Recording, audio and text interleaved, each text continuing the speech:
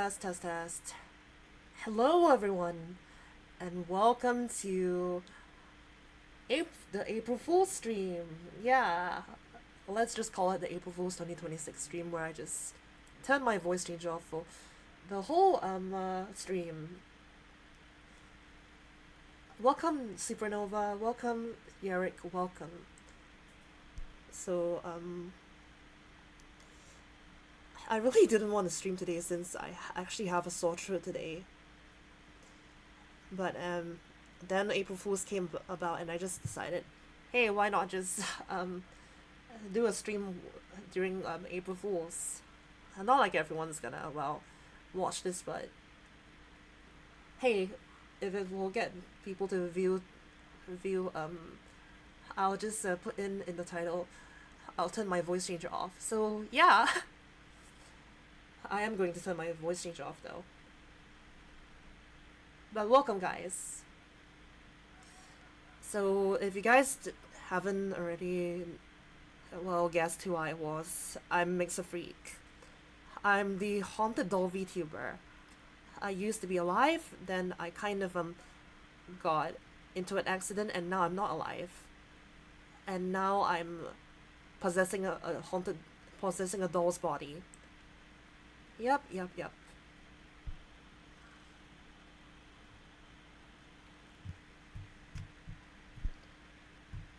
Some guy is literally watching paint dry for 10 hours on a premiere, and his channel is called Stanley MOV. And that's a weird video. By the way, I can literally invert the colors on my phone, so yeah. Cool. I'm gay. April Fools! Hello, gay. I'm April Fools. I am inevitable. To be honest, this is just me, or am I just the only one who thought the trailer in Inside Out 2 was a male? I haven't watched Inside Out 2 yet, so I wouldn't know. Peak. Hello, newbie. Hello. Welcome to the stream. You finally made it early. So, yeah, for today's stream, we're going to be reacting to, oh my god, the fart, bro. Always the farts. Welcome, Boki. Welcome.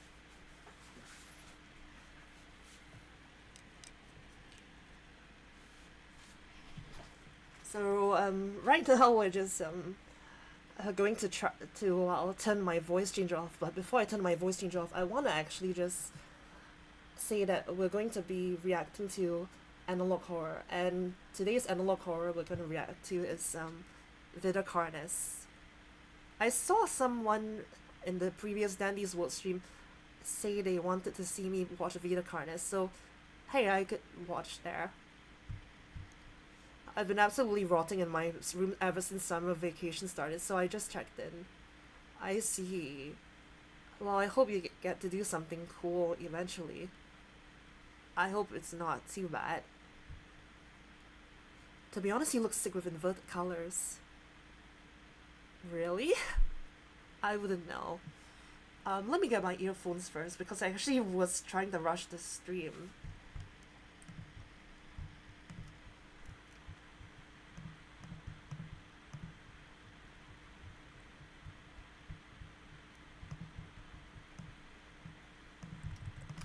Hold on.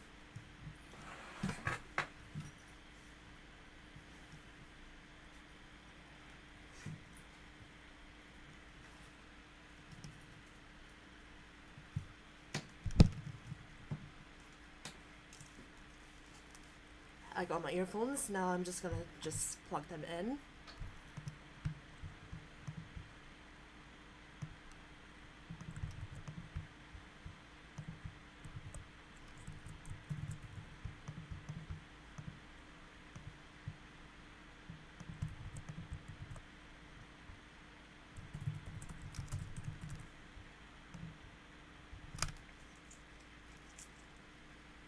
Sorry if I'm not responding for that. I'm just doing things behind the scenes, so you should have really prepared a bit more earlier.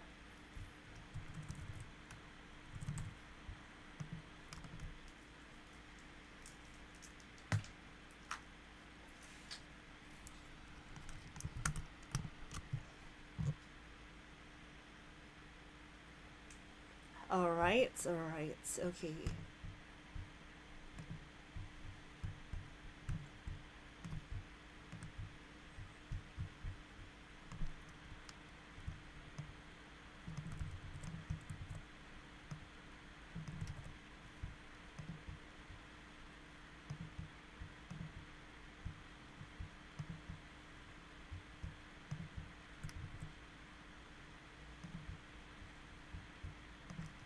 Alright. My god, I paid my internet bill yet. It's so slow. What Wi-Fi provider are you using though? Is it Verizon? Min something? I don't know. I do not know anything about WoW. I do not know any WoW um, internet providers in America, so I wouldn't know. But yeah, I think I've set up everything. So let me just set things up. I'll turn my voice changer off first. So get ready, guys. Get ready. Consider playing Minecraft Tower Defense in the future. Oh yeah, I've seen that video of someone playing it. Yeah, I want to play Minecraft Tower Defense too. That game was really goated. I really loved it. Though I really think that with the new Nether updates, well, people are gonna get whiplash from it. She's gonna say Bing chilling. Is this the April Fool's? No, I'm turning my voice changer off, alright. It's give me a while. Okay, let me just take Michael Dafton is back. Yup, you're gonna see Michael Freak. Alright. If we're ready, I'll turn my voice changer off, guys. Doesn't turn off the voice changer. Give me some time to turn it off, please. Lol. Okay. Alright, 3, 2, 1, go. Hello everyone. It's I. It is I. Michael Freak. Welcome back. It's been so long since I've seen all of you from the, well, 5-minute voice changing redeem. This is the only time in April Fool's where I get to show myself. She doing April Fool on us? Watch. Hey, that's your brother. I know you that voice. Nope. I'm totally not Mix's brother. Definitely not. This cock. I'm not gonna say anything about that spam mod. Just let it say its stuff. If it spams, I'll ban it. Michael Freak? Frick? No, not Frick! Freak!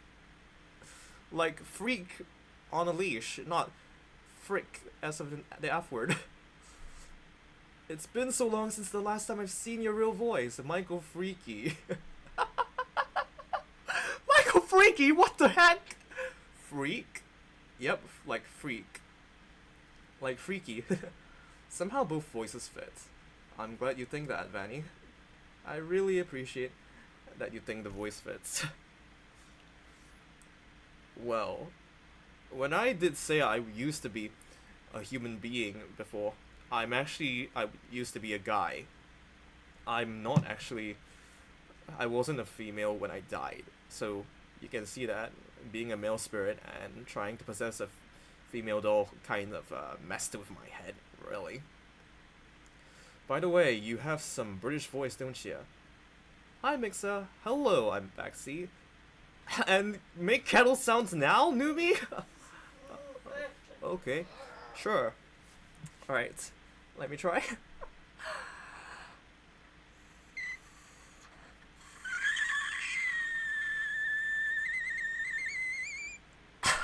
I probably need a bit more water in the kettle, but yeah. Hi Baxi, or should I say turn my voice changer back on so you remember who I am? Okay. Hello, Baxi. Welcome to the stream. I'm actually supposed to have my voice changer off for the stream, so I'll turn it back off. Alright, there we go. Michael Maple Mabel Table Frable. What is with this weird rhyming convention you have, Yarek? Of course you can. That is her. I can hear two people. Yeah, you can hear my dad in the background. You heard my dad, like, groaning because you were stretching, right? Wait, if I redeem voice changer, will it work in the opposite way? Why would you waste your money like that? I will, turn my voice changer back on, though. Nah, keep the male voice, it's better. I thought you were a female. I'm actually a guy. Sorry about that. Definitely not female. Or am I? I mean, I kind of voice, I voiced Daniel in the Hugo's Institute game, so. And also, you know, Zintezco actually showcased on the announcements that I was actually a guy, so hey. Well, appearances can be deceiving. They can be quite deceiving, right? Oh man, keep the male voice. It's okay. Yeah. But I will use the female voice to talk to people who I know outside my circle or any new viewers. But we're supposed to watch Vita Cardis. And I've yapped enough, so yeah.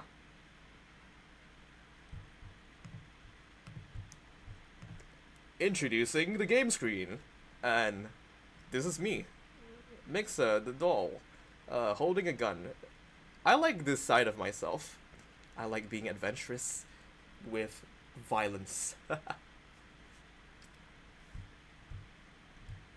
So I'm going to boot up Vita Cardis so you guys can like see this. Let me just set up my Chrome window. Weird. Let me see if I can find that. That's weird. I can't find Chrome on my sources. Hold on. Ah, there we go. There we go. Resident Evil is 91% off. That's a load of bull, if I have to say so myself, right? There's no such thing as, well, you know, Resident Evil 9 for 91% off. It's so sad, really. Imagine if we did have Resident Evil 7 like that, though. Is Vita Cardis the one with flesh creatures? Yeah, it's the one with the flesh creatures, the mimics. Who's Mixer Freak? I only know a Michael Freak right now. GTA. It looks like you spawn into Violet District. Loki's having a regular channel posting gameplays without the VTuber gimmick would work well. You know, maybe I could do that. Alright guys, hear me out. This voice is better. Aw, come on. I like doing the feminine voice. And hey, listen! Yeah. After Vita Cardis, can we watch The Amazing Digital Circus 2 after at least? I mean, sure, we could. Definitely. Yeah. Nah, keep this voice. Too bad we'll have to, like, you have to send me off later as Michael. So, to start off, we're gonna see the Vita Cardis viewing order, so let's just watch it from here. I don't think writing a book is hard. Yes, writing a book is hard. Thank you for letting us know Pro Writing 8. Knowing if it's good, even harder. Neat manuscript analysis. No, I do not want to use AI, thank you very much. I do not want to pay a $5 subscription fee. So, to start off with a warning, this video talks about and shows imagery of graphic content like gore, flashing lights, violence, death, and viewers' discretion is advised. Wait, hear me out with this channel suggestion. Dr. Nowhere. Dr. Nowhere? Is that an analog horror creator? You know what, you should take her channel, alright. Oh please, I'm student side here. When I try to speak in a higher tone, I sound like a drama queen. It takes practice. It takes a lot of practice. But you'll get there. Okay, so with that said, yeah, Dr. Nowhere is an analog content creator. Classified material. Federal law provides severe civil and criminal penalties for the unauthorized viewing of this footage. Any reproduction, distribution, or display of this video is prohibited. The possession of this footage may lead into investigation and detention. If released from custody, the apprehended will face a penalty of $500,000. That's $500,000. No way. Could you make sure that female voice doesn't come out? Why? Oh please, that's part of my identity. Dr. Noah and his entity, Mr. Love. Hello, Mixer. Hello, Rapiers. Let me turn my voice changer back on. Hello, Rapiers. Rapier. So, yeah, I have my voice changer off. But now I'm gonna put my voice changer back off again. So, yeah. Oh, hello. Yep. No! Don't worry, Nubia. I've turned the voice changer back off. Mixer can't hurt you anymore. Yes! Oh god! Quite an FJ. So we're watching Viticarnus right now, and I'm busy reading what people are saying. Quite a funny thing. Yeah, it is quite funny. Yeah. Life has thrived for millions of years. Creatures big and small have found ways to adapt and evolve to flourish in all types of environments. From barren wastes to lush forests, life can be found. Earth has homed these creatures since the dawn of life itself.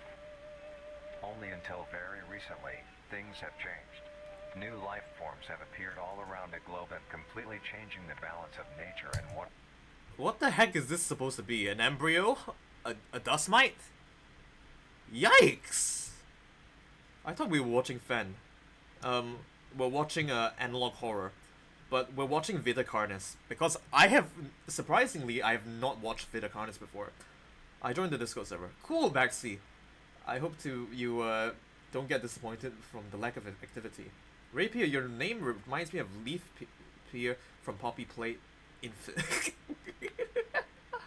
Oh yeah, my name reminds people of a certain person indeed. Looks like a meaty isopod. Trust, this is good. Well, I'm hoping to see some creepy mimics. Good evening to T-Fair Haunted Doll Mixer. I see you have regained some level of humanity within thy soul. Indeed. Trying to find my original self inside the doll has been quite hard. But I finally have been able to get my voice out. Albeit during an April Fool's celebration. And I must be sealed back into whence I came after April Fool's is over, sadly. I'll take a mimic home as a pet, personally. I haven't seen a mimic yet, so I will be the judge of that. I'm never gonna sleep after this. I'll call him Mr. Redrum. Murder backwards. How fitting. Yay! We know about evolution itself. That is why we, at National Living Meat Research, have been studying these new species, trying to help educate everyone about these creatures and their wondrous ways of life. First, what are these new life forms? Since their explosive arrival across the globe in 1931, there has been much debate on what these newcomers are and where they came from. Are they extraterrestrials coming to invade Earth? Or are they demons who come from hell to purge humanity? Oh god. I don't think demons have a pentagram upside down on their foreheads. I'm pretty sure the devil has the mark of the number of the beast, 666, on his forehead. Not this. This is a false prophet, definitely. Whichever Thai voice you may choose, know that you're always quite fun to watch. I appreciate that, Strange Storylines. I appreciate that. Hello, Mr. Mask. Or, let me turn my voice changer on so you remember who I am. Hello, Mr. Mask. It is I, Mixer. Voice changer off. It is I, Michael Freak. And welcome. We're watching Analog Horror, and we're watching Viticarnus. I gotta say, I bet 666 makes a good rapper name. Yes. Wasn't there a rapper called 50 Cent? Yeah. I don't know which one is the voice changer. Maybe there's two people here. You wouldn't know, Mr. Mask. You wouldn't know. The devil has three heads according to Sir Dante and is stuck in ice. It's so confusing, man. I'll love a flippin' meaty bug parasite as a pet. I wouldn't get nightmares from it. Totally. Yeah, totally. It is a mystery.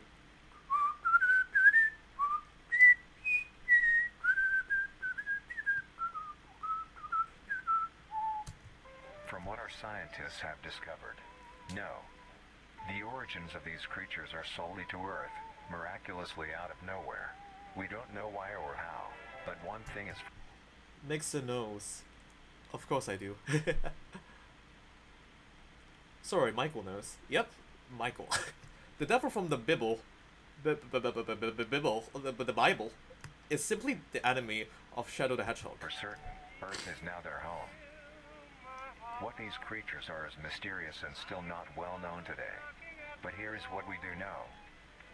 These creatures are comprised mainly of muscle tissue, organs, and bones. They greatly resemble animals with no skin, or store-bought meat. Because of these characteristics, they have been named accordingly as Vita Carnis. He said the name! He said Vita Carnis! Yo! Yo! Michael Freaky Bleaky Shoot. What the freaking hell? Analog horror subgenre that has sadly gone stagnant, especially in quality and story innovation. I'll eat these things. I don't know what kind of culture you come from, but that is not something I'll eat. Title drop, question mark. The Carnis species consume decaying, organic matter, but their main diet is composed of raw meat, not including their Carnis relatives. Yikes. The Carnis only appear in places where there is an abundance of crawl, which leads to the first creature of the You guys can hear the video, right? I'm hoping that I didn't mute the video, like... Because I was just realizing, what if the video wasn't like,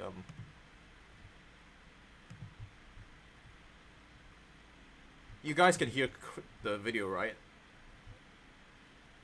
Yeah, we can hear it. Okay. Thank goodness, because I thought... Angel Hair is pretty good though. This I'm conflicted with, but I can see why people like it. Yeah, I've heard of Angel Hair. It's the one where a kid has a certain DVD that's personalized that helped guide him through childhood in an abusive household. It's pretty creepy. Oh damn, I was late. What happened? Let me turn my voice changer on. Hello, VibeQuest. Welcome to the stream. I'm Mixa, and let me turn my voice changer off. And I'm Michael Freak. Welcome. So for April Fools, I turned my voice changer off. So, yeah, we're watching analog horror. We're watching Vita Carnis, and I can't stop yapping and reading the chat. So yeah. So basically, I was doing a bit of chatting, and yeah, it's audible. Good. The artist who made Vita Carnis taught me how to draw creepy teeth, and that's Pog.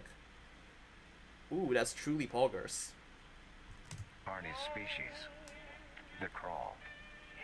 The crawl is a growth of meaty tendrils that closely resemble the small intestine, the only difference being the dark red coloration. These tendrils grow in a similar pattern as vines, mold, or fungi. A primary stem structure Wi-Fi seems to be fine. is the host to divisions of other, smaller branches. In each tendril contains a variety of veins, arteries, and other similar organs used to transport nutrients absorbed from its surroundings. The ends of these tendrils are equipped with organelles used to absorb water and organic matter necessary for growth. The source of these organic materials is mainly found in dirt and soil on surrounding surfaces. Using its root-like tendrils, it absorbs the material and processes it into usable energy, although the crawl also obtains energy through another means. Using a sophisticated form of photosynthesis. Does this mean they have chloroplasts and a cell wall inside their cells? Do they like photosynthesize? So they're not like human beings. They're like plants, plant matter. I want to eat those pudgy guys, but not the crawl. The crawl is kind of icky. It's just a bunch of string. Yeesh. I'd watch this more if there were pretty women in it, to be honest. But that's just me. Do I count as a pretty woman? Am I pretty enough for you, strange storylines? Totally not. Feels like a hybrid. Yeah. The dark pigmentation of the smaller branches is ideal for absorbing sunlight, and therefore allowing Photosynthesizing plant meat. What if this is the result of our trying to make mock meat from plant proteins? We got these disgusting mimics. That's what. solar energy to fuel the crawl's growth. Because of its efficiency, it thrives in almost all types of environments, easily allowing it to spread across the world, and can be found pretty much anywhere. Its recent inclusion in the ecosystem has caused many major changes in nature's balance. One may assume that the crawl's presence may outcompete any other competitors, but due to its unique life cycle, where old branches fall off and decay into nutrient-rich compost, all forms of life seemingly flourish instead. Oh, so it's like symbiosis. The crawl doesn't survive long enough to survive, so it helps the plants grow, and it helps the cycle. So yeah, it's eldritch, that's for sure. Definitely more like eukaryotes that have somehow gotten from. I suppose those are good too, more or less. This is what happens when you plant fried chicken in the soil. Man, I better get my McNuggets and plant them in the soil. The crawl's abundance grants plenty of nourishment to all animals, from plants feeding on the decayed crawl, herbivores thriving on increased plant population, and carnivores feeding on both the abundant prey, and are able to eat the crawl as well. The presence of all these animals leave behind waste, which will be broken down and consumed by the crawl, and the cycle begins again.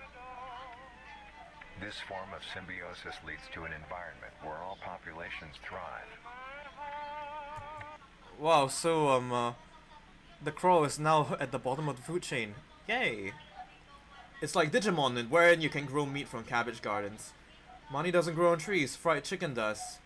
People make breadfruit. Why not plant meat into the ground and make a meat tree? You know, it doesn't have seeds, so it can't grow like that. Humanity also used... Wait, it's a voice changer! Let me turn my voice changer back on. Hello, Brody. Yeah, it is totally a voice changer. Totally, right? Welcome to the stream. I shouldn't call myself Mixer. I'm Michael Freak, and welcome to the April Fool's stream, where I get to spread my roots. So, what do you think? We're watching analog horror, we're watching Vita Carnis, and I can't stop pausing the video and reading everyone's comments. This is the crawl to our advantage. Because of the Turn me into a meat tree. Now! supernatural rate of growth and its richness in nutrients, it has been sustainable. This voice is really hot, guys. The frick is a meat tree? Cultivated into domestic farms. The crawl is harvested and processed. You should just keep your real voice. You're the second person to say that. Imagine. Into fertilizer, which greatly increases crop yield and quality.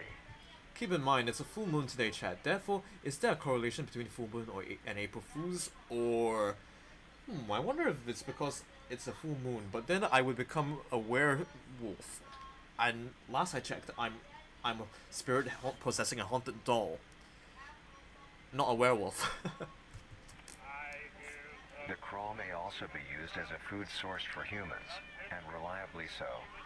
But due to its unkindly appearance and taste, it has yet to reach cuisine standards. Yep.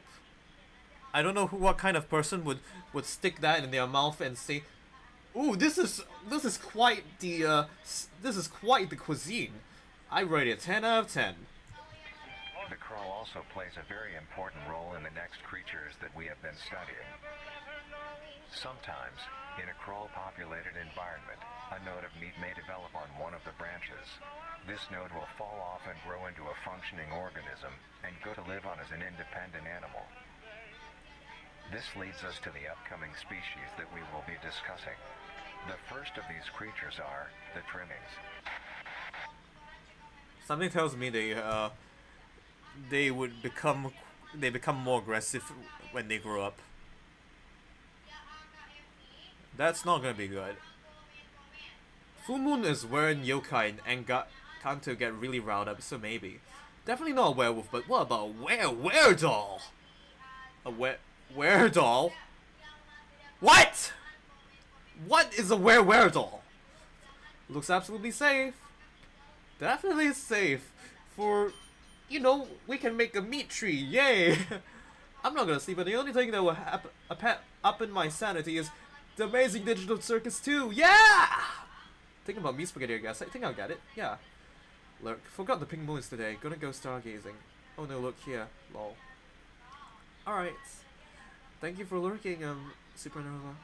Meatball's dark secret revealed, not clickbait. So that was kind of cool. You are aware you are a doll equals aware doll. Aware what? What the f- Don't mind my dad, he's still coughing and still watching. I should tell him to lower down the volume, but I really cannot like stand up and go and tell him. Like, it's kind of affecting the stream. It's very loud. But we finished watching the first documentary, and from what I can tell, finally my salary is in. More stupid ads. Thank you. Finally, my salary is in! Hey, I'm CPF. I'll be taking some of that salary. Who the frick is CPF? A coughing ghost. Quite scary. Yeah, Papa is a coughing ghost. He's sickly too, and we've both got the coughs.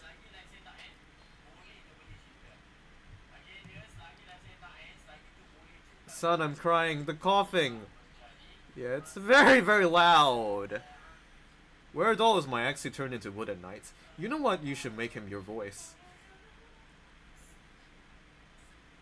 I can try to get my dad on stream, but knowing him, he probably doesn't want to, but he's still making noise for some reason.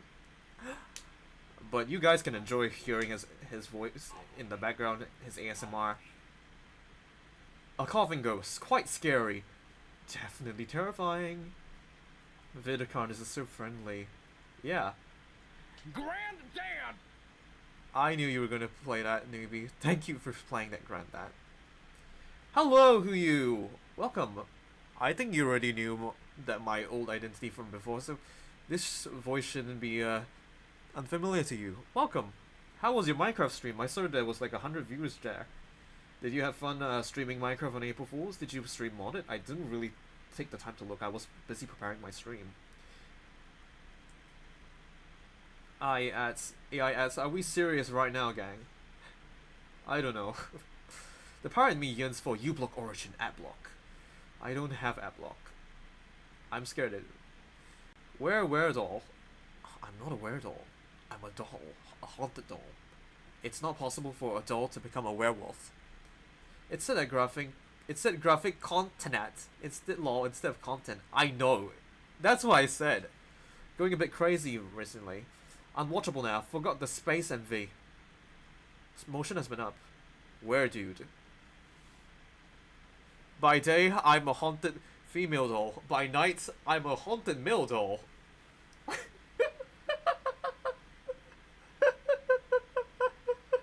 Okay, that's funny. I forgot to ask, how are you today? I'm doing, I actually still have a sore throat today. And I probably shouldn't be streaming, but I decided to stream despite that, because it's April Fool's Day. A doll can be a chimera at least. Yeah, like Kasane Tato. She's a chimera, she's a part human, part I don't know. If you can dream hard enough, everything is possible. That's true. Oh man, all that phlegm in my body, all that ink. The trimmings. The trimmings. So we're still on documentary 2. So this is the trimmings. So you guys say this looks like an isopod. It looks like one ugly leech. Yikes. Please be the real voice and not an April Fool's joke. Unfortunately, it's not. But, well, oh well. Be sure to drink plenty of good water then, and great Chimera example. Yep. Would be cool if it wasn't Halloween, but okay.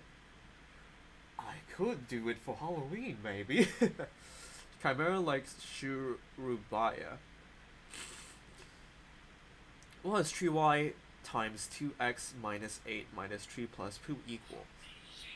I never learned algebra that well. I can't do quadratic equations well. Sorry. Sadly looks like I'll have to go, but you folks have fun. See you, Strange Storylines! I do hope you have a good day. Keep on looking at anime and, well, hot girls for me, will ya? That sounds so wrong. Just enjoy yourself, alright? Oh, it's definitely ugly for real, definitely. Best wishes to you all, and good night, and may Tine April Fools bring you great jokes. Definitely. These are small animals that resemble skinned raccoons. They are commonly known to have a plump body, round head, small eyes, nose and ear holes, and an agape mouth. They are also equipped with a diversity of limbs. All individual trimmings are unique, each with a different body shape, number of limbs, and other characteristics. One thing they all share in common is My Wi-Fi, help, it's not. Should I be afraid of those who are loving this voice? Some of you really like guys with hot voices, right? Do I sound like I come out from an anime? Apple pan, pineapple pan, boom, pineapple, pineapple, apple pan. I haven't sung that song in a while. that they are made mostly of meat tissue and are a maximum of 20 centimeters in length, no larger than a basketball. It's right. Looking at girls really depends on the context. If it's a show, no problem. In secret, jail now. Definitely.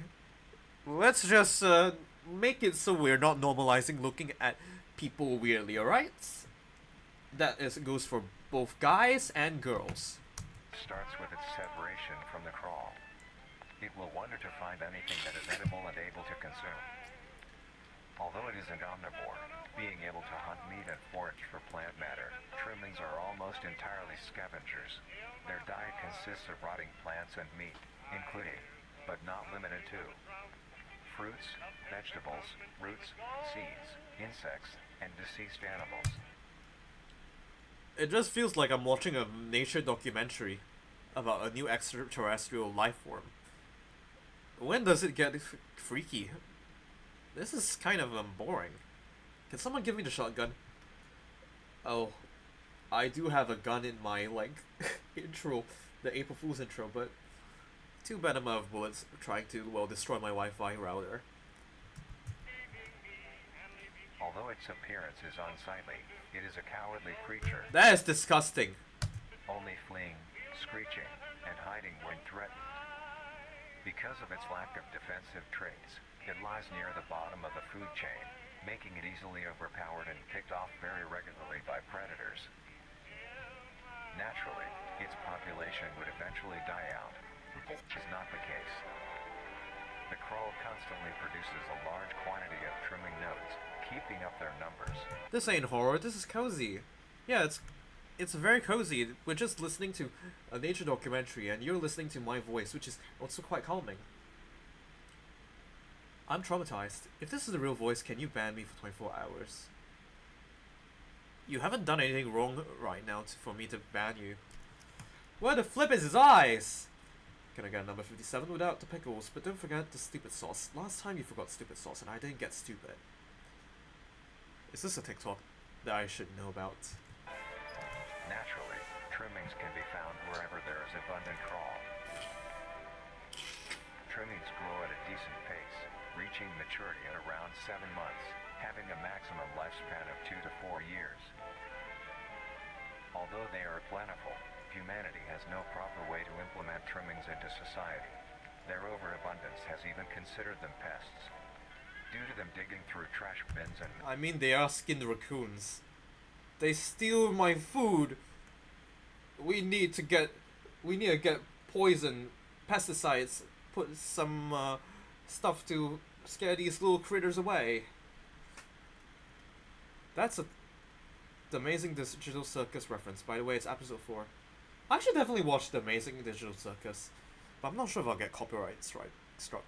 Making excessive Shut the freaking hell up, guys. This is a great voice. noise at night. Besides all of this, some people still keep trimmings as pets and relatively domesticate them. Nuisance or not, trimmings are a wondrous creature. From their plentiful numbers to their skittish nature, they are truly a thing to behold. The next species on our list is the meat snake. Meat snake? Ugh, I hope you don't find that in your sleep. Alright, let's look at the meat snake now. How many videos are there? 24? Holy crud.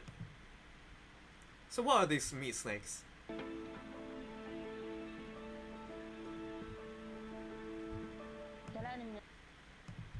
I feel bad for the Sudanese overseas, but knowing that I'm also like in a bad financial situation, I can't really help to donate. I still feel really bad for everyone out there. I wish I could give you money to give food, but well, I blame the economy in general. Why would anyone keep that BS parasite in their house? Exactly. It's icky, it's disgusting, but some people would definitely keep that. I'm sure, because it may be skin alive, but it's adorable. People have weird ways of attachment, man. And they still haven't fixed the content yet. Warning yet. Continent! Not content, continent! Now we're getting into good parts. Did you just say icky? Yeah, I said icky.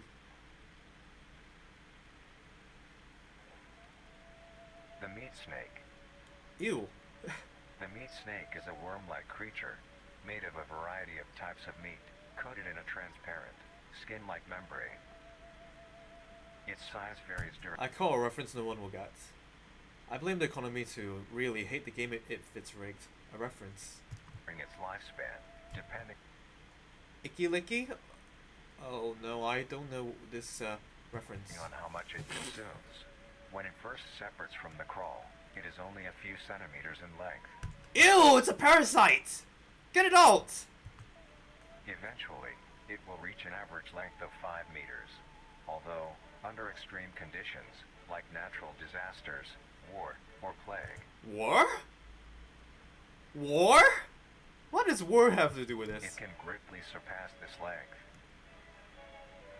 The meat snake's diet consists entirely... Don't forget about scammers, they are like vultures.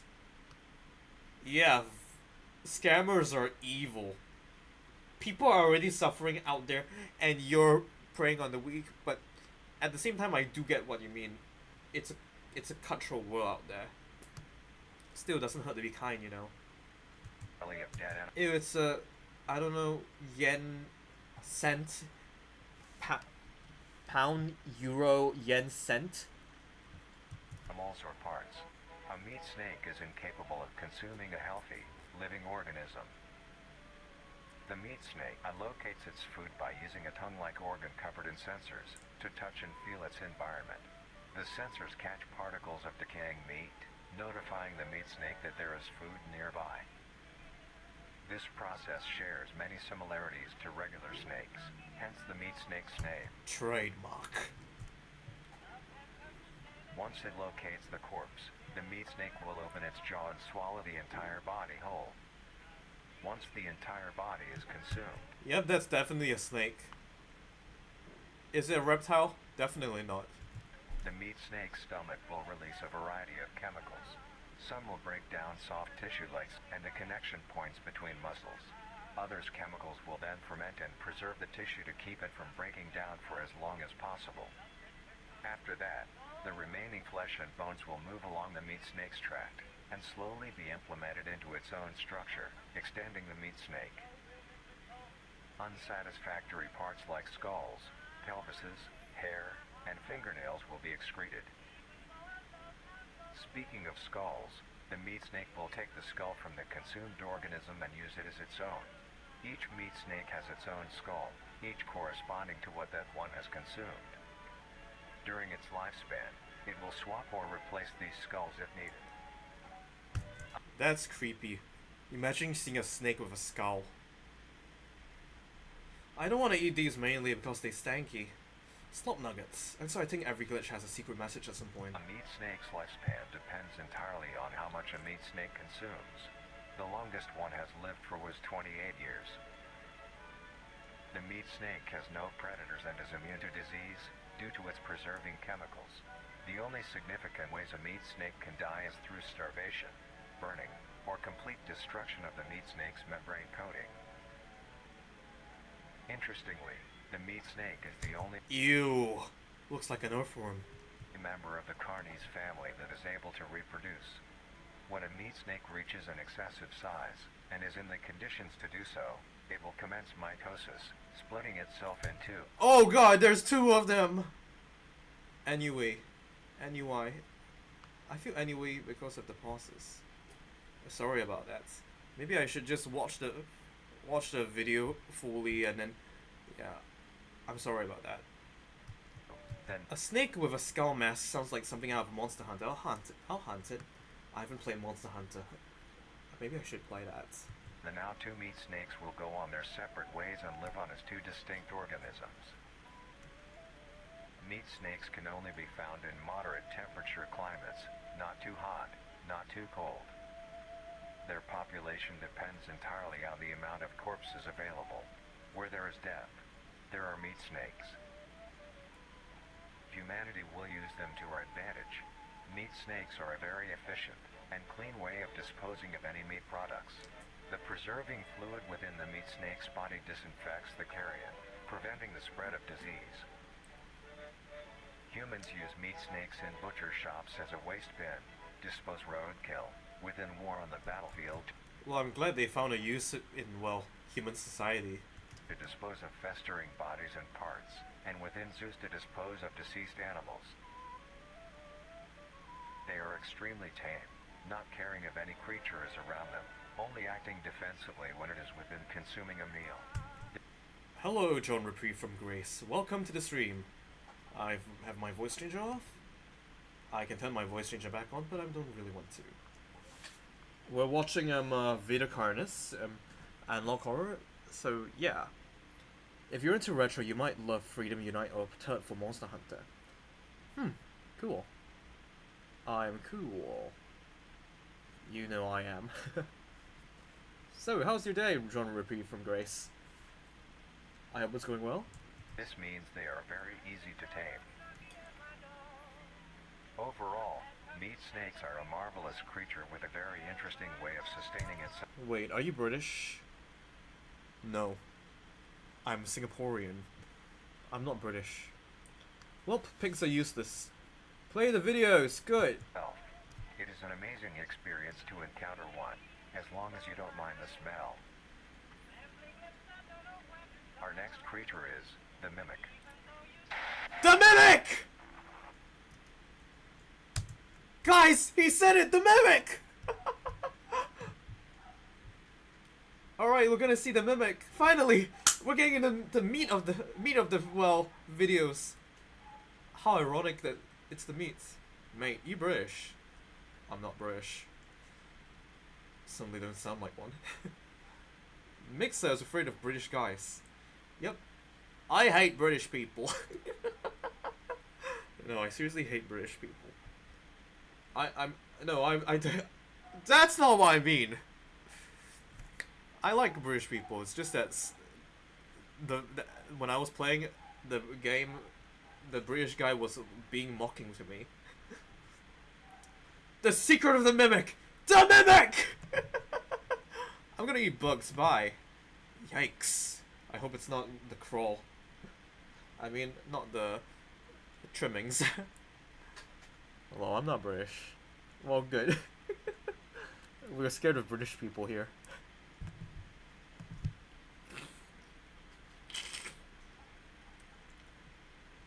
And they still can't write content right. The mimic. The Mimic! The mimic is a bipedal creature with uncanny similarities to humanoid anatomy. They greatly resemble humans without skin, with added exaggerated features. These features include extended finger length, longer limbs, bulging, empty eyes, and their most prominent feature, a wide, teeth-filled smile. Oh, that's creepy. Okay, Hatsune Miku, I've got an idea. British army. Hatsune Miku does not like British people. Although it resembles a happy face, this is due to coincidence, and is only how their facial structure is shaped. Who's Hatsune Miku? So Hatsune Miku is this Vocaloid anime girl with blue twin tails. There's a meme going on around her with where she does not like British people. Hatsune Miku does not like British people. Hatsune Miku does not like British people. I'm gonna get eaten by the Mimic. Bye. Oh no, Yarrick, keep running. While the mimic contains much more teeth than humans, and their teeth is comprised almost entirely of incisors, with some canine and premolars in the back. This tooth composition is ideal for biting down onto meat and swallowing chunks whole. A mature mimic's diet is comprised entirely of human flesh.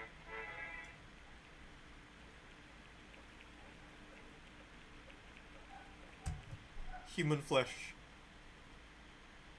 I think we should kill the meat snakes if we know that the Mimic is gonna, well, come out from a meat snake. Because of this, they are found solely around human-populated areas. The mimic's life cycle is made of 3 stages. In the first stage, a young mimic separates from the crawl. They closely resemble their trimming relatives, but are thin, sleek, and only have 4 appendages. In this stage, the young mimic will hunt small animals, moving on to larger and larger as they grow. Once large enough, it will begin metamorphosis into the next stage of life. Once fully transformed, it will resemble the description mentioned in the beginning. Its hunting style changes and becomes much more complicated. It now stalks and feeds only on humans. It will locate human-populated area and begin its search for an easy target. To blend in, it may use objects to conceal itself. These include clothing, mannequins, and furniture. Once a target has been found, the mimic will observe its prey and learn its routine and when it is most vulnerable. This is typically when the human is asleep at night. Once the prey is within position, the mimic will advance silently until it is close enough. The mimic will then execute it immediately begin. Oh god, that's terrifying. The Mimic will put a black bar on you. That's horrifying. I wouldn't wish this on my worst enemy. He's gonna put a black bar on me. Oh god. You like Mimic. The Mimic gets grown, man. Here's the scary part. The species tree doesn't look like it came from a meat snake. The Mimic is in the chat. He only typed once. Which means those crawlings produce these straight from the factory ones. We copied me. Damn, you get copied? Yeah, that's horrifying. The Mimics can copy human behavior, then we're kind of aft in as a species. Consumption. Once the mimic has had its fill, it will leave the scene, a fair distance away from the human population, and begin to digest its meal. Although, in the case that a human is awake, a mimic will use a variety of sounds to either lure or startle prey into cornering themselves. Once a human is in place, it will swiftly attack and kill the helpless target. Oh god! Real life footage! Holy crap!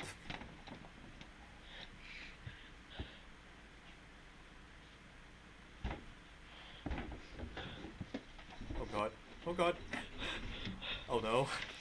Oh dear. That's terrifying. Oh my god.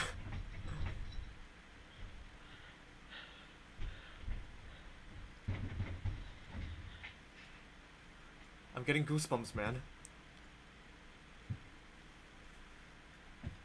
Oh my god.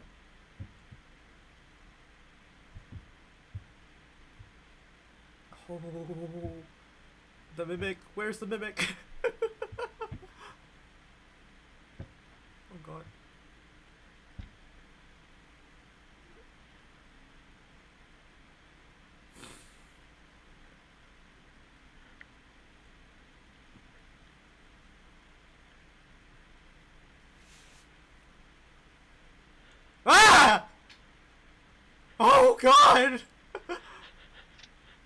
Not the fingers! Not those fingers!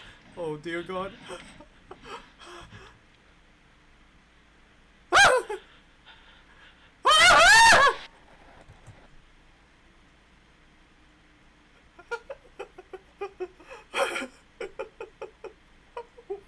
What the frick was that?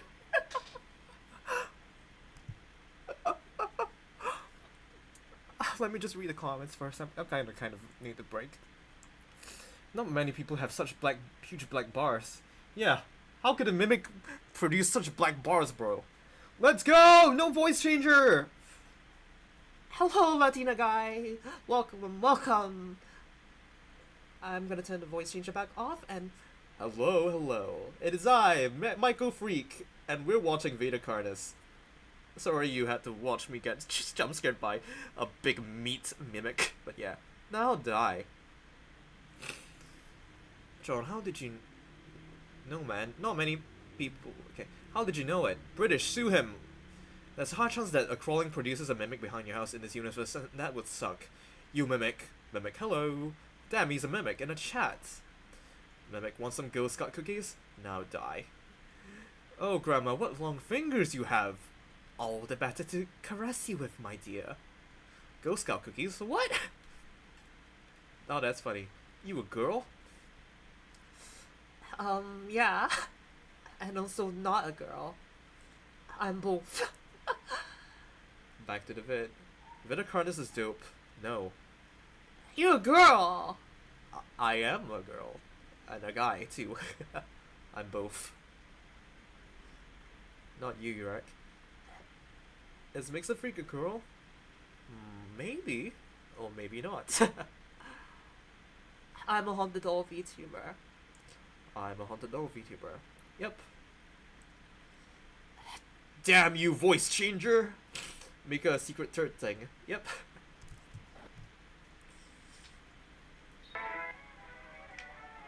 The next stage of the They're non-binary dolls simply. I guess you can also say I'm non-binary. Like, I don't conform to real gender norms. mimic's life cycle has two potential morphs it may develop into. If a mimic has a consistent supply of food, it will develop more human-like features. It will grow skin, hair, and by the end will look nearly identical to a human being. It now can blend entirely into civilization and lure other humans more effectively. The second type of morph happens when a mimic receives an overabundance of food. It will grow into a larger, more evolved hunter. Its proportions will increase in length, and its humanoid features will fade. Oh, so this is what the Elder Mimic looks like. So this is what you guys have been telling me about the Elder Mimics. That's so cool. Veda Carnus is dope, yeah. Is this your first time with Veda Carnus? Yeah, this is my first time watching Veda Carnus, as you can see. I got freaked out by the fingers and then the face. Such good atmosphere and build-up of horror, right? I'm Russian. Oh yeah, these guys evolve. I can't read Russian, sorry. I'm not gonna sugarcoat it. Yarek, you Russian? Yeah. Oh yeah, how did we get into watching Veda Carnus? Well, someone on Dandy's World who was playing was asking me, can you react to Veda Carnus, please?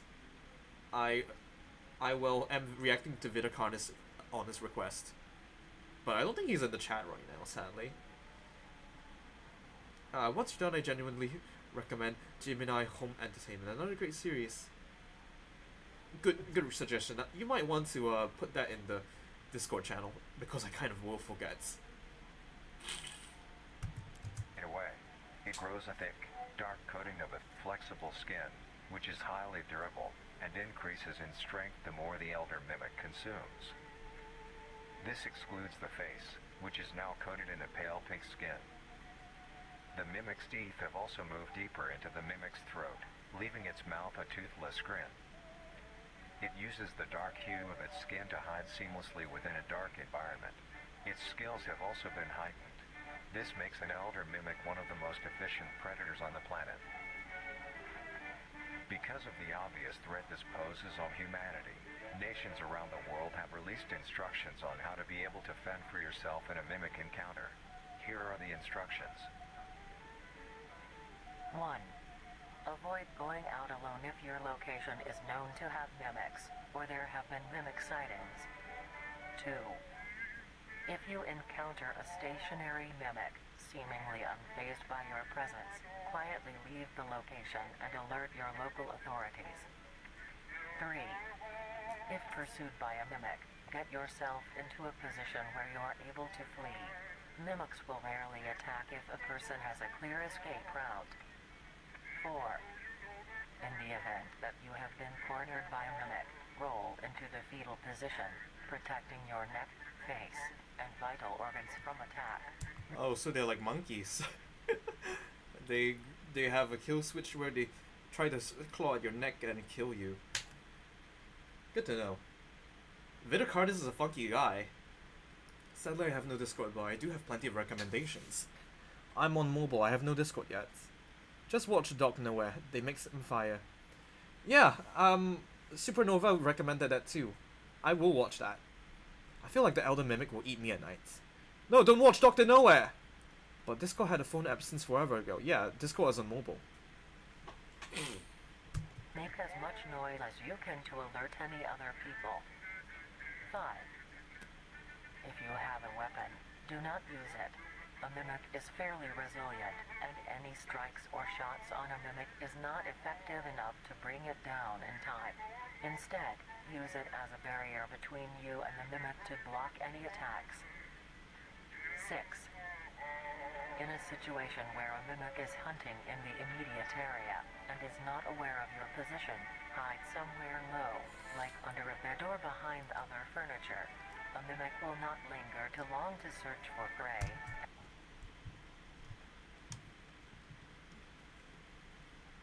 No, okay. I was not old enough, it's only for adults. Discord is for 13-year-olds and above. If you're younger than 13, well, you probably shouldn't be on Discord. And we'll move on. Be safe and avoid any encounters with a mimic at all costs. Next up, the Harvester. Oh. I hope he's enjoying his meal. Please don't show us your face, please. Ah yes, add the ketchup, obviously. We have to add the ketchup to the meal. That must be one very tasty hamburger. This was freaking terrifying. I liked it. I really liked it. The build-up was so good. You hide a fridge? Kinda, you get colded. You mean you freeze inside the fridge. But it's only like 0 degrees, so you could probably like survive. But not for too long though.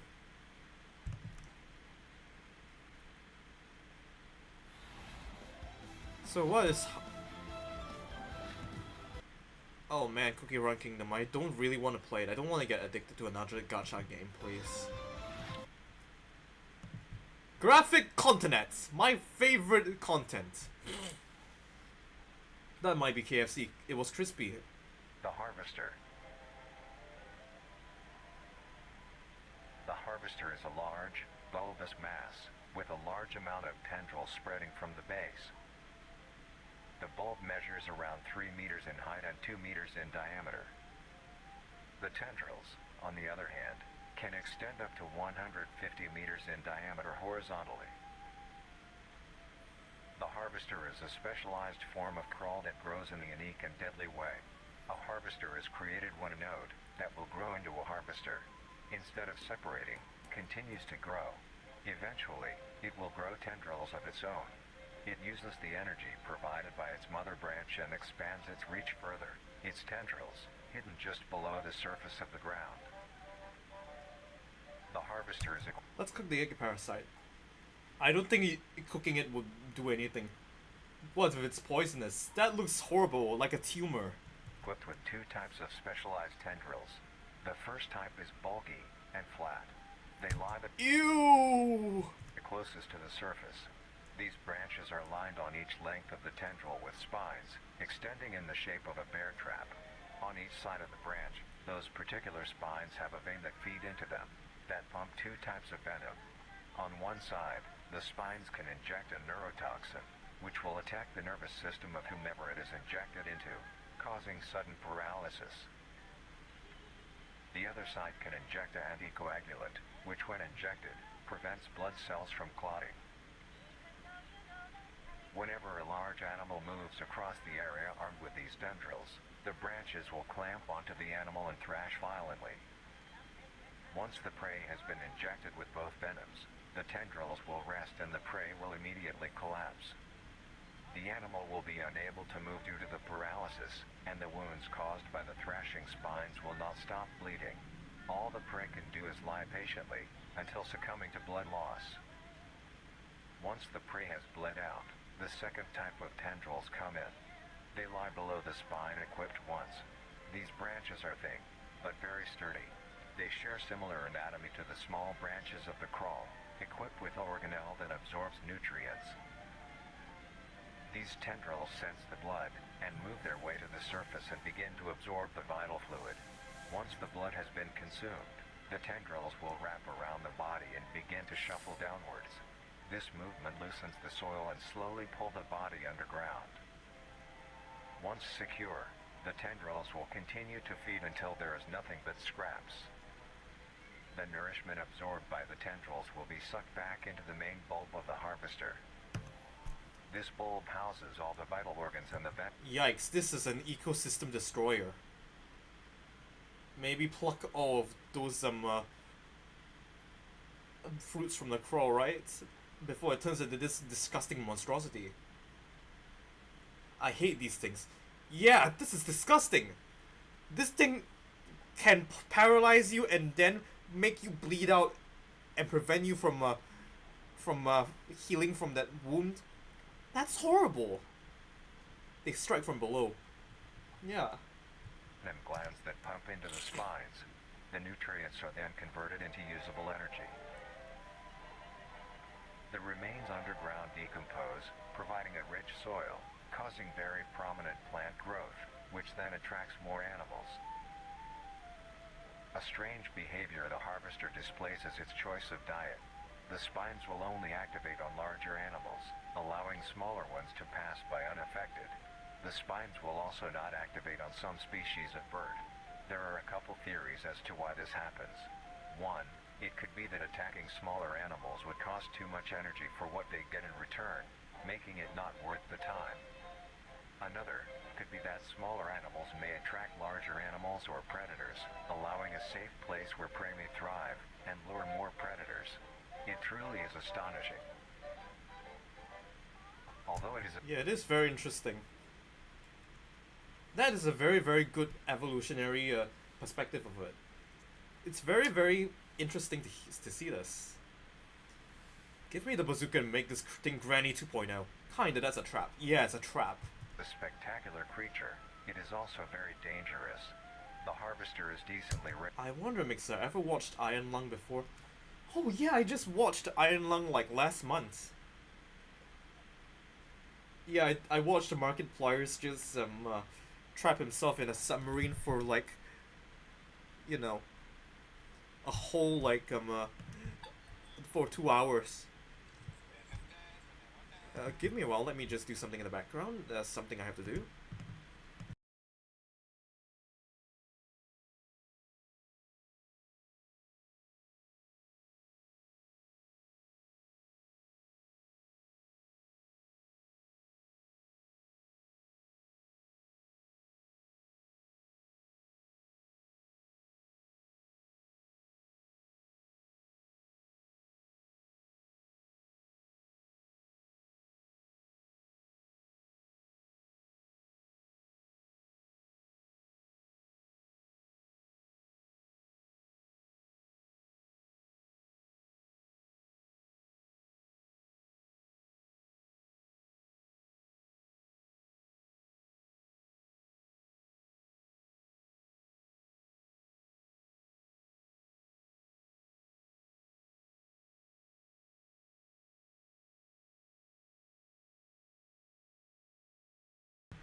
Sorry about that. Was talking to my dad.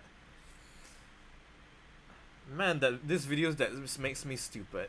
Change the videos, please. No, I want to watch Vita Carnes. I love that movie so much. Or movie. Markipliers. Cry. Wait, you don't use YouTube ad blocker? I don't.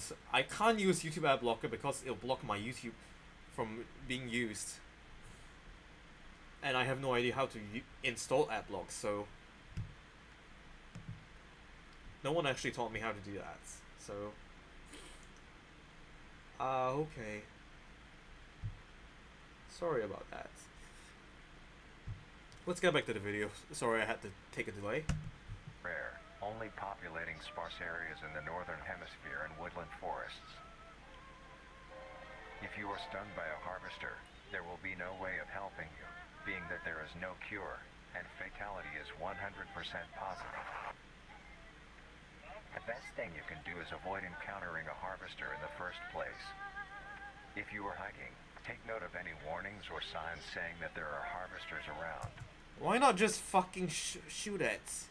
Oh my god, I shouldn't have sworn like that. I'm sorry. This isn't the first time I've sworn in a while. Like, this is really intriguing, to the point that I would swear about it. If you also notice an abundance of lush, ground-dwelling plants in a forested area, and there are no signs of wildlife, you're gonna get banned if you keep that up. Yeah, I shouldn't swear. You know I've been trying to control my swearing.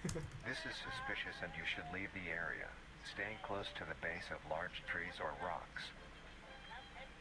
If you find yourself in the middle of a harvester ground, do not panic. Sudden movements may activate the tendrils and will inject you. Although a harvester is rather forgiving, do not risk any skittish movements. Remain calm. If you have any objects with considerable heft, like coats, backpacks, or full water bottles, gently take that object and lightly toss it towards the bulb and away from your escape route. This will activate the spines on where the object lands, distracting the bulb for a moment. You will then slowly begin to do wide shuffles away from the bulb. If possible, throw another object when you are certain you are a fair enough distance away, just to be safe. Continue until you are completely sure you are out of harm's way. You may come out unscathed, but don't be too obnoxious, or you will be a harvester's next meal. That is so cool. So you can throw like a big object at it and it will like be distracted for a while. That's a good thing to know. Next up is the host. The what? The host?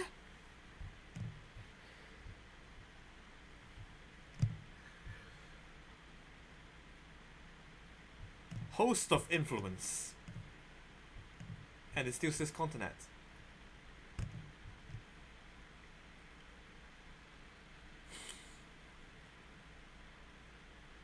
The host of influence. The host of influence, more commonly referred to as the host, has its name derived from a host who invites guests to an event. Not to be confused with the host, a harborer of parasites or disease. Excuse me. To an event. Not to be confused with the host, a harborer of parasites or disease. The host is a Bless you, thank you. humanoid-looking organism. It has the structure of a head, torso, and arms. Other than this, it shares no other characteristics. The demons are inside of me! How many episodes are left, dude? Let me check. We've gone through, we're on episode 6, so there's 24 videos, and we're on the 6th video. Hi, hello Moetas, or Unknown NB, if you don't remember, I'm Michael Freak. I'm Mixa, and well, this is my voice without the voice changer, and this is me without, with the voice changer. I can't remember anymore. Anyways, I don't really care, but well, we're watching a Vita Carnis, and we're on the 6th, video right now. We just saw the mimic, and we got terrified by it, so yeah. Hello, Unknown. Yep, hello. You just sound a little bit deeper. I know. I don't sound very, like, cool, right? Sorry about that. Hi, John. The lower half of the host is comprised of a mass of fibrous tissue and tendrils that burrow into the ground to hold the host in place. Instead of skin, the host is covered in muscular tissue fibers, tendons, and veins. That's fine. Louder, please. Wait, is the video not that loud yet enough? In some parts of the body are covered in a meaty plate, used to cover any large exposed areas, but allowing movement. The host's head has a smooth surface where the face should be, That's fine. Fine? attached to a crooked neck, which houses a slit in the front used for feeding. On the host's back is a mound of pores. Protruding from these pores are hollow, hair-like structures, extending outwards. These hairs are barrels that release spores produced within host's body by being fired into the air. These spores are hazardous, so keep clear of them at all costs. Oh yikes, a biohazard. Luckily, the host is rare, only found in North America. Good thing I live in Asia. We wouldn't be seeing any of the hosts anytime soon, right? I feel bad for the US people. Sorry, US people. Obtaining info about the host is a very risky and daunting task. This is because of their rarity and of how dangerous it is to be up close to one. The spores released by a host is very dangerous when inhaled. A host will release a cloud of spores into the air, which will be picked up by wind and carried great distances. If an organism inhales the spores, the particles will find their way into the organism's brain and infect them. You mixer, you closed your eyes. Yeah, sorry about that. The documentary is kind of a bit boring at times, so you know you gotta get a bit you get a bit sleepy sometimes. An infected organism will show no symptoms of infection right away, but a couple hours after infection the infected organism's behavior and thought process will change. The first symptoms that appear are restlessness, sluggish movement, numbness of joints, and lack of coordination. Then more serious symptoms appear over time. These include If you're not totally engaged, you can feel free to change it up. No, I'm listening quite attentively. Don't worry. Those are some serious long arms. I wonder if I can reach. My hands only reach my knees, so. dizziness, migraines, impaired speech, and trembles.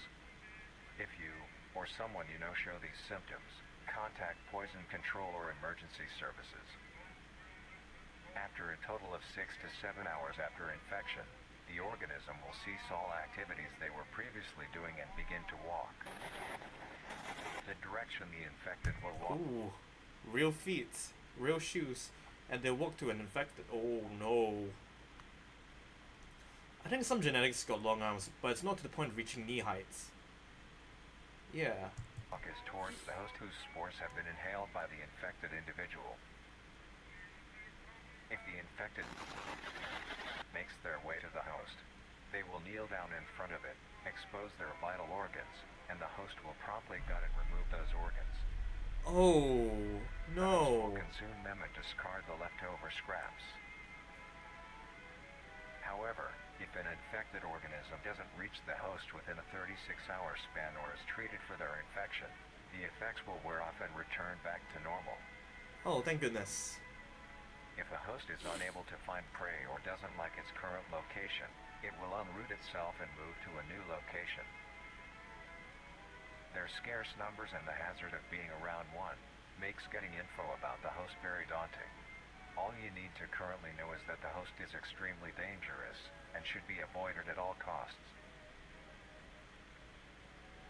Next, the monoliths. The monolith?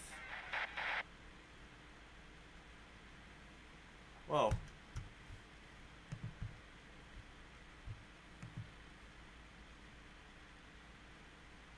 Monoliths. Yeah, monoliths. Whoa, whoa, whoa. Okay, you got my attention, Latino guy. Don't worry.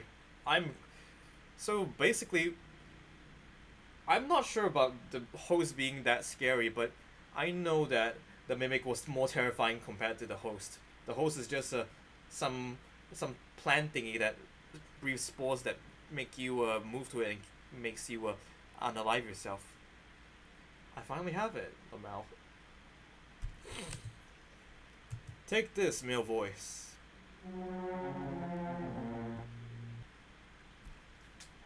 Oh boy, you redeemed the voice changer off 5 minutes while I'm doing a stream that has my voice changer off for the whole time. Okay, so early on people were like saying, what happens if you turn the voice changer off when the voice changer is already off? So I'll turn my voice changer back on for you guys if you miss Mix's voice. So yeah. Okay, I'll change the voice. Let me get out the timer.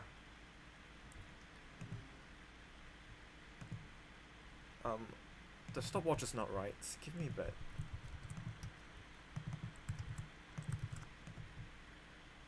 Okay, ta-da! The stopwatch is on. I'll turn my voice changer back on for you all so you can listen to me with my default voice, but yeah. I'll start at about 20 seconds, so give it like 5, 4, 3, 2, 1, go.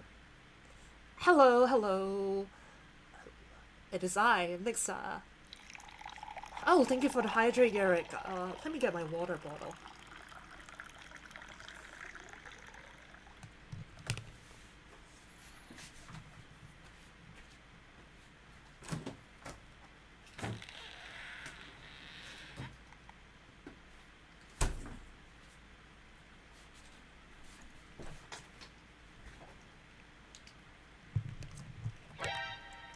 Whoa.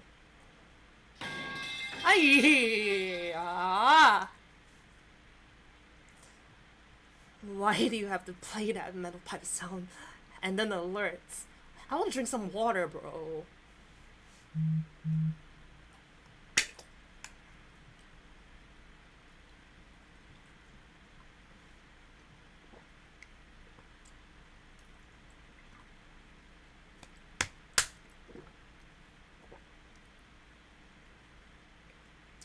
Good water.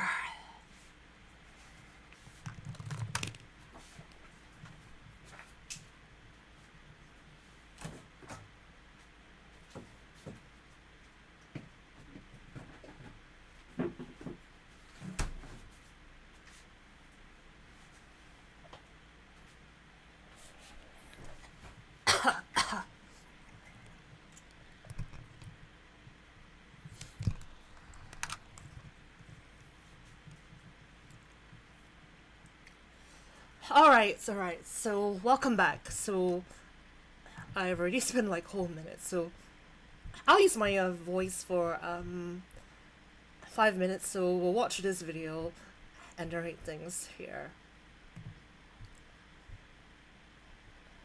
What? 30 memoirs? Oh no, I'm so cooked. Actually, what VC do you use? I've been looking for one to use for a D&D game I'm about to start. I don't get what you mean by VC. Like voice chat or... After this video, The Devil Among Us 2.3 trailer. Oh man. I guess you can try to say that. We can see that. The monoliths. The monolith is a very... Voice changer. About the voice changer. It's not actually a voice changer, it's my voice. I'm just trying to sound... I have a feminine voice and a normal voice. Basically, I just raise my voice's pitch a bit higher, and that's how I sound more feminine. It's not a voice changer, it's voice training. Jonah cooked up a serious track. That's cool! I can't wait to see Jonah's new music. He made the great survival tracks, and I would like to hear more of it. My Bombo, hey, 5 minutes still up, yeah. very new creature, only showing up in June of 1972 in the area of... There are only 7 monoliths, all of them located in a circular position, 1.5 kilometers Casually flexing the skills. I know, right? But I don't know how to market myself. in diameter. This ring of monoliths surrounds. Man, I do not know what the heck is going on here, but clearly the monoliths are like censored for your own safety. The monolith is a Titanic-sized being, measuring roughly 120 meters in height. Each monolith has 2 trunk legs that are firmly embedded underground. The legs connect to a torso.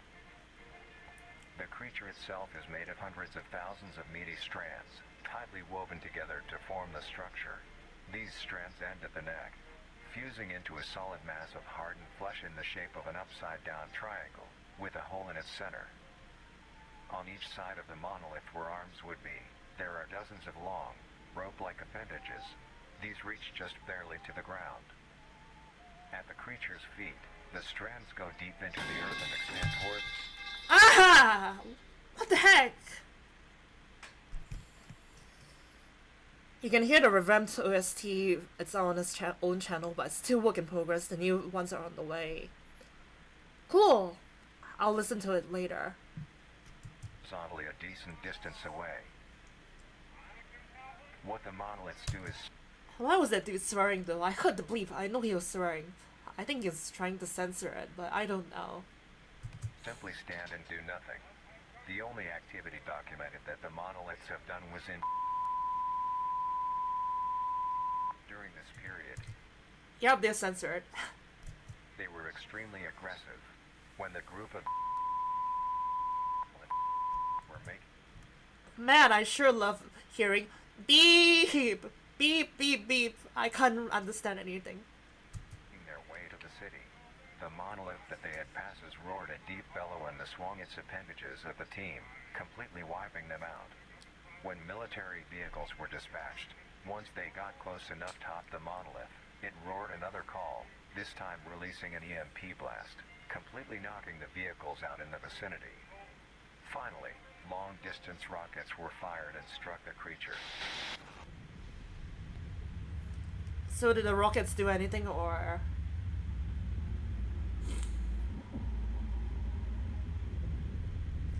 I can see the monolith just in the background, but oh dear.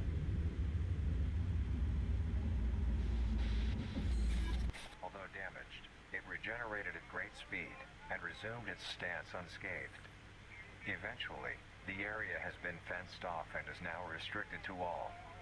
Ever since, the monolith stands silently, now only a grand spectacle of awe and mystery, only adding more questions to these meat beings. And finally, the last creature on this list is... Looks like a ball to me. marvelous and majestic world that exists today. It's as extraordinary to have such strange and mysterious I think Mixa used Twitch. Yes, I used Twitch.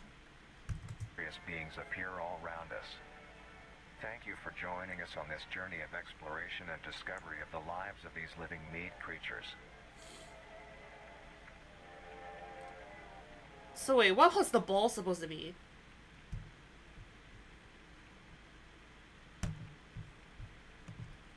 We'll take a little detour and watch The Devil Among Us.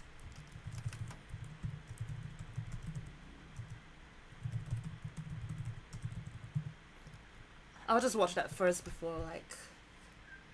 So what's the new with the trailer anyways?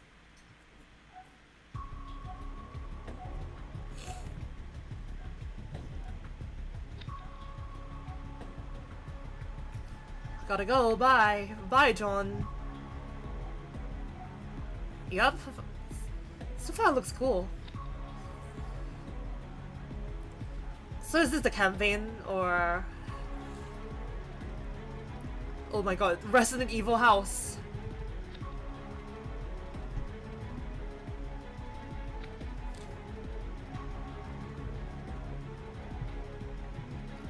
So far I'm liking the maps. Did they get reworked or something?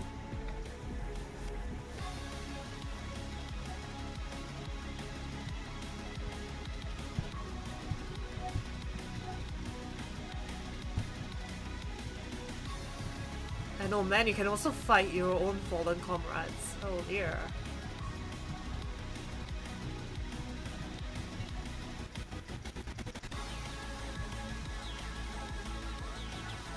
What the heck are those things? Oh, and it's Tinky Winky! Yo, finally Tinky Winky's here! And Dipsy too! Is that Nunu? I think that's Nunu. Oh yeah. I'm looking forward to seeing the new versions.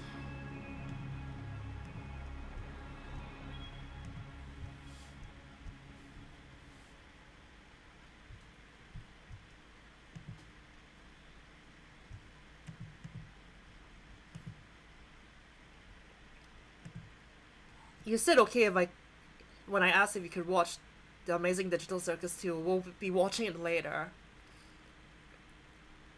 Okay, welcome back, John. That Nunu is the Arcus. Arcus? And hello, I just came back from listening to Love Team by Love Unlimited Orchestra, Skytrain by Alan Henshaw, Danger Zone by Kenny Loggins. Welcome, Mercury! Well, someone redeemed my voice changer redeem while I was supposed to have the voice changer redeem off, so... Oh yeah. It's already been 10 whole minutes, so... I'll just turn my voice changer off since, well, it's already done. Thank you, Newbie, for, well, redeeming the voice changer redeem on an April Fool's stream, so I'll be actually turning my voice changer off for real this time. 3, 2, 1. Welcome back. It is I, Michael Freak again. I have been sealed for far too long again. Thank you for, well, sealing me back, but I must be returning to my April Fool's duties. You love it so much when you do get to play it. You get to play it. Yeah. But just not right now. I'm just trying to, like, focus on recovering, you know. So we're just, like, watching Viticarnus.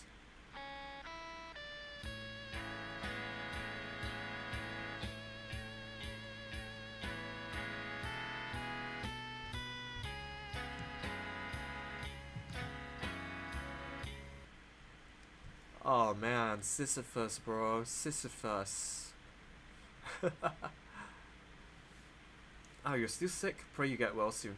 Yeah, yesterday I got a very bad sore throat. Trying to, like, speak makes it more phlegmy for me, so, you know. But I'm doing fine. Don't worry, I can still speak. I just hope that later when I finish the stream, I don't have, like, a full-blown, bad throat that I can't speak with. And I don't understand why you've redeemed the Sisyphus newbie, but hey, it's quite the spectacle.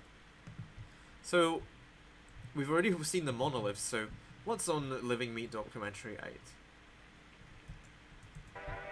On planet Earth, life has thrived for millions of years. There's the singularity, which we haven't seen, so let's just skip over, because we've seen everything from the first year. Hope you get some rest and have the medication for sore throat. Thank you, Mercury, thank you. I do hope you're, well, you're doing alright. Thanks for sharing what you were listening to. Thanks for, like, stopping by. The singularity is an orb comprised of a dark-colored mineral with hints of... Did I miss something? Let's just go back. Only a grand... And finally, the last creature on this list is... The singularity. The singularity is an orb comprised of a dark-colored mineral with hints of luminous colors within its core. The singularity is estimated to be 1 meter in diameter. I'm good. I also had that. I'm good. I also had that during the early March. Yeah, it's a very, very horrible time to be coughing and having sore throats. I really hope it's not a tuberculosis outbreak in Malaysia, but, you know, I think this one's the longest. The orb has several unique qualities that are not well understood. The singularity typically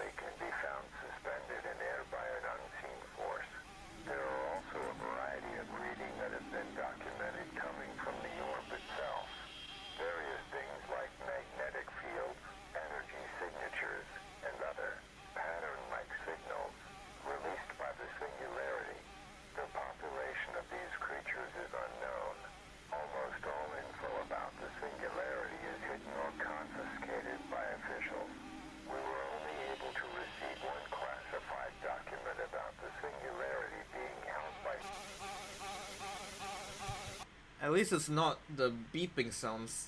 It's just.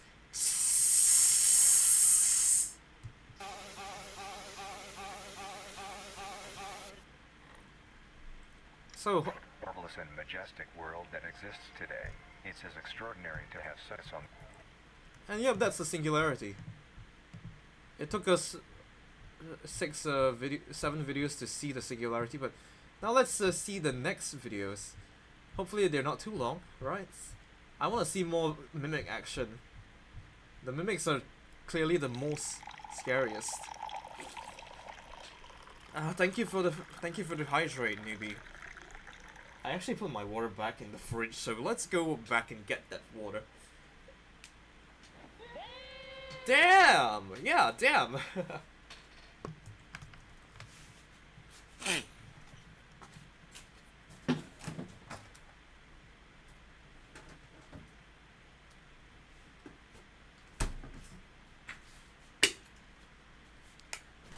Ooh boy, some nice water.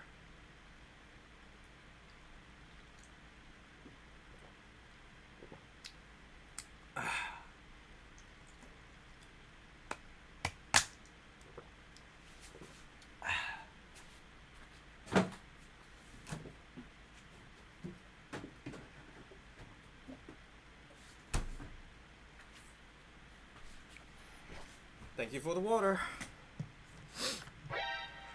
Oh man, the alerts. That scared me.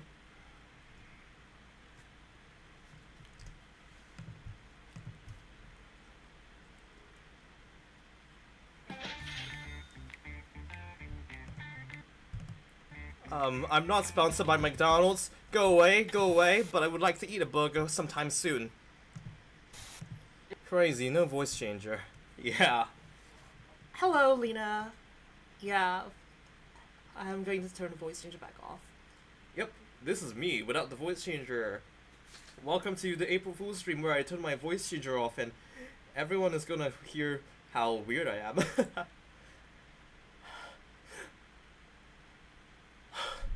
Oh god, I think I'm gonna sneeze.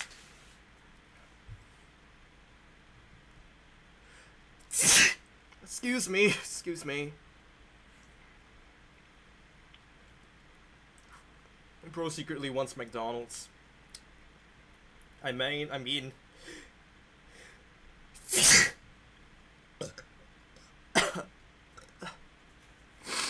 Excuse me, I'm still sick, so I shouldn't really be like resting, but still I gotta watch Vita Carnes, okay? Wait, I genuinely can't tell if that's just voice training or actually a voice changer. Help!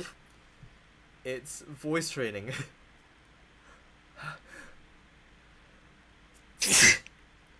Excuse me. Man, this is so bad. I need to stop sneezing. To be honest, I want KFC. I want Kentucky Fried Chicken. I'm not gonna type more. If you ever sneeze, remember I said bless you. Thank you, newbie. I'm not gonna type more. Yeah, bless you. Thank you, Latino guy. Oh, Matthew, what a combination of noises. Bless you, girl. Thank you, Lena. Thank you. Yeah, it's actually voice training, not a voice changer. I call it a voice changer because it's easier to explain that it's a voice changer, but when people say, but you don't sound like you're using a voice changer, then I say, it's voice training. It's funny. Bless you just in case. Thank you, newbie, thank you. So yeah, for the next time you sneeze, yeah. Thank you for saying it in advance, newbie. So we've already seen all the 8 mimics. I actually had no idea you were trans. I'm actually gender fluid, not really trans. I may consider, but for now, I like being both a boy and girl. So yeah. I'll go listen to For the Love of Money by Olays, Let the Music Play by Barry White, Past in Paradise by Stevie Wonder. Bye. Bye, Mercury. Thank you for coming by to the stream and for sharing your music insights. Would love to see you again. This is a doll, people. It's an actual object. Yeah. I'm an actual person, not just an object. And hello, Rico. Welcome to the stream. Go took being on both teams quite literally. I mean, both genders get different things, so why not be both?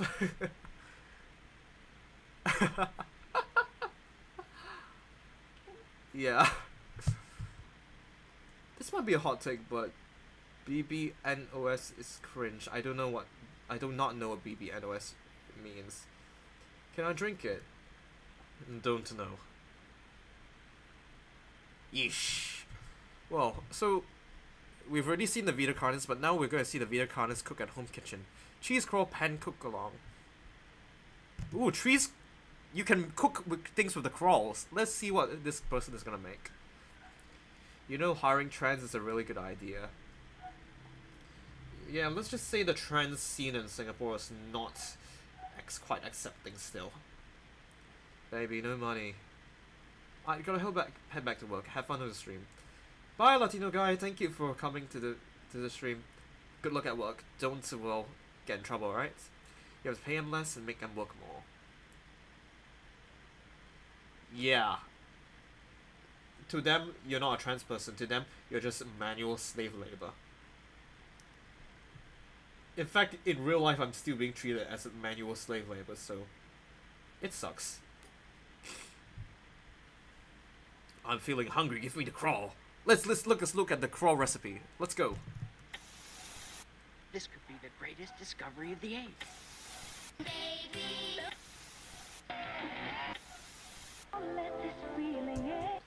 I'm so happy Trans Visibility Day, even though you're not trans, just because you're considering. Yeah. I wonder what happens if I just say I'm trans online, but I'm not trans.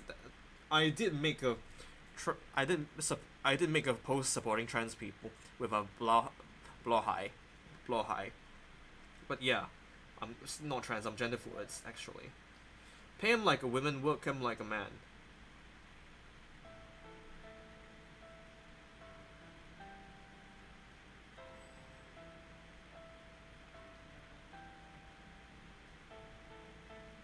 I cry every time, man.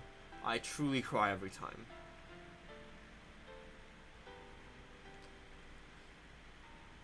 But yeah, it's a human's rights issue with the trans people. It's really difficult to be like trans these days. Have any information of the whereabouts of... Be making a dish that has recently gained a fair amount of popularity. Today's dish will be a cheesy crawl penne. Mmm. Oh man, I'm hungry now. I want some spaghetti. To start off, these will be the ingredients you will need. 3 cups of penne pasta. Oh. Roughly 3 cups worth of fresh crawl.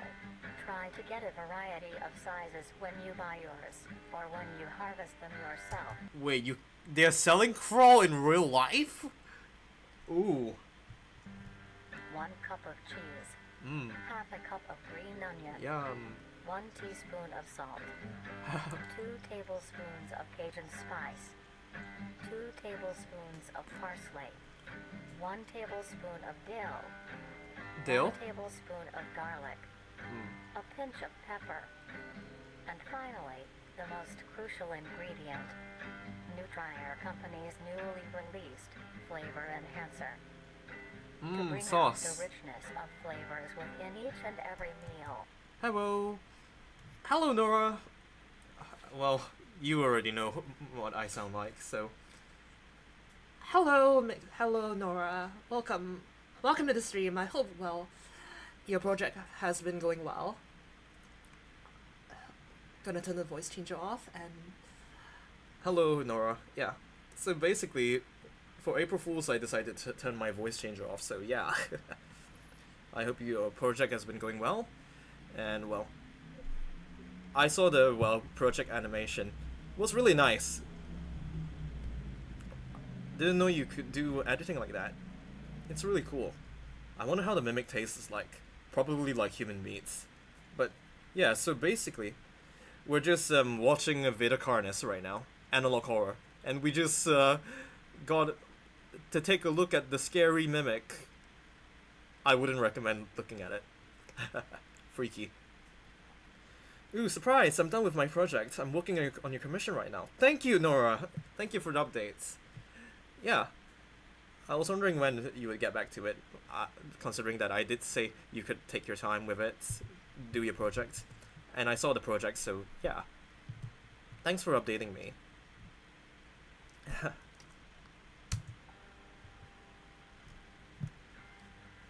First, get a medium-sized pot and fill half of it with water.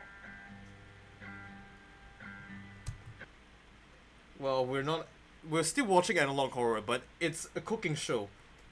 I wonder if I can cook along to this. I wonder if but I don't actually have pasta in my house. I have rice though.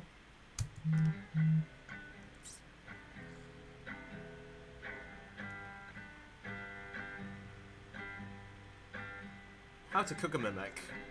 Add a pinch of salt, which is used to help the pot come to a boil faster and help flavor the pasta. Yeah. Then, set aside to boil. Grab your croll and a sharp knife. Begin to cut the meat into a rough mince. Ew. That looks disgusting.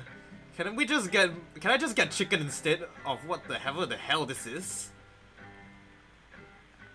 Ugh. That's nasty.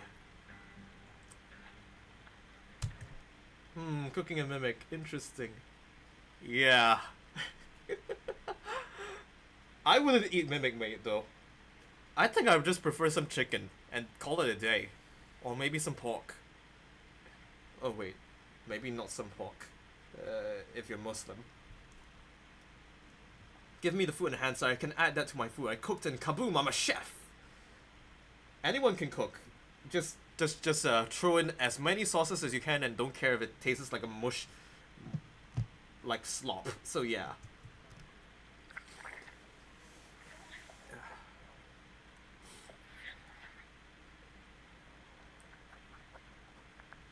Croll is soft on the outside, but the interior has a surprising sturdiness. Sturdiness. So it's gamey. Like deer meat? Then, gather the meat and set aside. Secret ingredient for everything. MSG. Just put MSG into the food and you cook and you're a master chef. Oh my god! How could we not know? Wait, I need to talk to my dad. Give me a while.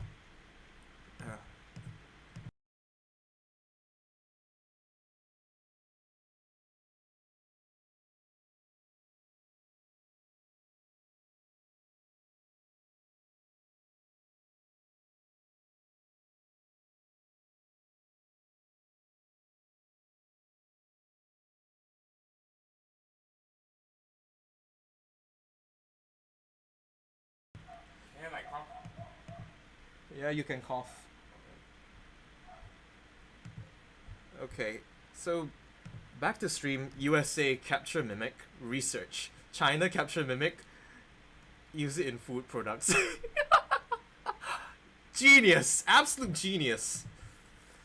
But yeah, people put a lot of MSG in the food these days, but I don't really like MSG, to be honest.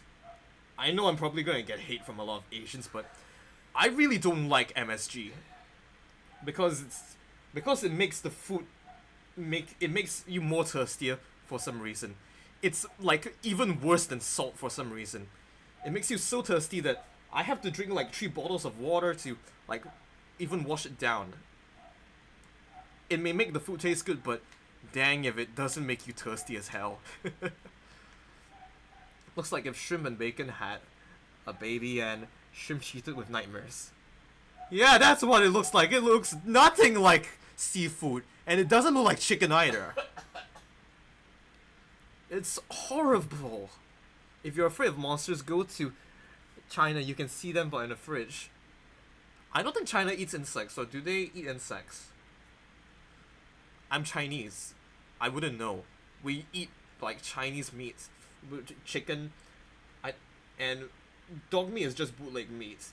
You won't see dog meat for most things. So yeah.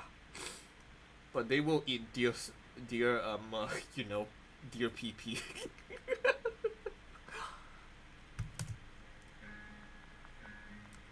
Ew. Who would eat this? They eat everything. I have been to one. I'm not sure what the Chinese people are doing over in China, but if they are eating whatever they can eat, dang, that's horrible. I saw fried bugs and bats. Yikes. Which part of China did you go to? Onion interrupt segments. You might want to wash that cutting board. Just to wash the cutting board, because I'm pretty sure that raw crawl over there is probably a health hazard. You don't know what's been in there. Salmonella? Poisoning? Ew. Change the cutting board. Just turn it over. Yeesh. This is a culinary nightmare. Add MSG and MSG and MSG and MSG and MSG and MSG and salt, and you get poop. You get a surefire way to get dehydration, bro. Ew, God. Please wash the dishes so you don't cross-contaminate the food. Exactly. Look at all that crawl juice on the cutting board. That's disgusting. I'm sure whoever eats, I do not want to be the lucky person to eat whatever the heck she's serving, bro. Yikes. How to not cook food. Welcome to India then. Even India has food standards. I have friends from India who are studying here. They know at least food hygiene, bro. This deserves to get shut down for life. You go to prison, you have no privilege to handle food anymore. Maybe genetically modified food. Take this mince and set aside as well. Next, grab your skillet and preheat with along some oil.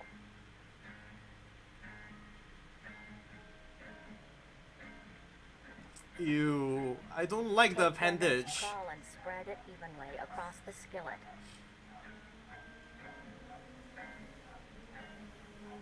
Stir occasionally until crisp and brown. I wonder what kind of oil. As your water reaches a boil, add your penne and stir occasionally. Pasta. Man, I'm hungry for pasta now. Too bad we don't have pasta in the house. Cook until soft. Al dente. Al dente. At this time, your crawl will be brown and crisp. Oh, there. The Add crawl your looks a bit mince better and now. Onion and then the spices. For goodness sake, change the onion! You put it in raw meat juice. Ew. Mix well. Once your pasta is finished cooking, strain it. Yep. Exactly what you do with pasta. Looks good.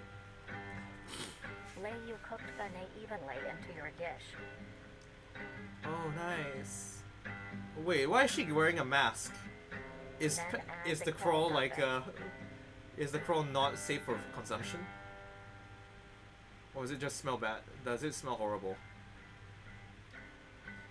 It doesn't look too bad after it's cooked. It looks like ground beef. Not too bad. Sprinkle a generous amount of cheese along the still warm crawl for it to melt. Oh, yum. Yummy. Except for the onions. I can't get the onions out of my head. Preparing the dish with your flavor enhancer, but allow your dish to cool to a temperature below 60 degrees Celsius, or else the enhancer will not work. What kind of enhancer doesn't work with... Just add some sauce and call it a day.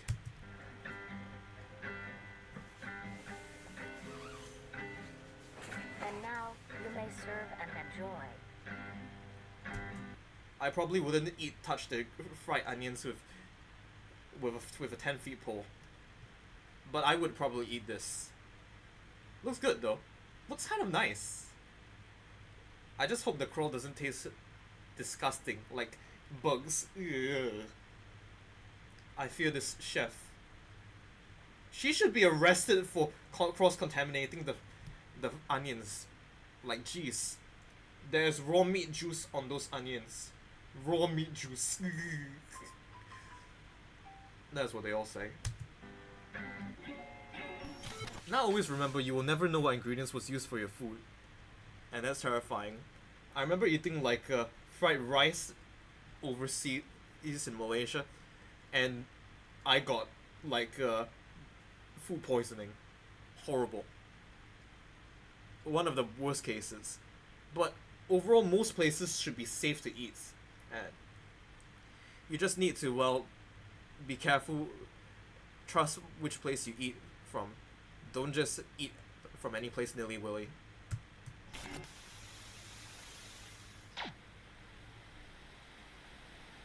Depends on the country.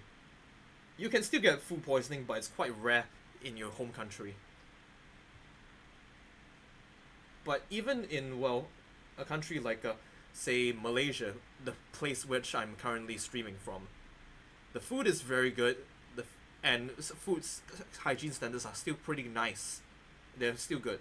It's just a rare occasion where I got food poisoning from eating fried rice. And that was a place that I had never been to before, so yeah.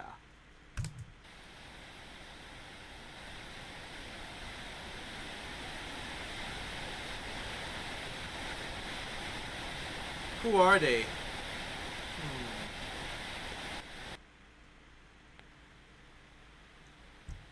I could definitely see myself eating this, but I would like to replace the chef and do some more hygiene practices.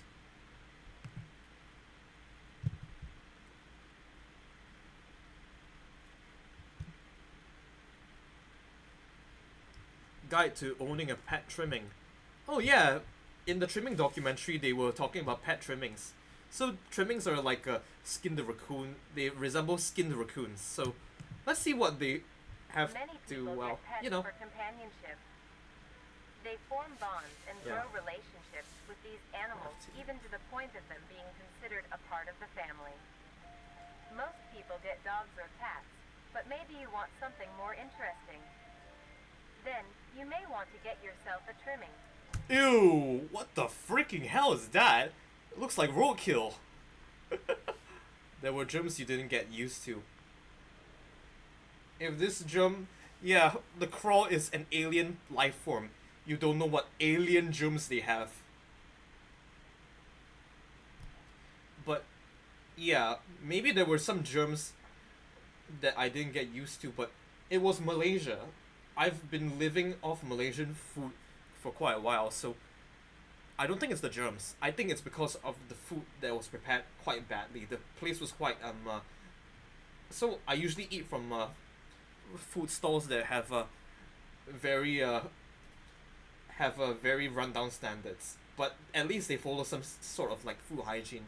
Maybe the fried rice I ate from one of those stalls didn't like follow proper, well, hygiene practices, and that's why I got food poisoned. But yeah, I've been living in Malaysia for quite a while and I can stomach the food. It's not because of the microbes and whatnot. I know, in Indonesia, there are some foods that will give you food poisoning because you're not used to the microbes. Mamak mentioned, cheap as frick but hella good. Yeah, the Mamak stores are very good. Very, very cheap. Very worth it, but it's like a dice roll on whether you get food poisoning or not. But most of the time, Mamaks are very, very hygienic, actually. And their food, simply dang good. A lot of MSG, but if you can stomach, well, the MSG, you enjoy it. Yep. These lumps of meat have grown a reputation to be a loving companion for many people in the recent months. Although, most people may not know the proper ways to care for them. Today, we will be showing you how you can care for your pet trimming. On second thought, they now look like turtles. Think of it as like a skin turtle. I guess if you picture this as a turtle, maybe it's a bit more adorable. But it still looks kind of disgusting to me. Taking care of a trimming is fairly easy, but this is no reason to slack off. They are living things and do require maintenance. The first thing to keep in mind when keeping a trimming is the temperature of your home. While trimmings are resilient to both high and low conditions, you want to keep your base temperature near room temp, maybe slightly cooler. That being said, trimmings prefer warmer areas to nest. A simple setup you may use is a box with some blankets on the inside. Oh. Make sure there is enough for your trimming to cover itself. Aw. And now, you have a comfy bed for your buddy. Aw. Next, you want to give your trimming the best diet possible. Trimmings are not picky eaters and will eat anything you give them.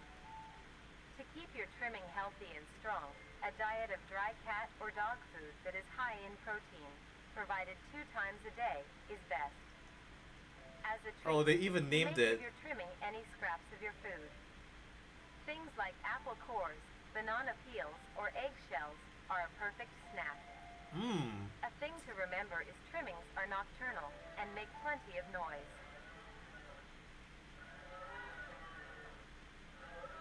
Like raccoons. Flash Tuto is just a little guy. To prevent you from having It sounds like raccoons mating. That's horrible. It sounds like raccoons mating.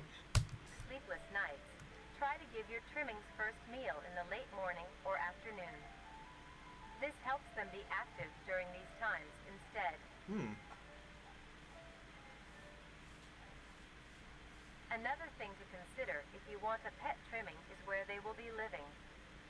Your home should have enough space for your trimming to roam around, as well as access to the outdoors, like a backyard. If not,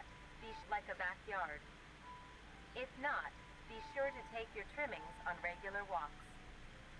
This gives your trimming the exercise they need, as well as allowing them to meet other trimmings. Trimmings are a social creature and Social need to interact creatures? with others of their kind, like how they do in the wild. Ah. They look happy. When it comes to entertainment, trimmings are not the most active and aren't the best at fetch or tug of war. But here are So it's basically replacing your furry friends with skinnies. Yep, skinless animals are the new hot topic. What, you want a dog? Forget that, get a trimming! They're skinless, they eat trash? Perfect for your children, right? other ways to keep your trimming entertained. Oh my god. Some toys that trimmings like are little items they can push, around, pull, or carry. Trimmings also enjoy things that you enjoy as well, like watching the television or listening to the radio. They listen to love radio? seeing and listening to all the funny things coming from the devices. Are you sure it's not because of the vibrations? After a long day, your trimming might be dirty and need a wash. To clean them, start your bath with a gentle warm water mixed with a bit of hand or body wash. Gently scrub the trimming's feet, armpits, belly, and neck folds. Aww. Remember to be careful around their face. Aw, that's so and cute. avoid getting soap in their eyes, nose, and mouth. Gently pat dry with a towel when done. Now your buddy is all clean. Adorable.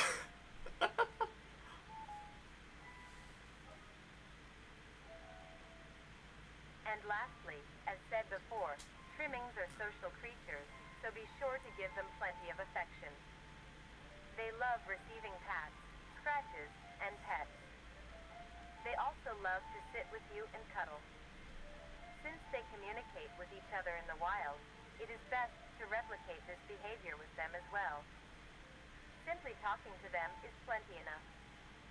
You can talk about your day, if anything interesting happened at work, if you are working on any new recipes, or talk about the weather. Trimmings are very good listeners and love to be involved. Are you sure they're not confused like dogs and cats are? With all of these in mind, you are now well equipped to have a trimming become a part of the family. Do things right, and you will have a companion for a long while. So basically, like a house pet. People are weird. People are weird for getting attached to certain animals. Like, I can understand a dog and cat, but a skinless turtle raccoon hybrid. Yikes. That's pretty cool, actually. No, I don't want to see the ads. Okay, so now this one is about the meat snake from the meat snake. So meat snakes come out from the crawl as well, but I'm not sure. Wait, actually meat snakes come out from trimmings. They're like parasites that grow from them. So yeah, they are like considered trash compactors in this universe. So let's see how they get used in this world. It's pretty cool.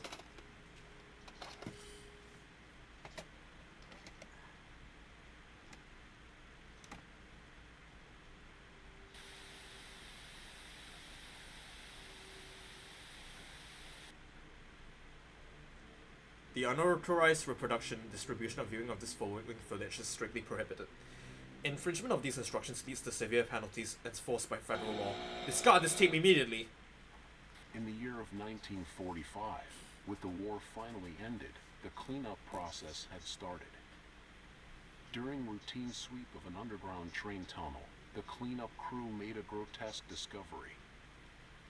Found completely filling the tunnel was a meaty wall, and in the center of the mass was an opening with several skulls surrounding it. Ew. Closer inspection of the blockage revealed that the mass was actually an extremely engorged meat snake. Its impeccable size had blocked off the entirety of the tunnel's path. There was many strange things with this creature. Alright, I'm gonna go to bed now. I'm already traumatized by the voice. Good night, newbie. And well, I hope you, enjoy the voice for tonight. Ow. The bonk. Come on, my bonk hammer is already broken. From the intro. You guys saw Devil's arts where I was trying to bonk my Wi-Fi. Shh. Well, good night. Newbie, good night. First was the coloration. A typical meat snake's color is bright reds and light browns. This particular meat snake was a very deep maroon. Another strange thing about it was its behavior. This creature barely moved. Meat snakes are normally sluggish and encumbersome, but the specimen discovered seemed to lack even basic motor functions. Its behavior was that of a plant's, stationary, with only minor movements within. One would assume it was dead. The reason the meat snake may act this way may be because it was completely lodged in place and minimized movements to conserve energy. But how would it have gotten this deep into the tunnel in the first place? And by the looks of weathering, it had been in there for quite some time. No. So how did it get so large?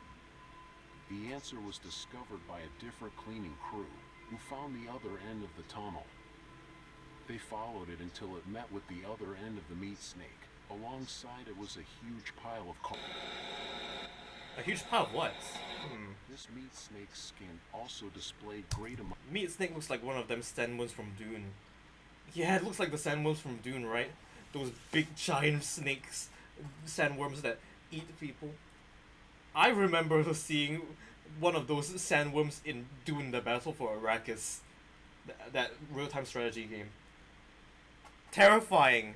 Seeing it in the movie form is even more terrifying now that I know what it's supposed to look like. The mouth pie, at least. Yeah, they look like sandworms. They look like sandworms, definitely. Ounce of resilience. It took several days of cutting to even obtain a sample. Here, you can see the clear difference between this meat snake specimen and Analog horror? Yeah, analog horror. Hello, Rabbits VPX762. I think you are more familiar with my original voice, so I'm gonna turn my voice changer back on. Hello, Rabbits VPX. Welcome to the stream, or Pox. I don't know what to call you. gonna turn my voice changer back off and... Hello, hello. Yeah, analog horror. We're watching Vita Carnis. And currently we're watching, like, if the build-up to horror is kind of... there's not much horror in Vita Carnis, but when it gets scary, it gets really scary. So right now we're still waiting to see the Mimic. The Mimic's the scariest one by far, but this is a documentary on what the meat snake is supposed to be. Ah yes, a live meat! Yeah. Versus a normal meat snake's membrane. Testing on the sample showed that it had great immunity to damage. It tolerated extreme freezing temperatures, extreme heat temperatures, and even high doses of radiation. It is a wonder how such durability can occur in an organic creature. Another strange phenomenon is the smell off the skin. Normally, it would have a sour smell of rotting flesh, but the specimen displayed a rather pleasant smell, like that of cooking scrambled eggs. Meat snake was later discovered to be missing by unknown sources. Missing what? How the meat snake grew in size was discovered to be...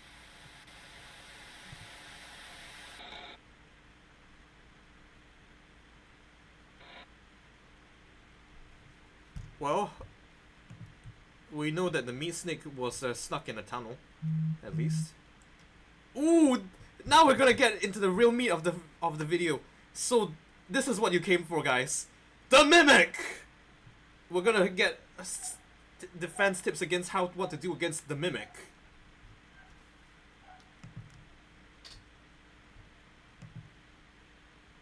I've seen a lot of Vita Carnis deep dives. Without spoilering, it reaches cosmic horror level at some point, if I remember. I mean, we just saw the Singularity, a big freaking spear that is going to consume all life as we know it.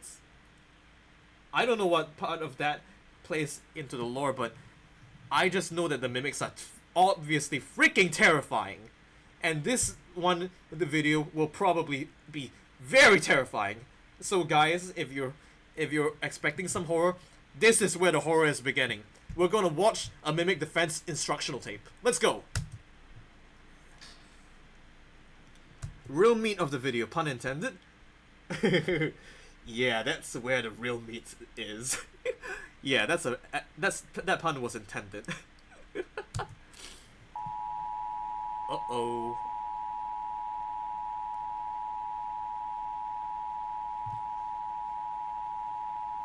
That's not very scary. As of the time of this video's release, we have been facing a concerning increase of missing persons and fatalities on a global scale. The reason for this is because we are under attack. We have discovered that there has been a significant growth of mimic populations, which is threatening public safety. National leaders have released this instructional recording to teach you on how to defend yourself. Here is what you need to know about the threat. Mimics are humanoid, intelligent predators that are highly adaptive and feed solely on human prey. Mimics gain information on people by watching their daily lives and pick to hunt people when they are most vulnerable. After this, there's a video on the Mimic attack. I'll recommend you to watch that too. I think it's in the playlist that I have. Mimic attack?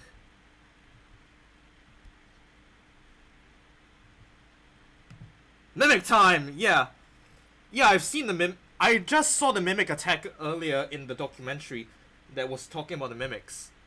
I can show it to you guys again if you want to see it. But I'm not as scared the first time. You should have seen me react to it. I saw the fingers and then the face and I don't want to think about it. The most common times a mimic will attack is when you are asleep, without walking alone, or in a cornered position. Yep. Mimics are cautious and calculative creatures, taking precautions to ensure a successful hunt. They utilize various tactics to capture a person by surprise. One of the more well-known tactics is hiding itself inside of furniture to blend into its environment. Common objects that mimics can hide inside are sofas, recliners, wardrobes, ottomans, and other places a mimic can comfortably wait. Mimics are able to contort their body in ways that allow them to fit inside smaller places, They also use it to expand their body, making themselves appear larger for intimidation. Another method mimics use to blend in is their ability to put on and wear clothing. Mimics put on layers of shirts, pants, and jackets to hide their bright red skin and blend into densely populated areas. In very rare cases, mimics can develop and grow to look very similar to human beings. Pairing this with clothing, it can be very hard to tell the difference between a mimic and a person right away. Terrifying. If you are unsure if a person is a mimic, look out for key features that may reveal their true form. Look for abnormal facial features, like large, bulbous eyes, flat noses, wide mouths and an uncanny smile, and clammy skin. Also pay attention to other exposed body parts like hands. Mimic people will have long fingers with no fingernails. If you are unable to see their face or hands, watch their walking pattern. Mimics' legs are long and hunched. There's Mimic Defense instructional video and the Terminal Rally video. I recommend watching those. That's a fun point I wanted to tell you after that. We're watching the Mimic Defense instructional tape, actually. So yeah. But not the Terminal Rally video yet. Their walking will be unusual and irregular. Here is what you do if you are met with a mimic. If it stands before you, do not panic. Stand your ground and try to appear larger. Like a bear. And make plenty of noise. Maintain eye contact. A mimic will hesitate to attack. Scare the bear. Scare the mimic. If you are armed with a weapon, aim for the head or legs. These are the best areas to hit to immobilize the threat. Fight back and don't let it get a hold on you. If you find a mimic that hasn't discovered you yet, stay out of sight. Call the authorities and alert them of your location. Stay where you are to avoid startling the mimic. If the mimic gives chase, oh god, run! Try to get somewhere out of sight and hide. Do not leave the area. Officials will need to locate you to help. Stay low and stay quiet.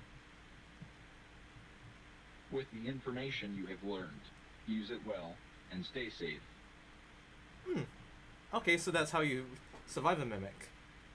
Is this where we get to see someone trying to survive a mimic in real life? Sounds like someone's locking a door.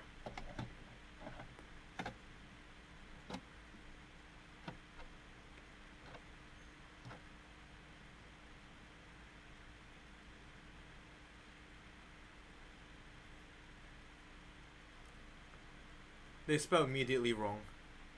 Yeah.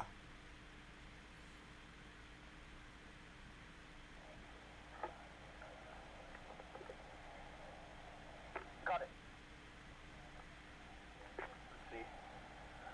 Yep, it's working. Can we get a move on? 1 sec. Yeah. Found footage! Yeah, found footage! Hello. Oh no, black square! Not the black square. Gotta see how it works. That's horrible. A black square. Like, I never got to use one. It's too bad. You were the only person who could film with me, so you're gonna have to put up with it. Fine. Screw you. Still way too dark. 1 sec. There we go. Hello.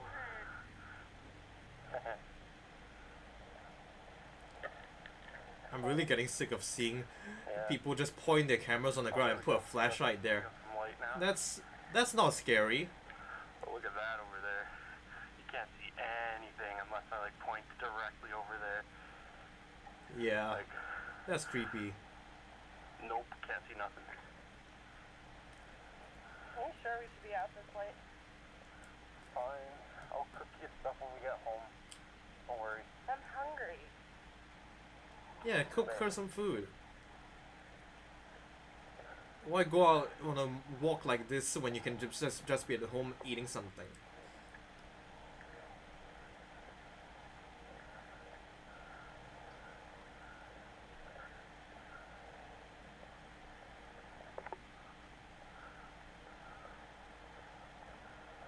But I do like the Blair Witch project. Well, frame this is taking.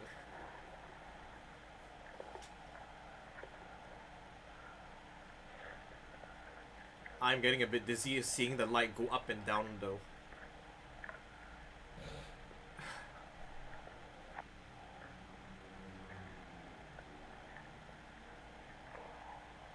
Wait. Maybe I'm getting old. Shit. Right, but it still turns off and on randomly for some reason. Like, it's the best thing I can get my hands on though. Turning on and off, but it's the only thing that they would give me. It works, so I just gotta watch. This is gnarly. It's not my fault this guy lives in a fucking dome. We're almost there, we just gotta get through the woods. More F words. That is going to get my video demonetized. Hopefully I show up on camera, so hopefully there are lights out there. Like, people still live there, right? It can't be that bad. Pretty dark to me. But it was just one guy. I don't know why. Like, why would they get rid of everything?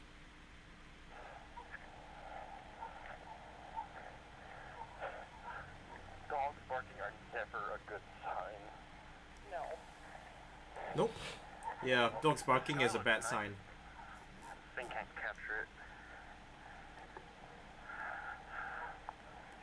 I can barely capture the ground in front of me.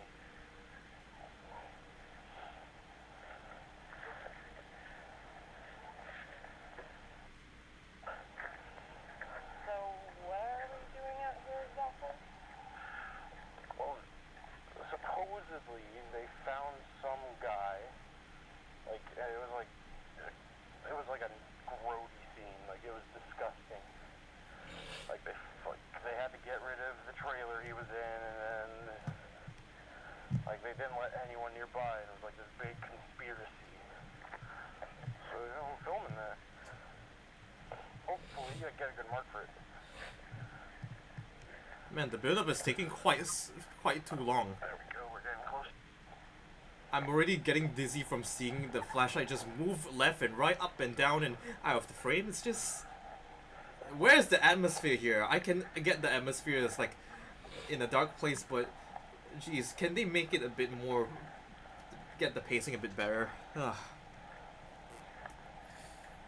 Maybe I'm just too expectant that a jump scare will pop up immediately. I'm too used to horror games with cheap scares, so maybe that's why.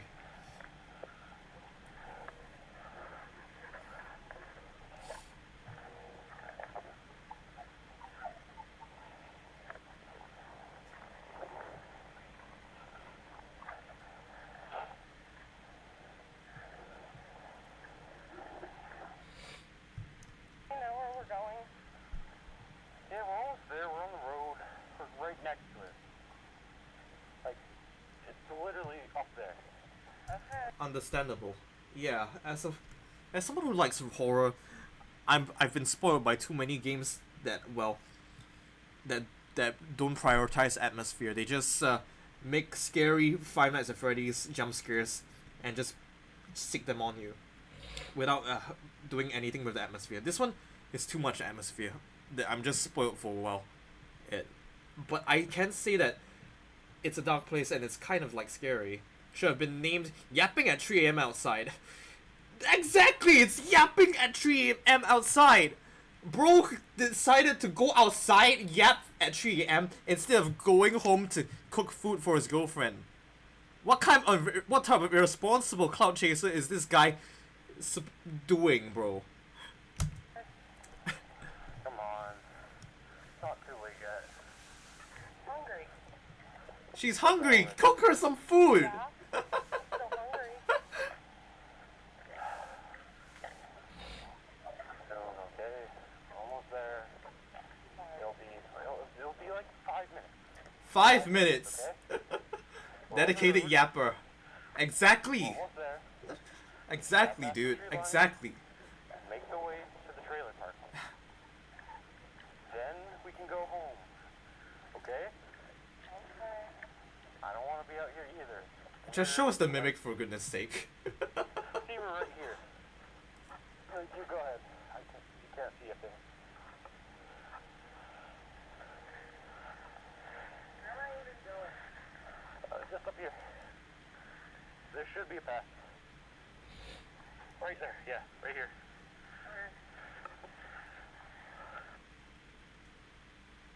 You guys found I think when this took place, social media wasn't that big. Yeah, it was the 1980s, but... Wait, when was the 1980s? Was there like anything notable? But still, who the heck just records something while just putting their camera up and down instead of like holding it properly? They keep on moving it up and down on the floor. It's just... That's so annoying. We're all good.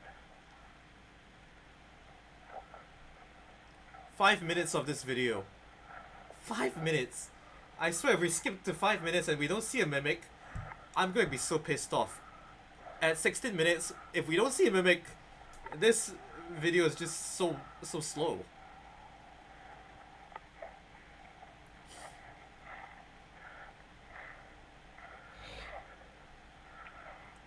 Not to be mean or anything, but looking at their body type, they're not surviving this gang. Totally. They're not big. Mimics are big, so, you know, they're probably not going to survive this by the end of this. Therefore, the found footage.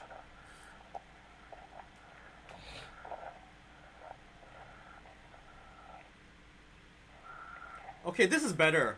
Where they're showing some trees, grass, and what we can see are some bushes. This is better than whatever the hell that phone was going up and down on the floor and... Wait, what is that light in the distance? Is that the mimic? Come on, show us the mimic already!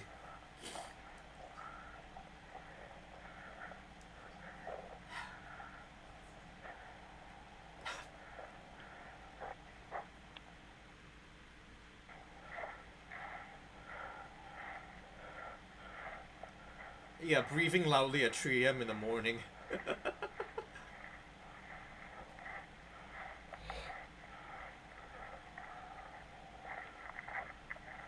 I think Resident Evil 7 did this better.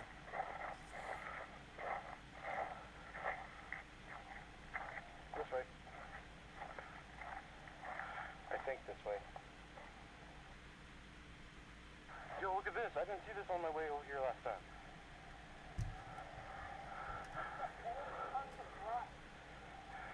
It's cool. Like, we could get a shot of this in, like, atmosphere, you know? Atmosphere! Finally, after like 3 whole minutes, we get into the atmosphere. Let me get a good light. A car. You know the car from Slender There Man. we go. Yeah, look at that. That's cool. Yeah. That's the car from Slender Man. Stuff here as well. Anyways. Come on, when are we gonna see the mimic just pop out with his beady eyes? I wanna see that.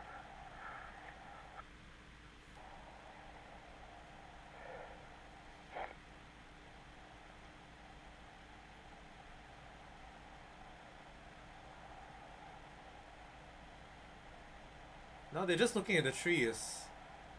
What, is the mimic going to jump down from the trees?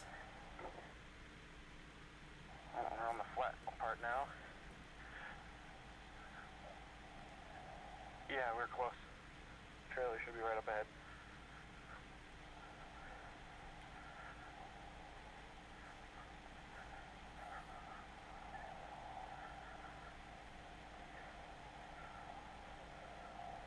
What's so interesting about the floor? This is where everyone was. There's no one here now, though. Not a single building in sight. Except, like, way over there. Bro, just go home and cook your girlfriend a meal, for goodness sake. There's no one here. The strangest thing.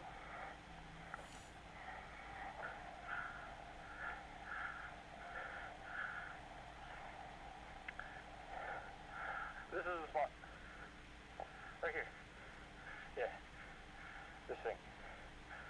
Okay. Well, I can't even So see what you is take the is camera here. and the light. Point at me, but don't point at my ass.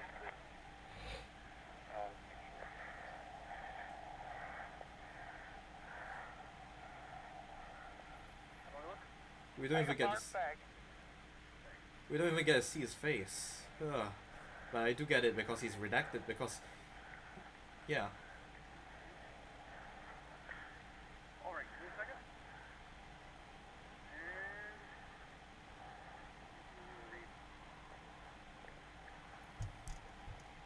We're almost 5 minutes into the video and he hasn't gone back home. Okay. And we haven't seen the mimic either. This is a very, very slow build up. Although, when he arrived at home, he found a grizzly.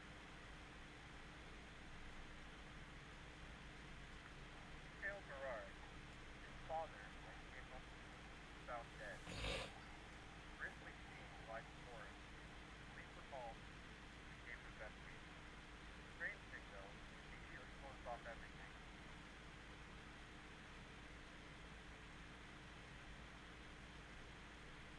No one was allowed near, but only a few witnesses saw what the grizzly happened to. For some reason, the police were acting very weird, trying to keep everyone away as little as they could. Even when the information was released to the public, they was suicidal. Although, the trailer and most people living nearby were waiting for the police. I need to, well, talk to my dad. Give me a while.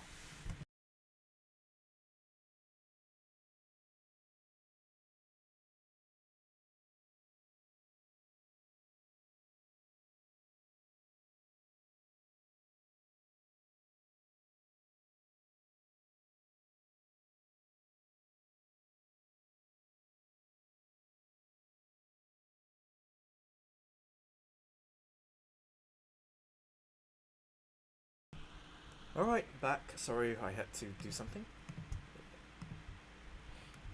Man, this must be one hell of a shy mimic.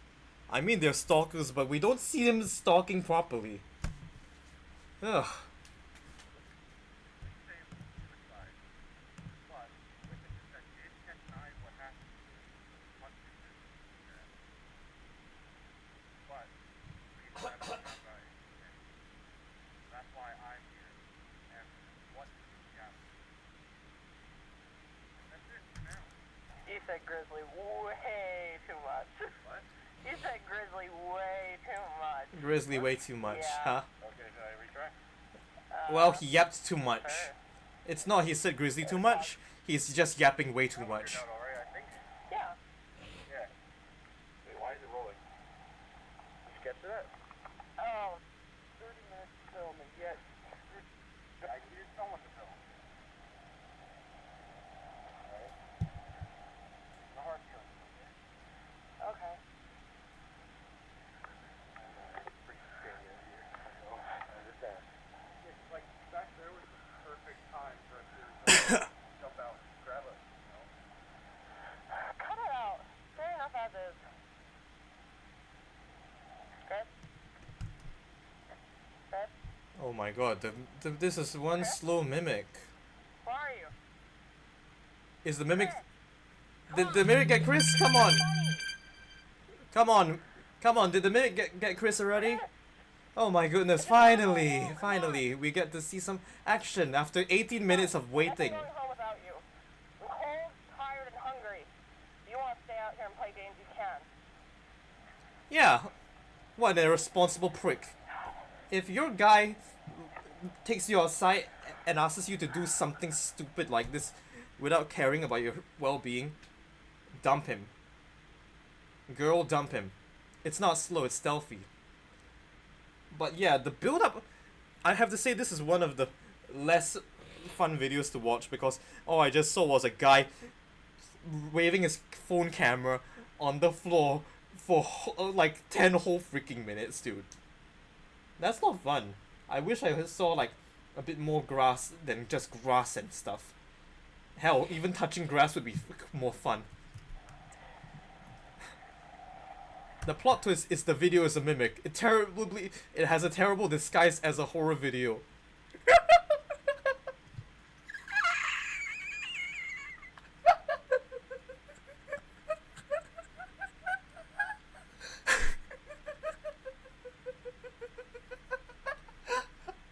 Okay, that's funny.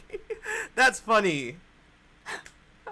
I think you like Terminal Rally. It has a good balance between those, in my opinion. Girly deserves better. Yeah, what an irresponsible prick. She went along with what he was doing, and now he has to play games with her.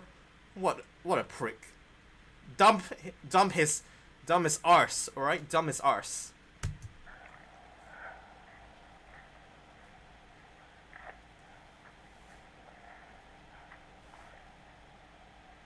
More floor footage. I think the girlfriend also has stupidism from the guy. You. Ah! Just you. Building your app. On base 44. No, I don't want to see an ad. You know, even the ad is even the advertisement that played is scarier than the mimic in this video. The mimic's sighting in the first video was better than this. You know, even when an advertisement is scarier than whatever the heck this is, that's a proof of slow atmosphere. This is one of the less scarier videos I've watched. It was boring. I wish it wasn't so boring. Bro doesn't use Brave. I know.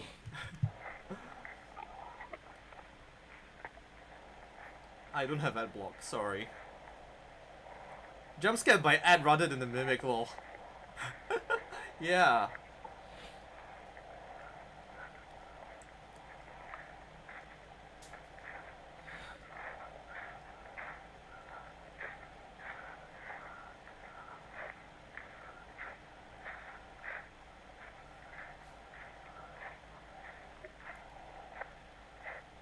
Chris? What are you doing? Chris, this isn't funny. Oh! There's the mimic!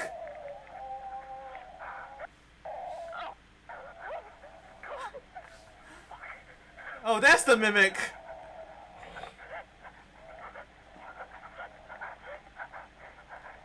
It's not even the... It didn't even look scary. I know she's running away from the mimic, but I want to see the mimic attack. That was not scary at all.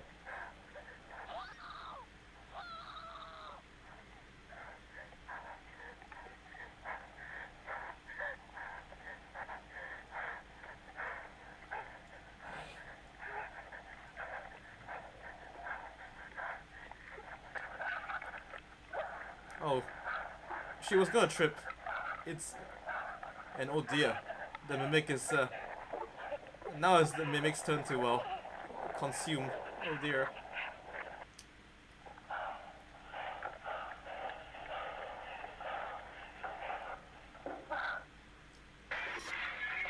Oh god! It followed her to the house. Ah!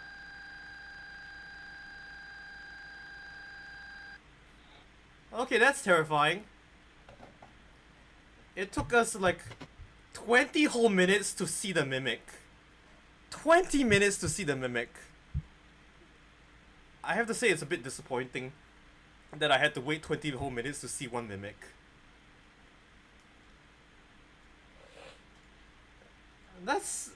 And the mimic suit isn't actually that scary, honestly. It looks more like a Muppet suit.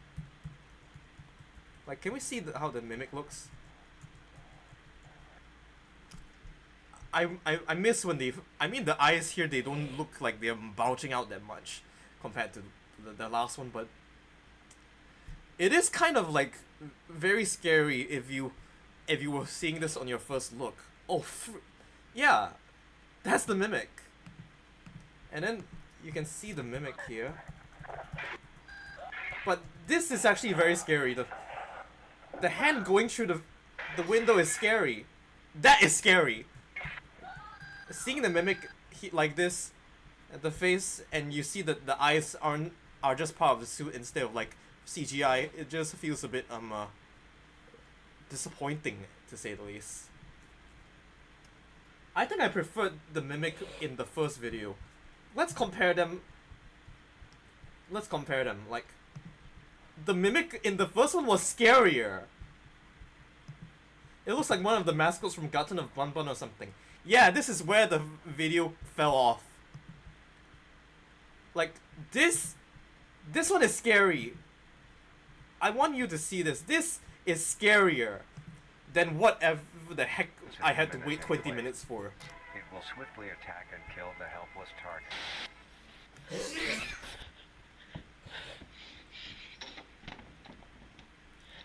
This has more atmosphere than whatever the heck I watched just now.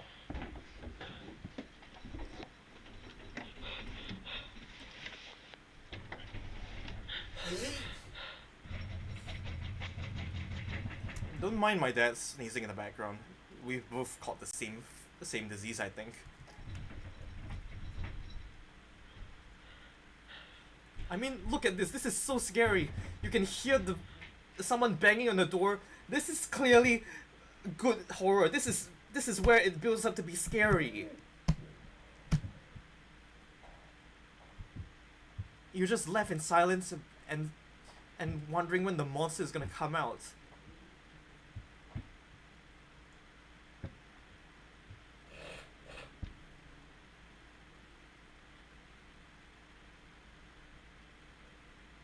And then it stops for a while and you wonder whether the monster's gonna come out. And then slowly but surely, it's even more scary on the second watch. Look at those sausage fingers.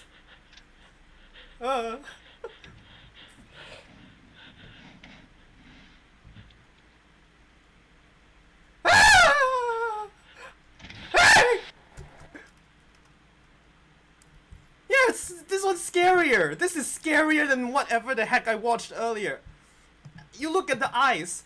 This eye, it looks more bulgy than whatever the heck I was seeing earlier. This is scarier than whatever the heck I watched just now. You can see the mimic's eyes like looking very, very uncanny, and the fingers. This is perfect horror. And then it has that mouth here. Yeesh. And then you compare it to this thing, and it looks quite sad, really. It looks like a Muppet or one of the mascots from Garten of Banban, just like what Nora said. You look at the eyes here. It looks more like one of the Garten of Banban characters. The eyes aren't bulging. You can tell this is a suit. I wonder what they have to say on the comments. The mimics disguise. These are just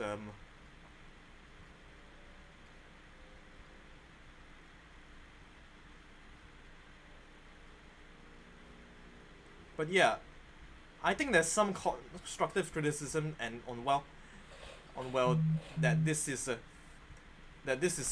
but my constructive criticism is that this is where it got weak. I think I preferred the original one better. Okay, now we're gonna move on to the next video, Species Anomaly.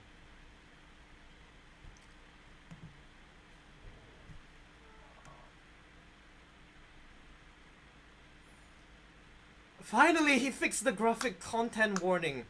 It's not content anymore, it's content. Okay.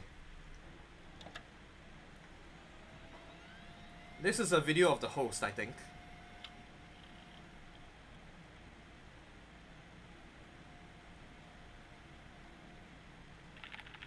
Kana species log 014.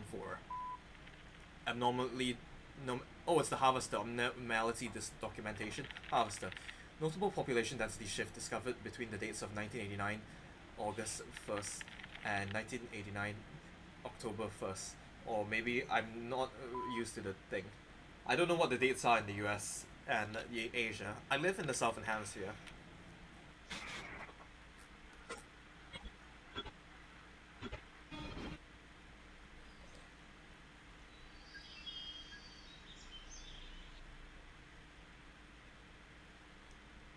Oh, a picture of a family. I hope this doesn't get Mandela catalogued.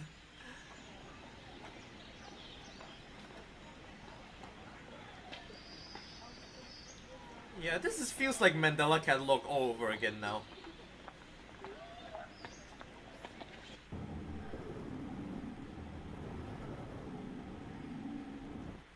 Oh.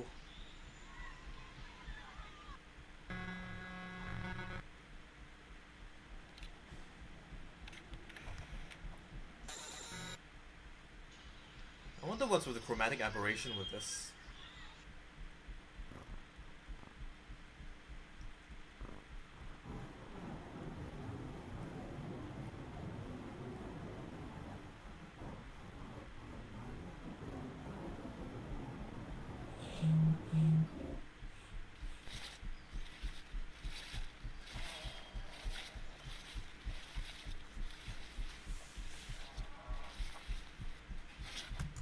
Gotta go. Ping me on Discord when you reach the Terminal Rally video. Alright, rabbits, I will. I have your, well, account Pox on Discord, right? Yeah. Those faces look so unsettling. Yeah, they're kind of creepy.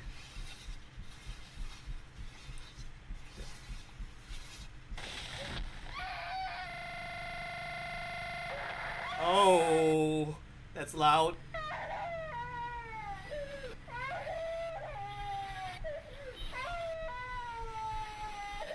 Oh no. What is this? Hey! Is that a skull? Okay, that's scary.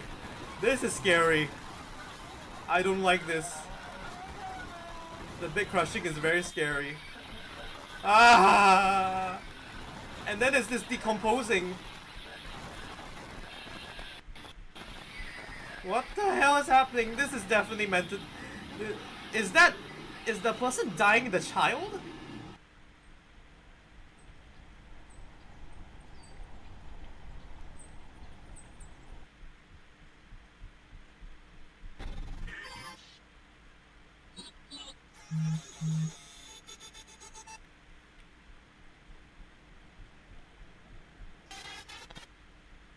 I don't understand what's happening. This feels like... Oh god, stop playing such loud noises in my ears, please. Ah! Ah! What is this? And then the mother is also killed, I guess. What is this?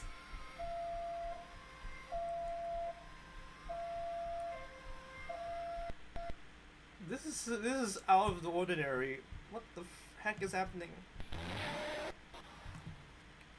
Okay, so basically, if someone, so I think you need to watch the previous videos to understand what's happening. Oh, they're dying. Yeah, they're dying. So basically, this is a harvester.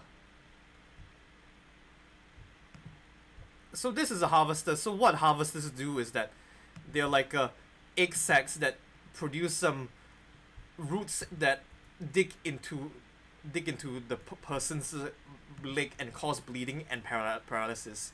And as they slowly like bleed out, this thing burrows into the ground and feeds on the dying person. Their spines have a vein that feed into them that pump two types of venom. On one side, the spines can inject a neurotoxin, which will attack the nervous system of whomever it is injected into, causing sudden paralysis. The other side can inject an anticoagulant, which when injected, prevents blood cells from clotting. Whenever a large animal moves across the area armed with these tendrils, the branches will clamp onto the animal and thrash violently. Once the prey has been injected with both venoms, the tendrils will rest and the prey will immediately collapse. The animal will be unable to move due to the paralysis, and the wounds caused by the thrashing spines will not stop bleeding. All the prey can do is lie patiently, until succumbing to blood loss. Once the prey has bled out, the second type of tendrils come in. They lie below the spine equipped ones. These branches are thick, but very sturdy. They share similar anatomy to the small branches of the crawl, equipped with organelle that absorbs nutrients. These tendrils sense the blood, and move their way to the surface and begin to absorb the vital fluid. Once the blood has been consumed, the tendrils will wrap around the body and begin to shuffle downwards. This movement loosens the soil and slowly pull the body underground. Once secure, the tendrils will continue to feed until there is nothing but scraps. So this is what happened to the child and mother in this video. Basically, what happened was that I think one of one of the children in the family was playing, got stuck in the trap of the harvester, and the mother heard her child crying, went into the harvester, and also got, well, struck by the spines too. And as you can see, that's why they, in the picture, they're dead, they're dying and decomposing. The father and this child survived, but the mother and this child are gone. Basically, that's what I'm theorizing. Of course, there's always a dead child in these. Yeah, you know, every time when we have to make something scary, we have to include dead children. It's getting a bit getting a bit old, don't you think? Yeah, a child is a very, very important life. They're still like maturing, and it's terrible to see a child go. But having everyone go as a child in the Painter, Urban Spook, you've got FNAF with William Afton and the missing children's incident. Yeah, it's getting old. They simply harvest. What, do they harvest people? Yeah. Also, I'm back. They had some dinner. Oh, I hope you had a good dinner, Rapier, and I'm gonna do a stretch. Thank you.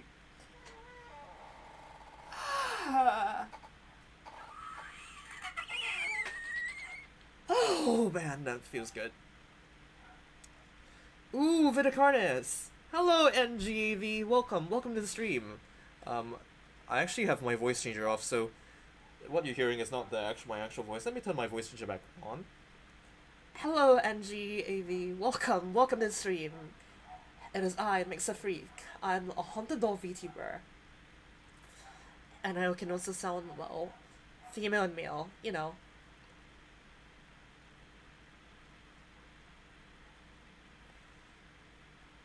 Oh man, what a different vibe. Yeah.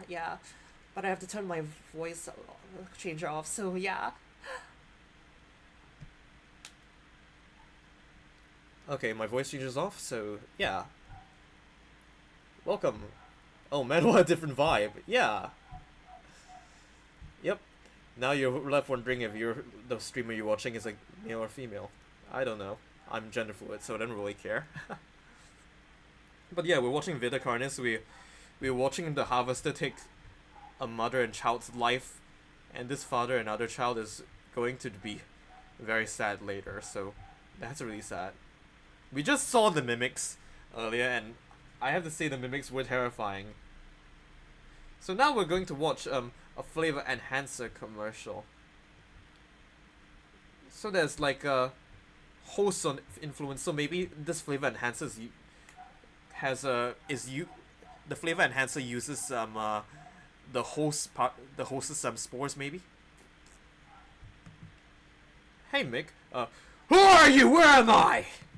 Hello Indigo, it is I, Michael Freak. I'm definitely your favorite doll VTuber. Don't you recognize me? Yeah, it's me, Indigo. Welcome to the stream. So yeah. So for April Fools, I turned my voice changer off, so that's why you probably aren't used to the voice. But yeah, we're watching Vitacarnis right now, and right now we're on the flavor enhancer commercial. We saw all the different types of Vitacarnis. We've already gone through the mimic and the harvester, so now we're seeing what's relating to the host. Yeah. Found out through this series, through film theory, and oh my days, the lore is terrifying. It really is. It starts off like a nature documentary, but becomes more and more morbid as you go in. Michael, my world has expanded.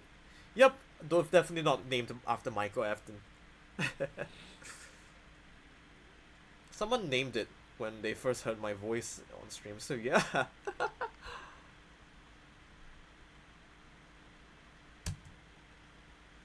I think it was a guy called Log at Noobs, but I can't remember his name. I wonder if he's gone through puberty yet. That's the thing. Michael after they always come back type Flavor. The most crucial component to enjoying a good meal. The way food tastes. Your voice is surprisingly deep. I know, man. I'm like 23 years old. I'm not getting any younger, you see. I came from a time where people wanted to become older. I regret being older now. I want to become young again. But it's so sad.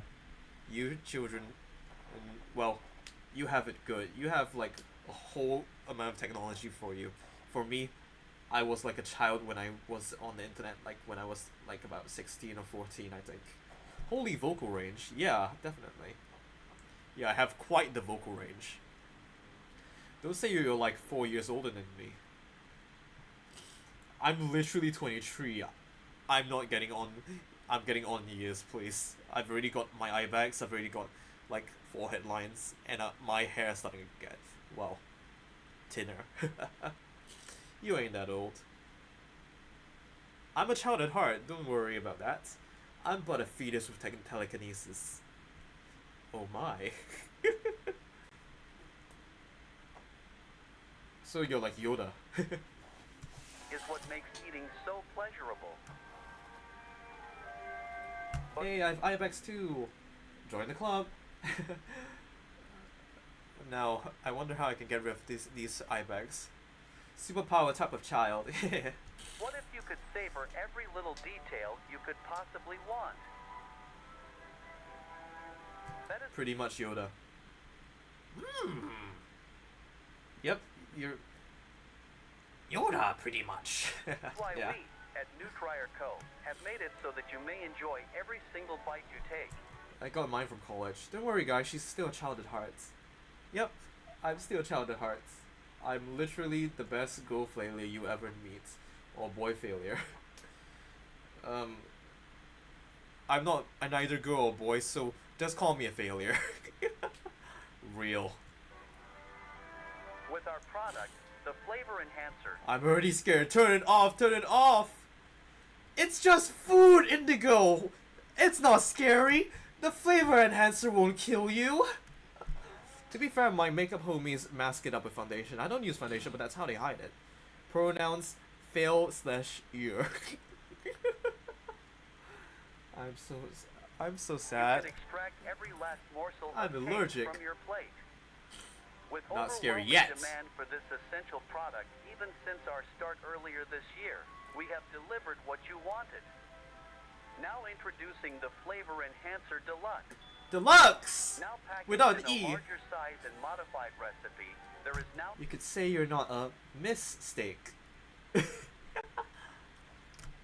Oh, I'm not a mistake. Definitely not.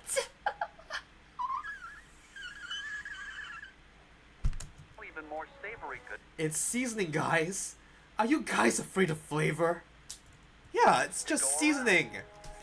Since our debut in mid-1990, the Flavor Enhancer has shown to be a major hit, with our product flying off the shelves.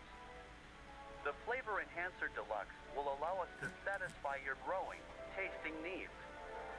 Now allowing you to add even more enhancer to your dinner, making your food even better to enjoy. Yes, put more MSG in the food. The Flavor Enhancer Deluxe, available on shelves now. Nutri Co. Experience true savor. Experience true MSG. Oh, not the noises. My ears. Stop it. Ugh. Oh, that's weird mid voice change. Yep. You know. That's how you know it's a good voice changer. I've Ibex 2 mainly for my stupid job. I like to think it makes me look dead so I can scare people. You too? I got these Ibex after I started like working overtime. Let's just say working 12 hours a day, more than 12 hours a day is not good for the mind and soul. I spent 16 hours at my workplace, 2 hours traveling back and forth, and only like 6 hours to sleep. So you can see how I got these eye bags. And you know what? The worst part is going to sleep with a healthy sleep schedule has not been fixing my eye bags. So once it happens, it happens. It's so sad, really. But some people really like eye bags. I dig eye bags too. I like people with eye bags. They're so mature. I don't mean it in a grooming way, please. It's like you've clearly seen what the world has thrown at you and you're ready to conquer it, kind of mature. It's like eating a seasoning of The Last of Us zombies. Yeah, it's like eating the cordyceps virus, yeah. Join the iBag weird web rings. More Vita Flesh, please waiter. Funny that you say it. We were seeing a recipe with Vita Carnis Flesh. The power of concealer, hide the eye bags. How are you still alive? 12 hours? I do hope you get plenty of sleep soon. Don't worry. I've taken an entire week off because I got heart problems from my job. So, you know, right now I'm just resting until the heart aches go away. Every morning I wake up with chest pain. It's not good. So I'm just resting until the chest pain goes away. It's taking a hit to my income, but hey, it's better to be alive than, well, dead. So, you know. 12 hours is the normal work time for hospital staff's law, I had to guess. Yeah, that's normal work time. Just drink a coffee. I am a dream demon. I have the night shift after the restaurant part-time. Yes! Nora is... You know Nora is always on that grind too. I've heard about her. Work 12 hours, sleep 12 hours. Yep, resting, yeah, and yet you're streaming. I know I should be resting because of my chest pain and also because of a sore throat, but I'm still streaming because it's April Fools. April Fools is a special day. Haha, please actually sleep. Don't worry, it's not like past my bedtime. I'll probably like end the stream when I'm finished with Vita Carnis, but not before I've watched The Amazing Digital Circus, what Yerrick recommended. Meanwhile, I only have 6 hours until my D&D sesh starts and I need to sleep soon. Heart stuff sucks, I do hope you heal up. Yeah. I think it's got to do with lack of sleep and a poor diet that's causing my heart pain. I've been eating more recently trying to fix it, but yeah, it's setting back my weight loss plans in action. This whole day is a joke. A full joke. Yep. Am I the joke for, well, fooling you guys with my voice? Who knows? Since it is April Fool's, I'm no longer indigo. I am blue. It is I, Blue. Hi, Blue. About that. Vita Carnis is like 2 seasons and you're watching season 1. Man. I can't wait to see more mimics. These larger serving sizes make dining even more pleasant, now allowing more generous amounts of enhancer. Yum. Flavor Enhancer Deluxe. Now Apply enhancer below. Not below. Below. Not below. Bellow. available in stores near you. New Trier Co. Experience truth. Stop it with the loud sounds. This is not fun.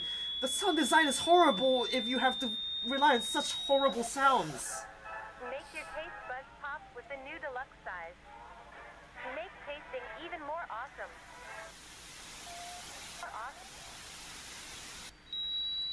My ears! Spoil your kids with this essential part of every meal. Is that poutine? New Trier.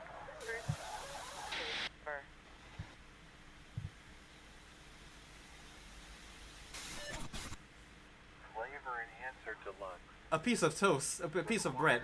For all meals, no matter how small it seems, just a little more. It's just bread! Why are you eating MSG with bread? Is that poop? I don't know. It does not look normal. No, stop with stop! Stop! You need flavor enhancer deluxe. I need ear pop. I need to get this horrible noise out of my ears. Ah! God, my ears! Ah! Oh Lord!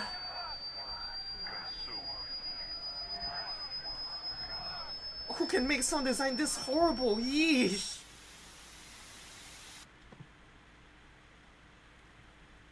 If I want to torture someone, can I play this video next time? It's seafood boil seasoning on brick, bro. What's wrong with that? So far, it's just annoying. This is not scary. This is disorientating. It's horrible. I hate it.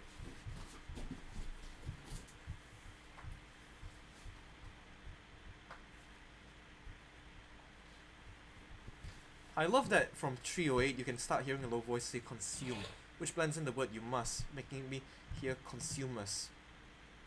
Which begs the question, maybe the flavor enhancer is using the spores from the host here. Let's go back to the previous documentary. These spores are hazardous. So there's a evil monster, this Vitacarnis, the host here, that, well, Where the face should be attached to a crooked neck, which houses a slit in the front used for feeding. On the host's back is a mound of pores. Protruding from these pores are hollow, hair-like structures, extending outwards. These hairs are barrels that... These spores are hazardous, being fired into the air. These spores are hazardous, so keep clear of them at all costs. Luckily, the host is rare, only found in North America, and daunting task. This is because of their rarity and of how dangerous it is to be up close to one. The source released by a host is very dangerous when inhaled. A host will release a cloud of spores into the air, which will be picked up by wind and carried great distances. If an organism inhales the spores, the particles will find their way into the organism's brain and infect them. An infected organism will show no symptoms of infection right away, but a couple hours after infection the infected organism's behavior and thought process will change. The first symptoms that appear are restlessness, sluggish movement, numbness of joints, and lack of coordination. Then more serious symptoms appear over time. These include dizziness, migraines, impaired speech, and trembles. If you or someone you know show these symptoms, contact poison control or emergency services. After a total of 6 to 7 hours after infection, the organism will cease all activities they were previously doing and begin to walk. The direction the infected will walk is towards the host whose spores have been inhaled by the infected individual. If the infected makes their way to the host, they will kneel down in front of it, expose their vital organs, and the host will promptly gut and remove those organs. So yeah, I think well that the host's spores are being used in this flavor enhancer, and that's why people are going crazy and starting to probably walk towards the host to get to sacrifice themselves. That's what I'm getting from it. Ear grating for real. Yeah, this commercial sucks. I hate the sound design in this one.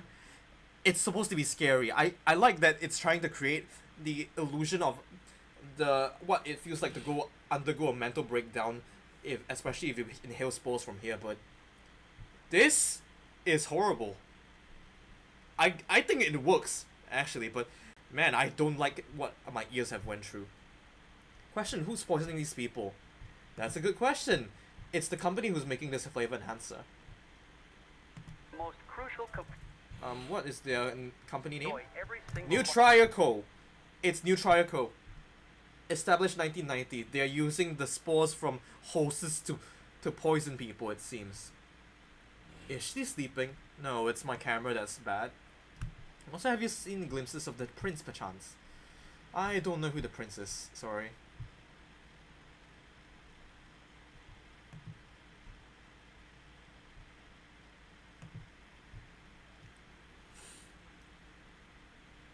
Uncovered documents. Yummy, yummy, in my tummy, Mal.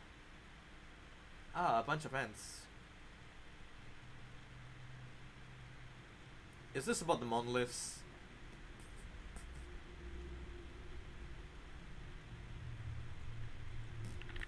Confidential info. Files confiscated or not released to the public.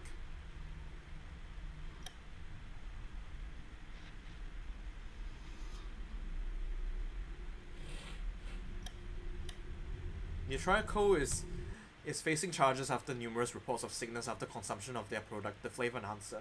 Only statements made from the company so far are dismissing any issues and that their product is safe to consume. Yeah, clearly there's something wrong with the product.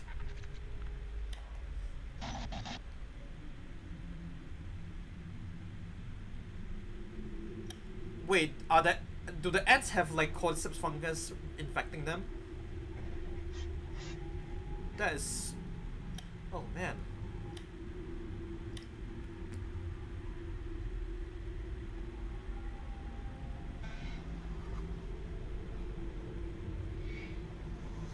What is that? What is this?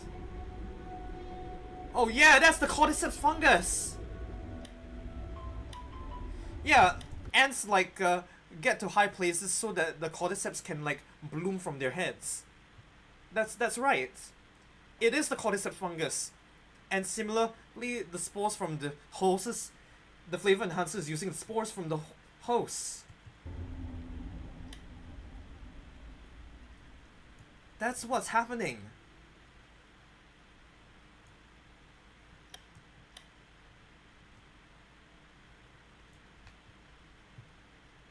Oh, hello people. Hello Richard, welcome to the stream. This is me with my voice changer off, so I believe you heard my voice in the previous stream while I was playing Lucid Blocks. Hello, Richard. It's me, Mixa. But when I turn my voice changer off, I become Michael Freak, the male persona. Hello. Can I just say, you sound cool. I will not and cannot elaborate further. I mean, Indigo, you've heard my real voice on like certain occasions in Roblox, so I don't know what do you mean. Just say I sound cool, but I appreciate the compliment. Hey Indigo, I hope you're doing decently. Yepperoni. Hey TMS, you're a guy for real. Definitely. I have such a guy energy, right? So Carcass conflicts with the private organization of Containment and Research Consult Association Society. Carcass has been experiencing backlash from government agencies about cooperation and violation of newly introduced policies. You do sound good as well. Aw, thank you. Honestly, I think I sound weird, so, you know, I do a different voice. Not too used to loud sounds now. New log. Message to Carcass.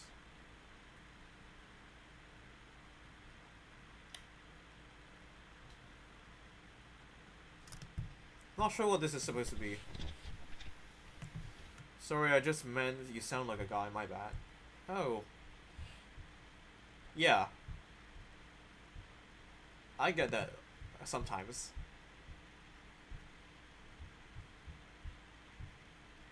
We need a monolith bottle opener. Okay, so this message is probably linked to the monolith, so yeah. I sound weird, but hey, weird is okay. Plus, to me, you sound great either voice changer off or on. Thank you. Thank you, Ray. Yeah. Honestly, I'm quite confident with my voice. It's just that I don't really like to reveal it to the public. But people really like hearing a different voice, so I decided to give the public what they wanted, so yeah.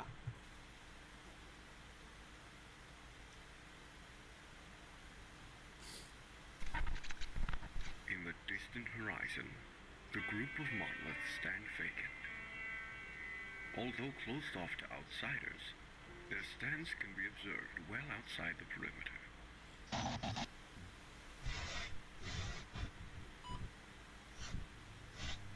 It is known to have hundreds of Indeed, well said, Ray.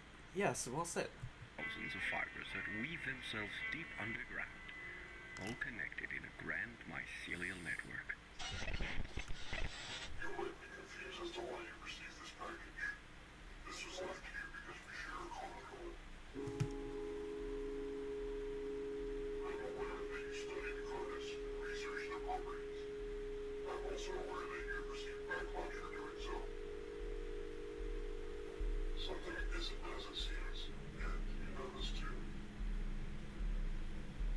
unexplained phenomena.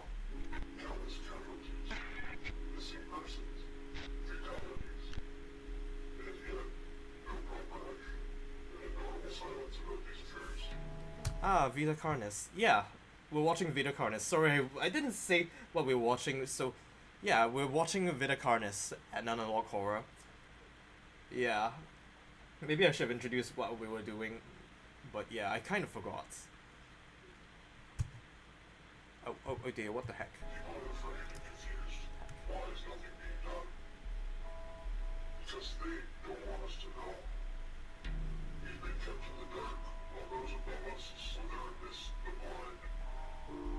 They have slowly been numbing our minds to their schemes. But they've made one crucial error. Trails, crumbs, traces of information. I've collected these pieces and found their loose ends. This guy is going to review the mimics and the Vita Carnis. The documents included with this statement is all the information that I have gathered. Every continuity, every cover, every crumb that I could find. They all lead here. Something has been going on these few years. Something big. Something they don't want us to know about. Here's what you've covered. I don't have the power to change things, but you do. Alongside the documents are plans. Plans for a meeting one of great importance. You have the resources. This information I have provided to you. I hope you can put a stop to all the scandals. I just hope it isn't too late.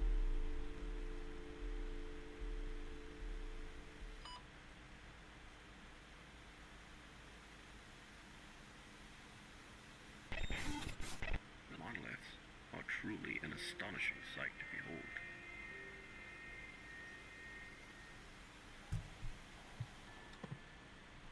So someone is going to review the existence of these Vita Carnis. The incidents. Oh. Apparently.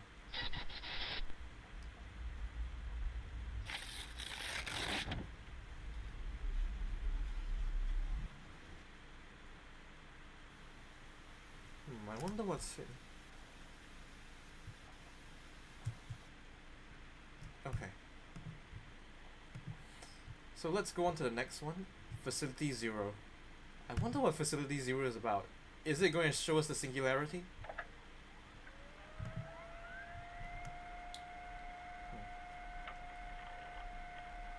Oh, we're gonna see more carcass.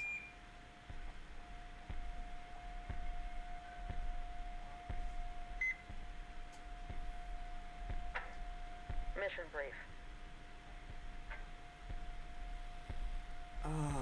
The buzzing is so bad.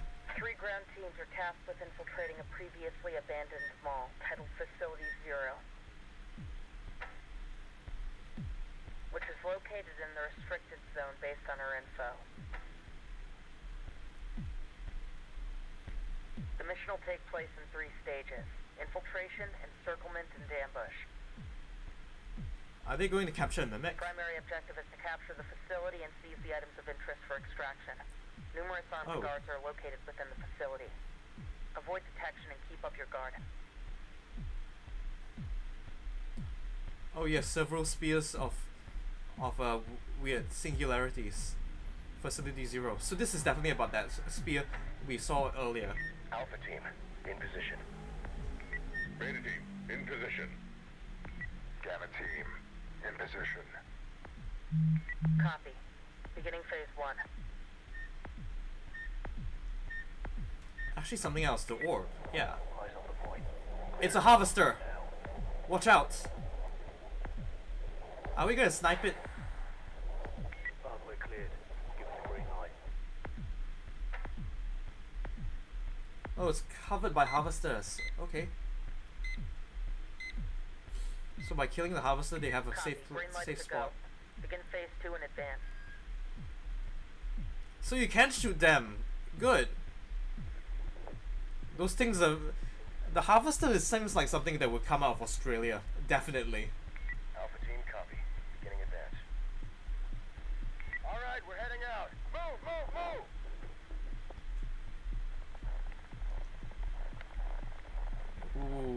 We get ew, disgusting harvester liquid. Ew.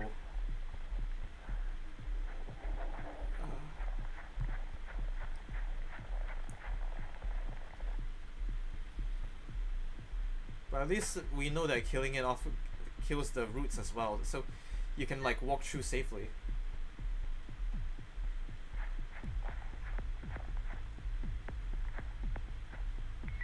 Lights off. Come on. Move.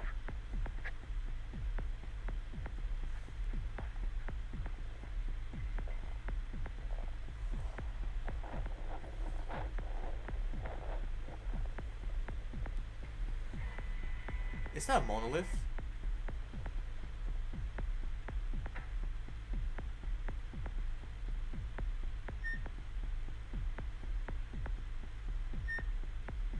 Okay, Gamma's inside.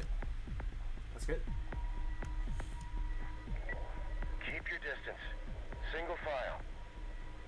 Single file.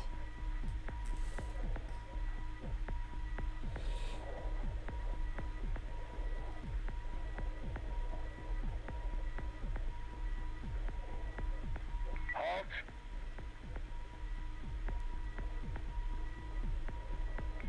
In position. Awaiting green light.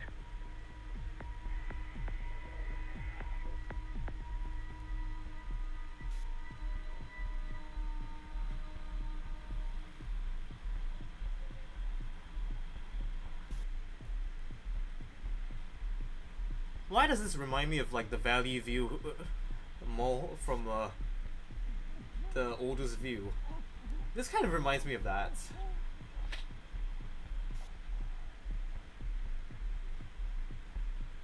Looks like the oldest view. Eyes are secure. Turning blind. Light green. Are those mimics? Copy. Oh, Where to go? they might be mimics. They are moving a bit. This is so cool though.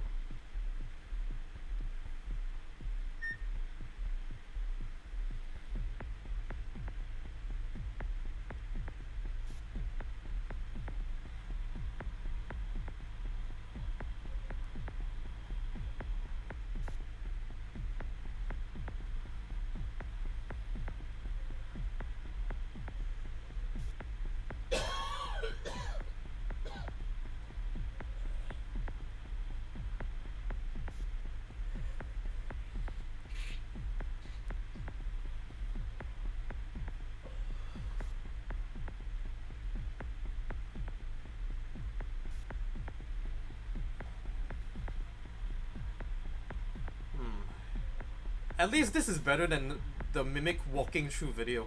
We get to see some action at least. But I'm spacing out quite a bit, so sorry about that. Yeah.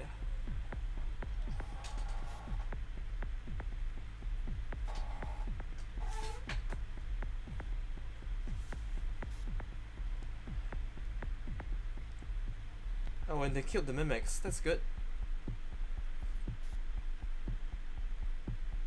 So they can be stopped.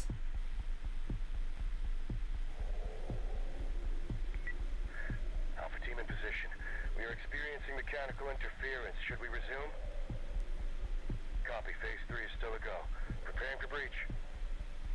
Yeah. Breach in 3, 2, 1. Breach.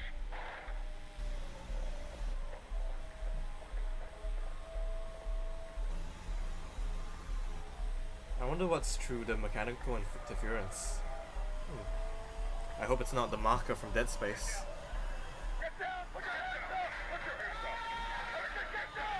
Oh, something bad clearly.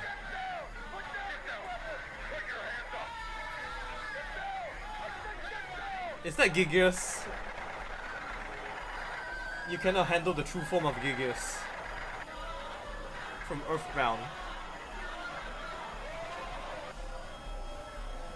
Yeah, they were gonna die because of Gigius. If only they had robot bodies, you know.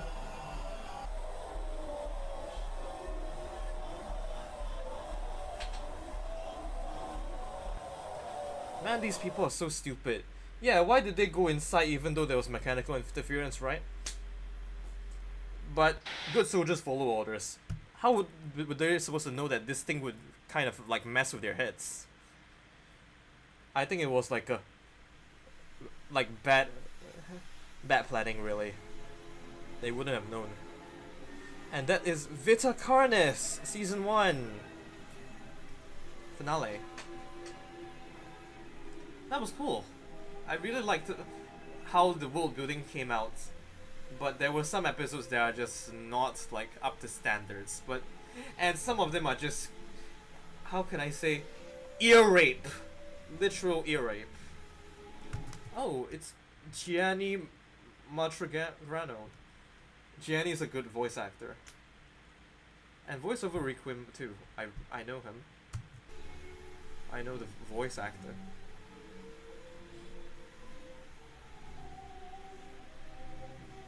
Like, do you know Gianni is in Ultra Kill as Gabriel?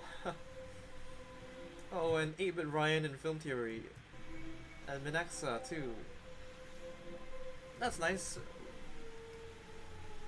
Gianni is here? Yeah, I also didn't like notice him until... Yeah. So we get to see the Season 2 teaser too. We get 1, 2, 3, 4, 6 episodes featuring each of them.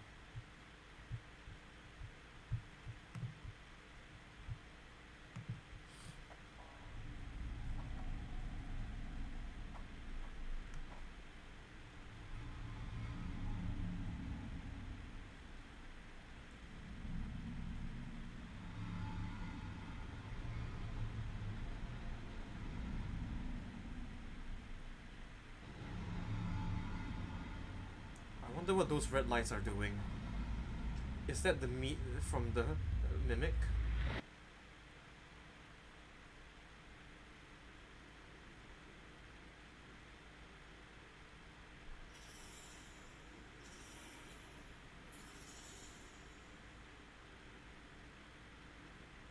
I'm addicted to Balastro.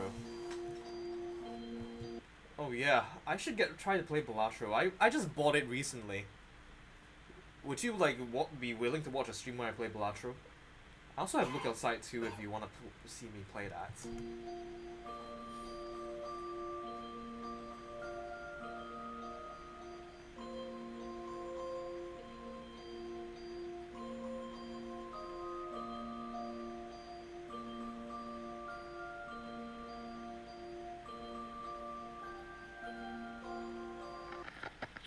Oh man, more blood vessels.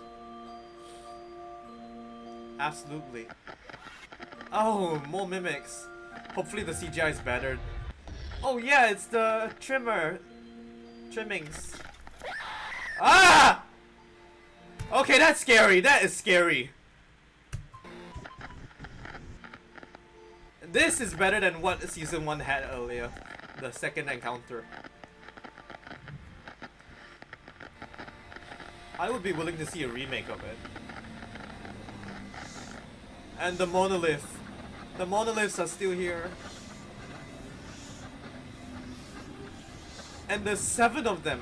Yep, like they said 7 of them in the documentary. Vinocarnis. Season 2. Yeah, let's see Season 2 since we have kind of coming soon.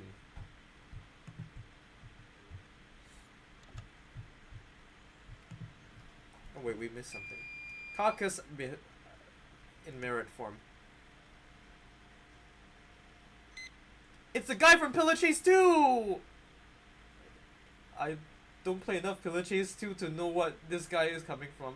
Mission summary, success.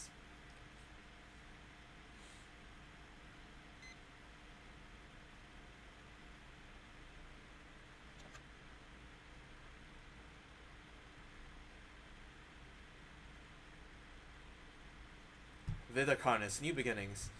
Graphic content, not continent, but content. Finally, flashing light, gore, violence, and death. Let's go, finally. Season 2! Today something has happened within the restricted zone, where a large group of cultists have been apprehended. Several teams of military personnel have arrested some high-ranking cultists and have unmasked their identities to the public. Shockingly, several of these members are well-renowned politicians and high-ranking members of multiple governments across the Many globe. documents have been released providing sufficient proof of the atrocities that were being committed. Some of these crimes include murder, kidnapping, torture, ritual sacrifice, and the list goes on. The members. I like how they have murder, kidnapping, torture, ritual sacrifice, and chemical weaponry, and then there's just fraud. Yeah, let's just add jaywalking and maybe littering to the mix, right? Torture, ritual sacrifice, and the list goes on. The members are found guilty of deliberately providing false information to the public in an attempt to cause harm. The new Trier company has been found to have very flavor enhancer. More MSG for the soul. All new Trier products have been deemed hazardous for consumption. Cultivation farms are facing pressure to shut down. Public unrest grows as the new Trier cult case brings more crimes that were hidden away to light. The people are outraged by how little was actually being done. They demand that something be done to handle the carnage species. Right. And the mimics are still there. Yay! Protests begin to turn. Hooray! Illuminati! Oh no, it's the Illuminati! And this freak ass orb. Oh, I shouldn't say the A word again. I'm getting too carried away with swearing because of what's being shown here. Welcome to Magister's Wonder Show. I am the Magister, and get ready to explore all of the world's wonders. In classroom. I had to leave for a bit because my friends wanted to talk to me about something. Can someone catch me up on where we are? Oh, welcome back, Nora. Don't worry. If you need to like check with your friends or like talk to your family or want to watch like a different video, that's totally fine, really. But we just finished season 1, so after we got like ear raped in the flavor enhancer commercial, we discovered that some group is trying to like reveal what's happening with the Vita Carnis. They're trying to get the government cover-ups to release, and then we see that there's a team of military personnel sent to some place called Facility Zero to discover the source of the mimics, but they go crazy because of the singularity. It's kind of weird, really. And now we're on season 2. So, for new beginnings, that's weird. I think my phone has water in it. There's an alarm on my phone. Let me take a look at that. Give me a while.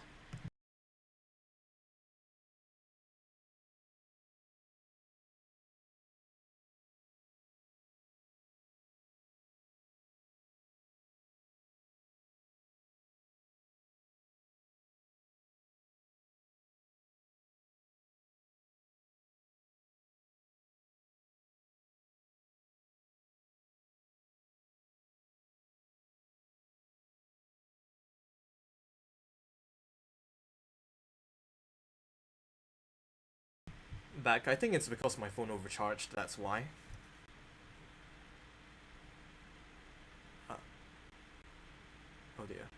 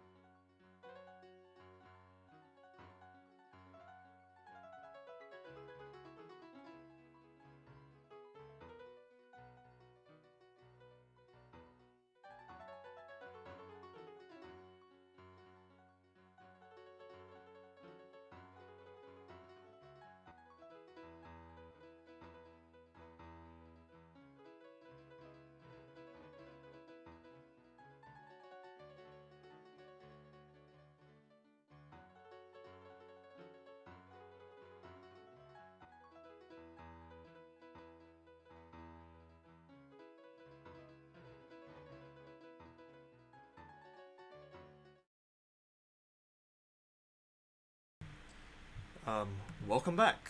Okay. Hopefully the Wi-Fi is working now. I'm not stuttering or like buffering right now, am I? Or is it still lagging? Because hopefully it's not. Because I had shift the location of my router, and you saw in on the thumbnail, right? Like, I'm trying to deal with my Wi-Fi as of now. But yeah, now that we're back, I hope you enjoyed the MIDI rendition of this silly song. So this is New Beginning. So, as what I said, Nora, so basically they like tried to find the source of where the Vita Carnis came from. There was like a singularity thingy. So now we're in this new narrative here. Really not sure what part this narrative plays, but hey.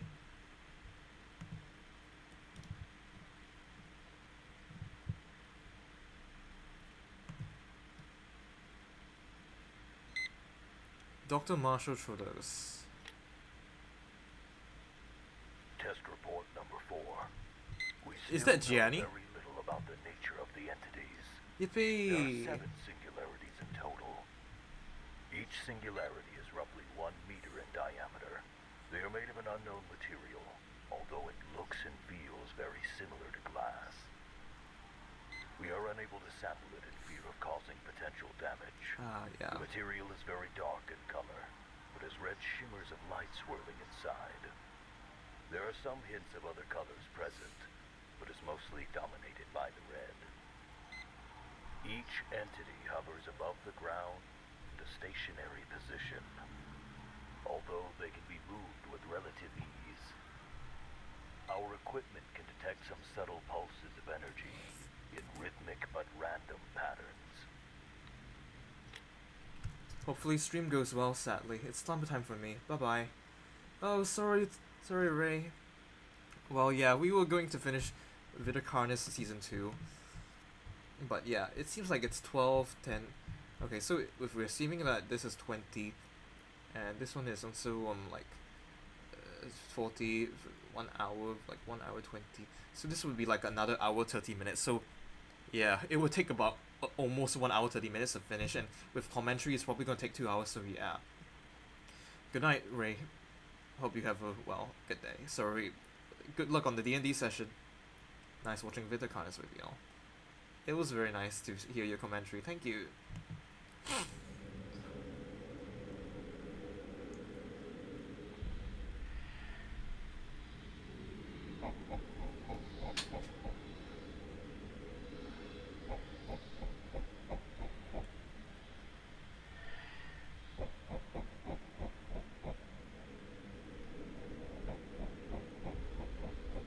Sounds like me shoveling snow. Wait, I don't shovel We snow. don't know what they are. I see. We don't know if it is breathing or communicating. We don't even truly know if they are even organic. This is nothing new, just confirming what we already know. Our first experiments didn't give any interesting leads. The most we got was some interference with electronics, especially when there is more than one kept close together. But the experiment we conducted showed extremely significant results. I see. Stream is back. Huzzah! Yeah, it's back. It's just that the router was in a bad place, so had to shift it back up to higher ground. So yeah. It played out like this. In test chamber 1, a live cow was released into the chamber with V1 for an extended period. They were left together for 24 hours. The test showed minimal results from the entity. It's like a do not disturb setting for your mind. What is this? It gets you focused in just 5 minutes. No, I do not want to. I do not want this wave. Thank you. Increase in stress from the cow. Next, the body of a cow was put into the chamber with V1 for 24 hours. The results were extraordinary. Wait, does it reanimate objects? Does this singularity thing reanimate objects? Oh my god, it turns them into the crawl. 5 hours after the whole body had been ingested, concentrations of crawl rapidly grew from several points from within the chamber. So this is where the crow comes from. These singularity orbs consume meat to create the crawl. What this could mean, it rewrites everything we knew about the Vitacarnis species.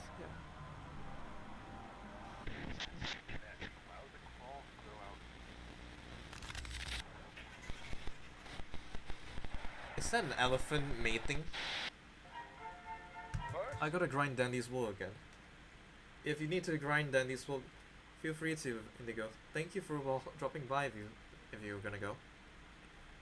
Though I would recommend just grinding on a Saturday, Sunday, so you get the most of your day. A young larva hatches from within its egg. It will roam around and find food to help it grow and grow. Once they are big enough, they transform into a pupa. And after some more time, they transform into an adult beetle. The adult beetle will go out into the world in search of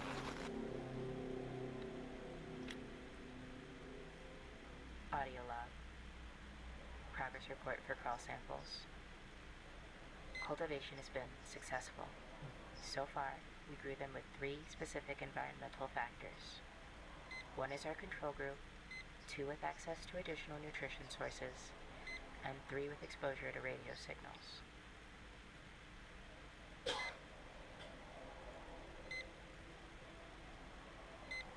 Group 1 grew on par with standard crawl samples. Oh my. No distinct abnormalities. Group 2 grew at a faster pace than the control group, as expected. No distinct abnormalities. Group 3 grew against its normal pattern, weaving its way toward the radio.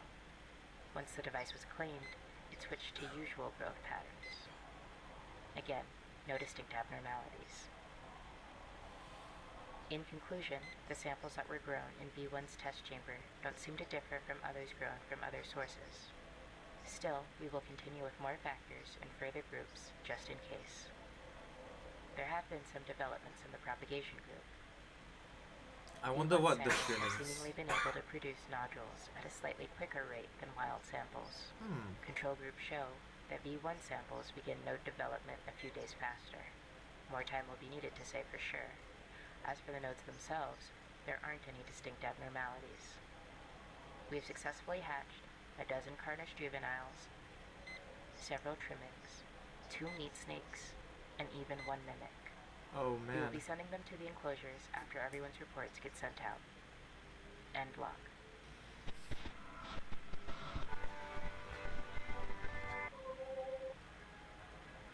And then is ground into a fine mint and is now ready for the garden. So now that we know where the crow comes from, basically from singularity orbs consuming the meat of fallen, of dead animals, now we know what so now the crow is producing these trimmings, these meat snakes and mimics. So yeah. Audio log. Progress report for trimming colony. Significant progress in learning the social patterns of a group of trimmings we have been keeping together. A new batch of juveniles were added to the main colony at the beginning of the Ah yes, the meat turtles.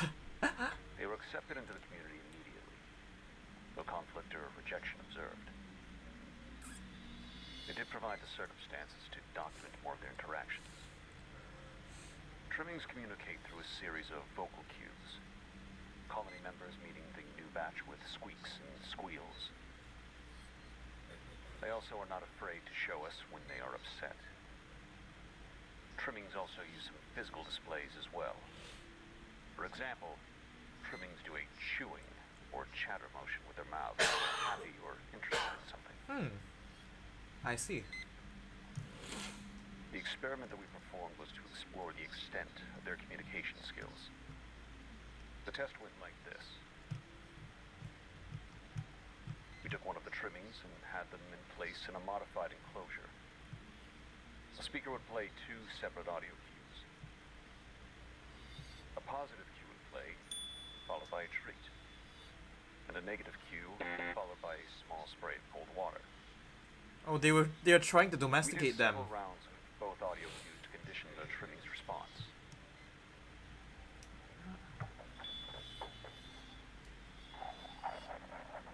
The stop motion here is really nice. I like it.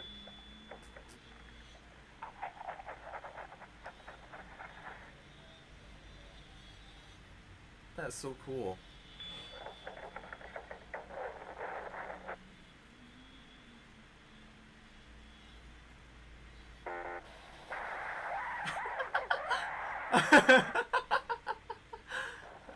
That's totally me when I get bonked.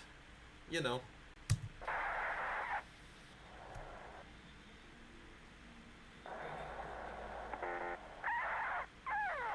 Oh, it's learning how to avoid the water spray. After the test, the trimming was released back to its colony. And after a few hours, we tested how much the trimmings communicated. Ah, decomposes, yeah. Another speaker was placed near the colony's enclosure, where we played the same audio cues.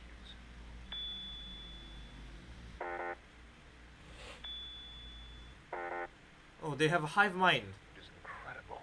They have a hive See mind. how layered their social interactions can be. Although, we tried something a bit... Ah, oh god, the turtles. Yeah, don't spray water on the turtles. Not the poor turtles. bizarre. We found out that a wild colony had settled around the facility recently. It was strange what we did. What happened? It was a long shot. Why are they more We disturbing? set up a radio device near the wild Don't colony know. and VRRs. We linked both devices up and played the cues.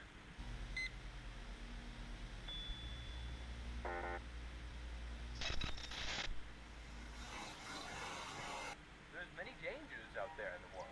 There are many predators that would love to have beetles for a snack. And unfortunately, not all beetles make it. Yes, it is sad, but that's how the circle of life works. Yep, circle of life, circle of death. One of the beetles has laid eggs. And once the beetle's eggs hatch, the beautiful cycle starts again.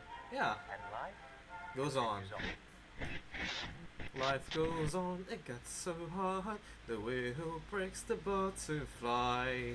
Yep. Paradise every time she closed her eyes.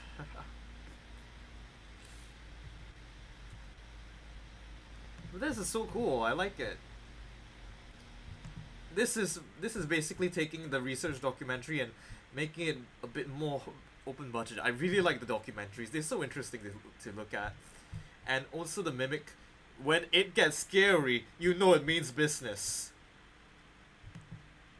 This is what Vita Carnage should be like. What? Give my son allowance? No need. He makes his own monthly allowance by trading. Yeah, well, my dad traded in the forex market. He burned his fingers. I'm not making that same mistake again. Thank you.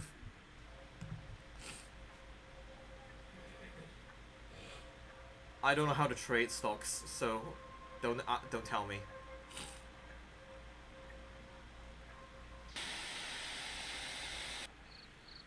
Ah, more beetle, circle of life stuff. Now only the most beautiful, only the most unique specimens will be moving forward. Aww. There are lots of fossils hidden on the earth, and plenty make their way into rivers and streams. You can look for them too.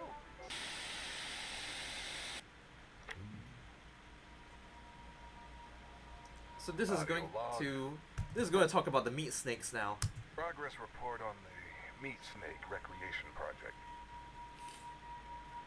From our previous report, the juvenile meat snake we selected was grown in a standard captivity cell until maturity. The specimen we had selected was now an acceptable size for the project to begin. Ooh, big worm! Big dune sandworm. Oh, that's one chunky boy. Moved into restraints. Twice a day, we fed it fresh meat, scraps, roadkill, making sure that it received the necessary materials like bones and organs to grow. Yum. 4 days into feeding, the specimen's mood mellowed out. The usual intimidation display was now a patient eagerness. It seems that the specimen now understands that we are feeding it. 11 days into feeding. The specimen has slowed down immensely. It has also been occasionally rejecting food. It looks like we have been overwhelming it, not giving it enough time to properly digest. So it needs time to digest. material. Yeah. Feeding has been reduced to once a day, but with an increase of portion size. 19 days into feeding. The meat snake has almost shut down entirely. It no longer reacts to external factors. Oh, it's hibernating. It still accepts food, but with assistance. A makeshift mechanism was made to help the feeding process. Yes! Force the snake to eat. Make it explode. Skin has been turning shades darker. Sampling period seems to be approaching sooner than expected. Lamau. Force feed the snake. Into feeding. The specimen has reached all the required criteria to begin sampling. We managed to obtain a skin patch. We began with cold resistance. Stonks. The typical Yeah. meat snake skin can hold its integrity up to negative 30 degrees Celsius. The specimen sample survived down to man. 100 degrees, even maintaining flexibility. Next, So they can produce snake skin now. This skin is so stretchy and durable, it could be put on the market now. the heat resistance test. The sample was able to withstand impressive temperatures. Wow. We were only able to bring the temp up to 3,000 degrees Celsius before we had to bring in new equipment. Oh man, you overloaded equipment. We used some welding equipment and determined that the sample's limit was capped at around 5,000 degrees Celsius. 5,000 degrees Celsius leather? Now that's a bargain! Sample testing was interrupted by a peculiar event with the specimen. At least we know that the 1,000 degree knife can't cut through this 1,000 degree knife when this snake skin walks in. Personnel during the routine feeding found that the meat snake had escaped its restraints by Oh no. forming mitosis. It can mitosize? Were simply wandering the lab at the time. The project has been halted for now. Yikes. And the two meat snakes have been moved back into their original enclosure. Well, We are preparing more tests at the start of the new process report. so they can mitosize. That's cool.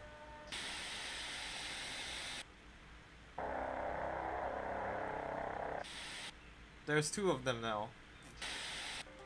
I wonder what the Mimics one has. The mesh will catch large debris, allowing smaller things to pass through. But Is this a sifter? you can add more layers with different mesh to catch more things. This looks like a sifter.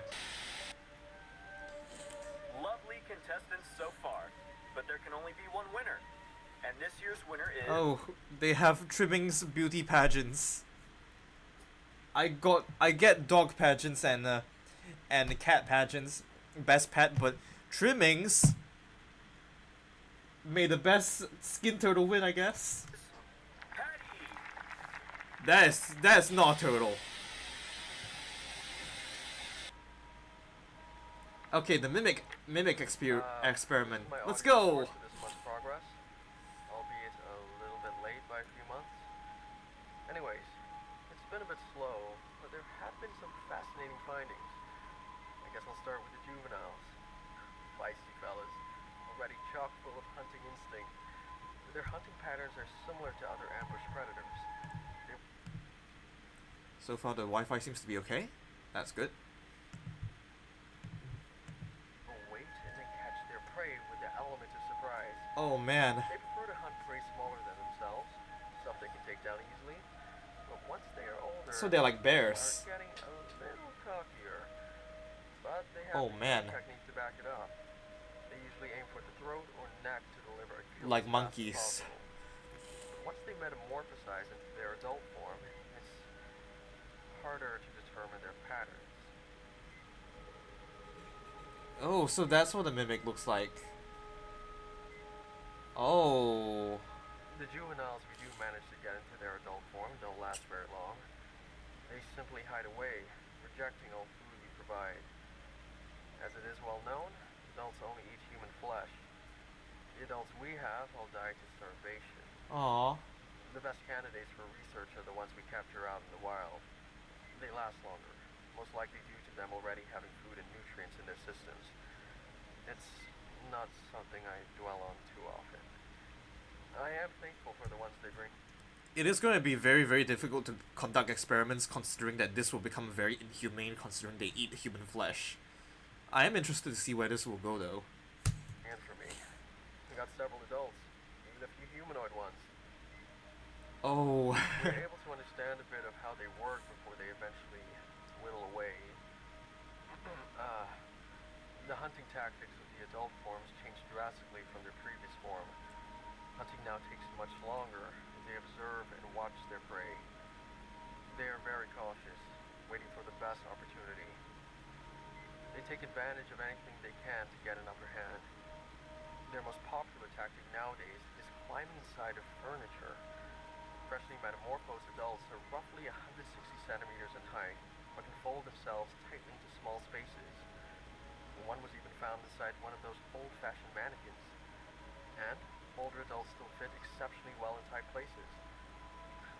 It's funny, we didn't even know they could do this until the late 70s. They weren't even called mimics then. They were called, Oh, butchers. creepy. They changed it because it's... So this is where the superstition of monsters hiding in your cupboard comes from. It's a mimic that's hiding in your cupboard.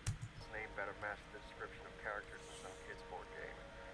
Anyways, the hunting tactics beyond this are confusing to say the least. All depictions of their patterns have been wrong in one way or another. Ever since that public announcement in '86, they keep changing it. In reality, it is almost completely random.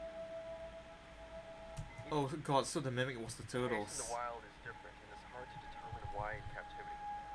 Plus, human testing is a no-go, even though I volunteered myself. Yeah, human testing is a no-go. It's inhumane. How many coins do you get? 10. I feel so close to figuring it out. Anyways, I'm getting ahead of myself. The next stages are even harder to... Wait, how long do these tapes have to be?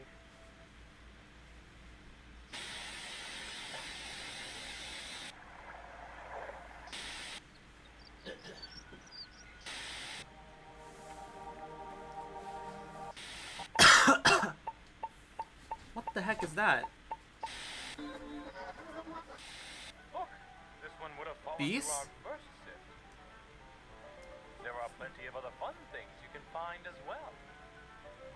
Oh no, my seed isn't working. Looks like there's a hole in your mesh. Make Oh, sure no. your mesh isn't damaged, or else something might slip through. I wonder if having a hole in the sifter in the mesh is probably what is causing things to go wrong. Did one of the mimics escape? Who knows?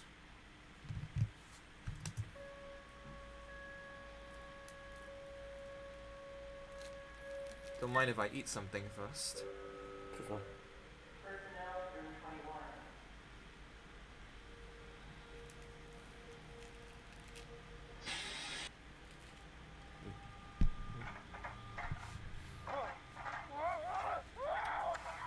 Oh no, did the mimic escape? What happened? My leg's cut. It's bad. It's bad. I'm bleeding. What do I do? I can't reach. What do I do? Help me down, please. Please. We No. need medical assistance. Oh no, did a harvester finally spawn from one of the crawling? Yeah, so a harvester spawns from a crawl. The veins here. Maybe one of them spawned here. One. Stay calm. Help is on the way. Try to stay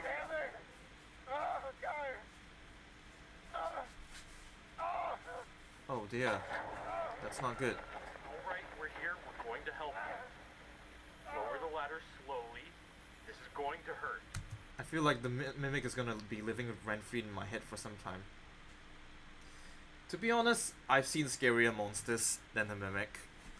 I think Jeff the Killer is scarier. But maybe that's just my childlike mind thinking about Jeff. But these days he's much more funnier than scary. Like, have you seen the meme where Jeff the Killer says, "I'm going to Jeff to kill you"? It's funny. Okay, hold still. Ready? Now. Oh no. The singularity is starting to go crazy.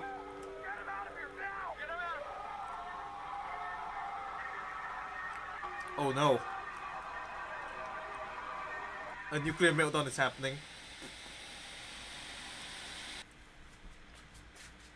So it reacts to human stimuli and not cows. They've done animal testing, but haven't done human testing. So this is unexpected. Oh man.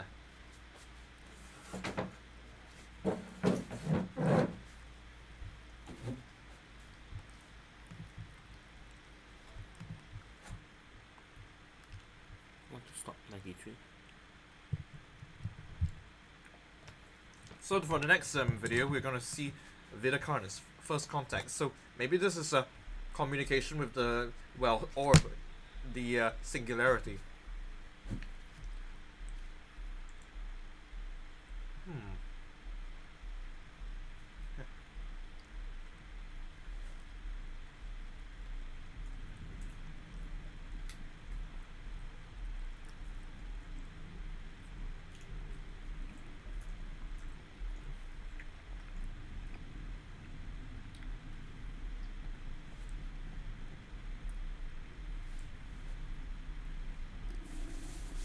So is a harvester being spawned, or is it the singularity that's being spawned?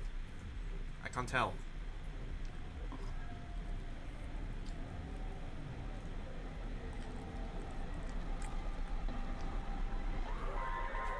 Oh no. All the entities are freaking out. The system can't handle all of this. Turn off the power. Sir, do it.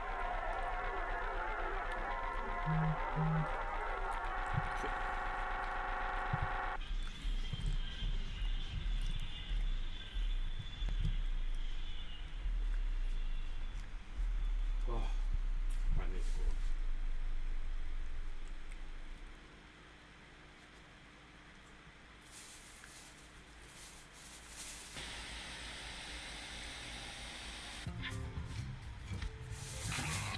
It is called the electromagnetic spectrum.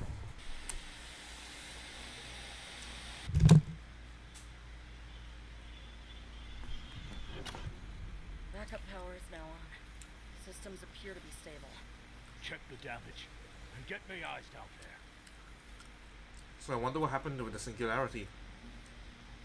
Did it become dead space? Entering the chamber.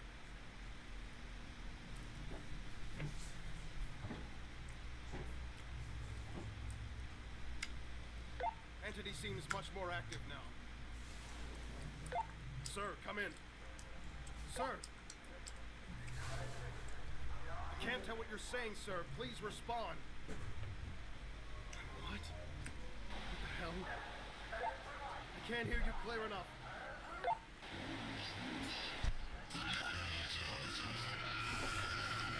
Get out of there! Move out! No!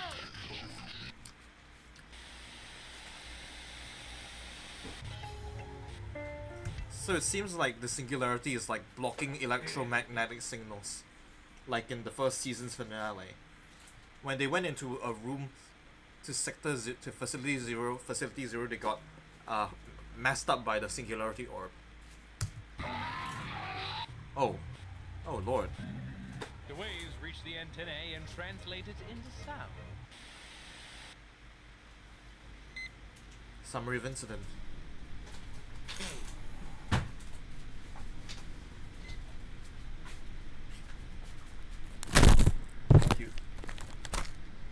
The cleaner had been caught in between the steps of the ladder and snapped her femur.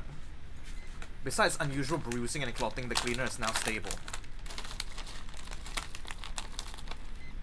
At the time of injury, V1 began to become extremely irritated and extremely active. No personnel were injured following the initial incident. During inspection of test chamber, one of the guard's handheld transceivers began to experience interference. Sounds that came from the transceiver were chaotic and random, but there were some lines of coherent speech from both Dr. Trados and what seemed to be the entity. Dr. Trados came up with an experiment to test a hypothesis. He had the device connected to the test chamber in an attempt to communicate with the entity. Hello. Can you hear me? Can you understand what I am saying? Can you hear me? Holy shit. What now? What should I say? What are you? What are you?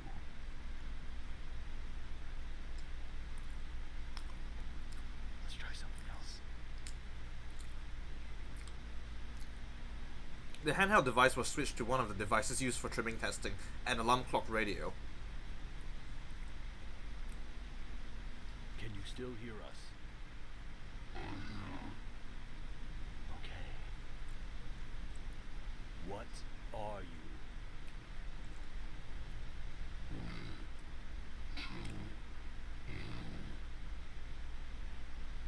They are also us. Can you explain?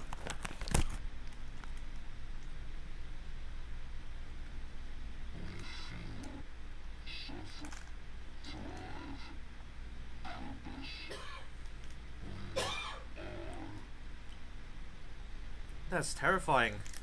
It's like us, but it's trying to talk to us.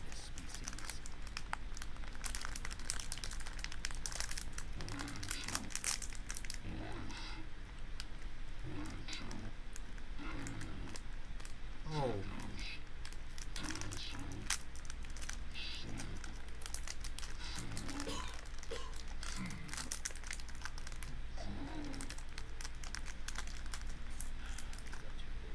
Oh god, the sudden crunch sound. Yeah, I'm eating something. Sorry about that. Eating a set of crackers. Sorry.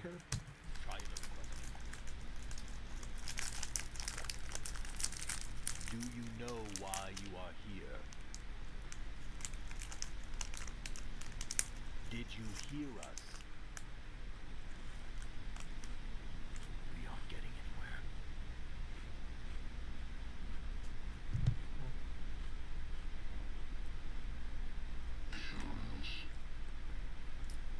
What?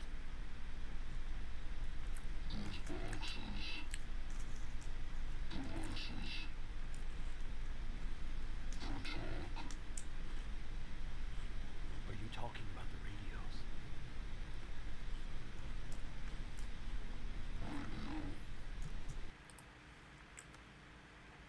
Might be something wrong with my audio.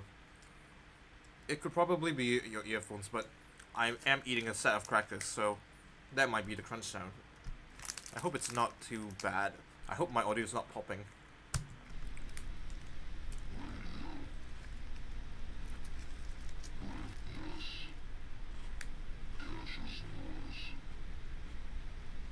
Radios transmit and receive waves and translate it into sound.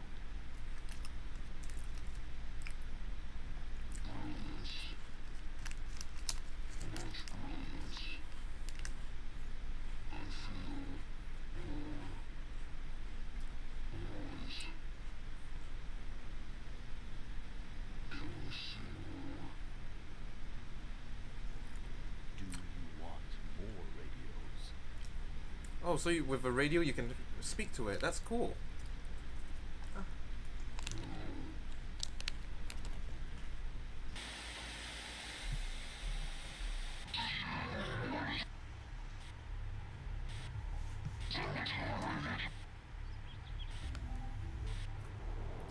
Even the color you see and the sounds you hear.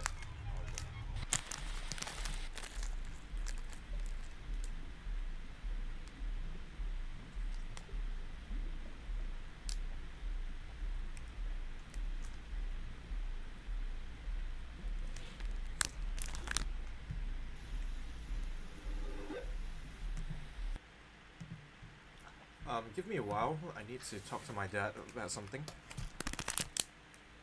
Hey, Daddy, why does it look like there's a rat? The rat eat the crackers. Where? Yeah.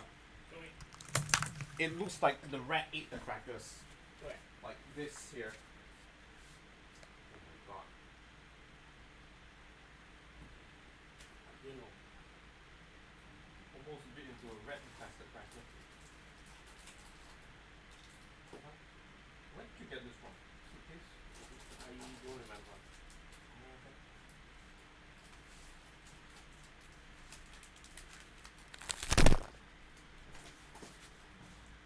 Oh, I forgot to turn off the mic. Hoping none of you guys heard that.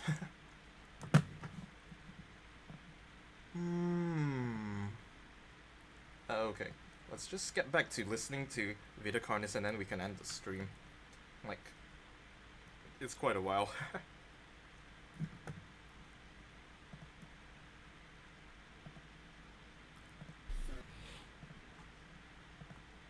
Yeah, the mic's still on. That's good, but not too much. Is it really in our best interest to give these things what they want? We don't even know what they're looking for. I understand your concern, but this is the biggest herd we have ever gotten. This may be evil. This may be the greatest breakthrough of all history. Representatives of the UN will be arriving in just a few days to see our progress. This is too important to stop now. We are on the verge of something massive, and the representatives are impressed with the need at the funding to see how far this can go. So, for now, you and the team go and get the work that they want. Keep making reports, but keep them quick. We need to learn as much as we can in a short time frame. Yes, sir.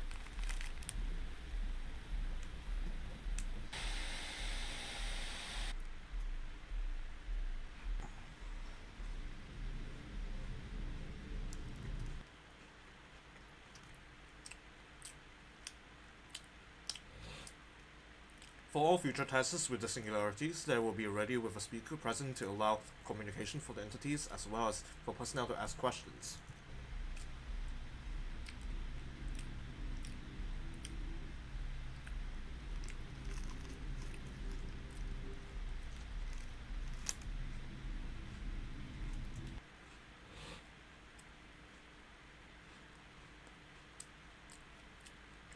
During test setup, we were able to capture singularities communicating to each other. We are working to decipher, but as of now, we are unable to understand what was said.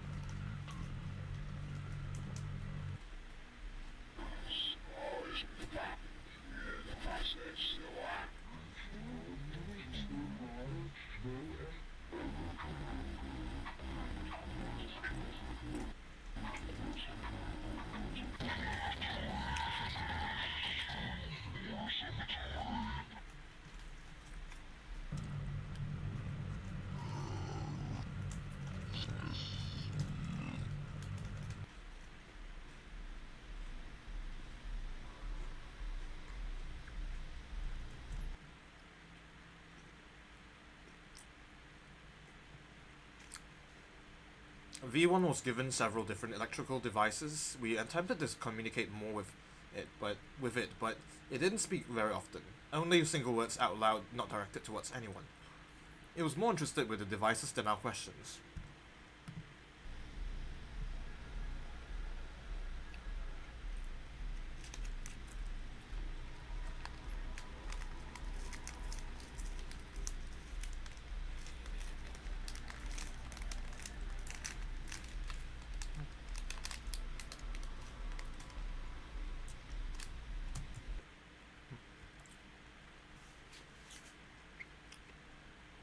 Tests and questions were repeated with other singularities.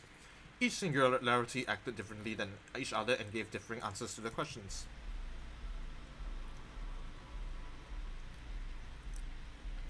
Although there was a few common factors that each shared, each one has a fascination with electronic devices, especially radio.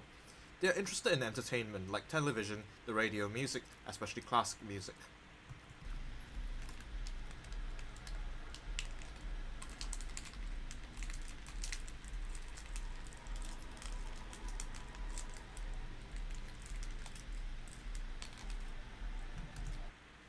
During testing with V1's interaction with the television, notable interference was detected with other electronics. V1 also spoke out loud several times.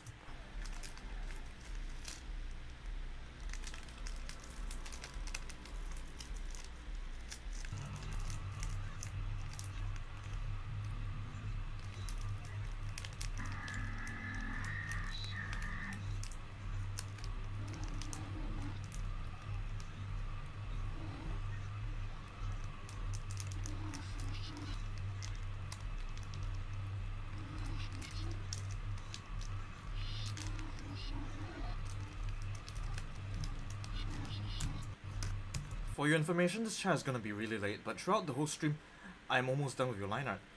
Ooh, nice! I can't wait to see that. But first, I have to like finish watching the Vader Carnus, and we still got like let's see, 20, 40, about an hour more of footage to watch.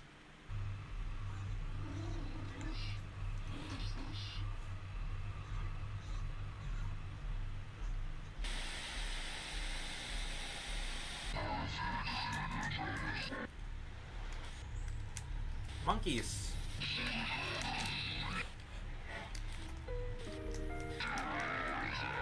Monolith. Travel up to 28,000 kilometers per hour.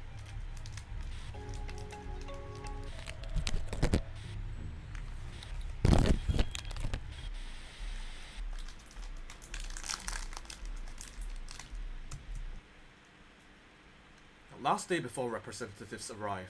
After multiple tests with each singularity, we were able to find out each one's personality.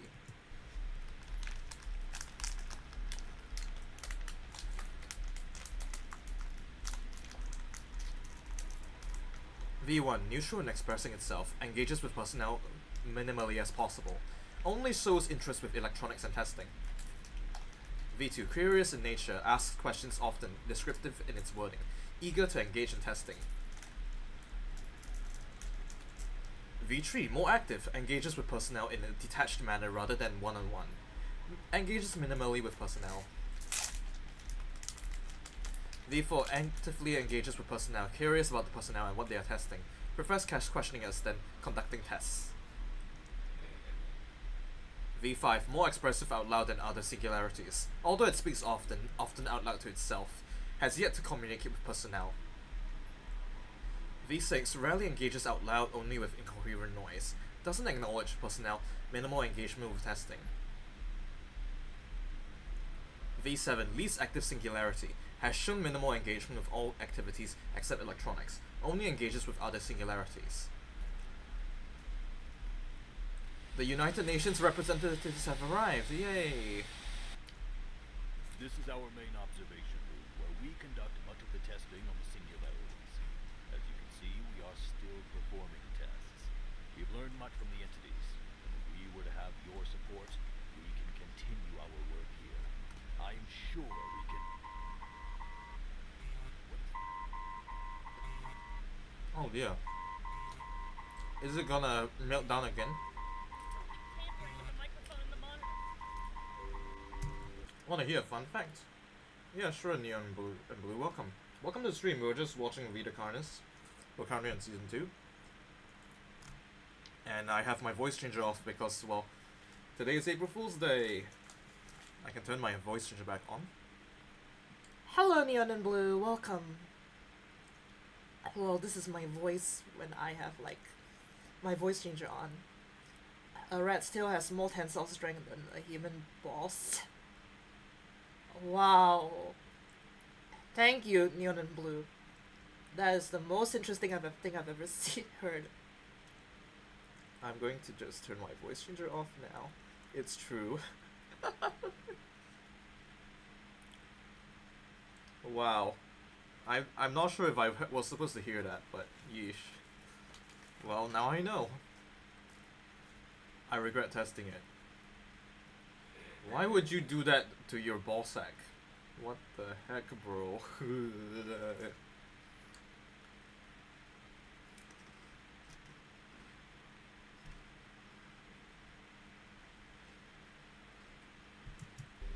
has been much learned in our time together.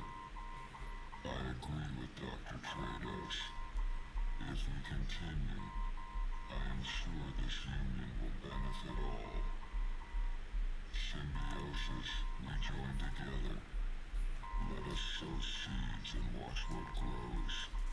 Divine purpose. Let us show you. Let us guide the way. Join us. Join us. Join us. Join us. Plur. Welcome, random person. Hello. How are you doing? Well, I have my voice changer off, so... Well, I can turn my voice changer back on. Hello, random person. Welcome to the stream. I'm currently watching analog horror, and I'm watching Vita Carnes. So yeah, welcome. I can introduce myself. I'm Nexofreak, Haunted Doll VTuber. So yeah, well, I can turn my voice changer off now. So yeah, okay. Okay, this is my voice without the voice changer on, so yeah. Why do you use a voice changer anyways? Are you a femboy? Maybe. But genuinely, really, if you heard my voice and you associate it with my avatar that looks feminine, you'd probably want a female voice, so yeah. But since I have my voice changer off, well, you can still associate me with being a fanboy. I don't mind. I think it's funny that way. Join us. Join us.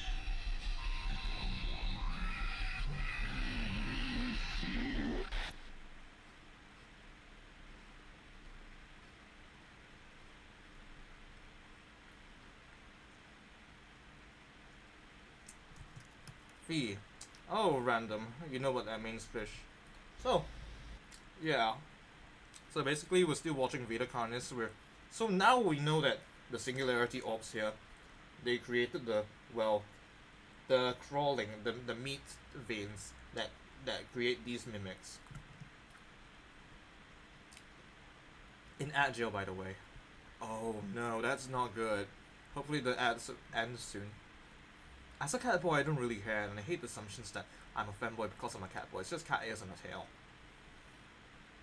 I mean, can we just call you an animal boy, like a cat boy? I don't really know. But most fanboys like to wear cat ears and cat tails for some reason. I don't really know why.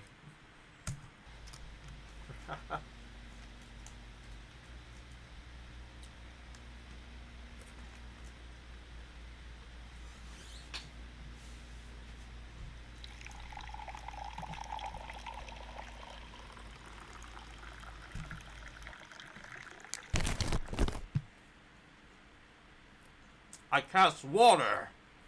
Oh boy, I have the hydrate now. Thank you for the hydrate, random. Oh, you know what that means, fish? But not all cat boys are femboys, just some of them. Yeah. You know, not everyone is a femboy with a cat ears and a cat tail. Maybe some of them have a, you know, they don't have clothes on.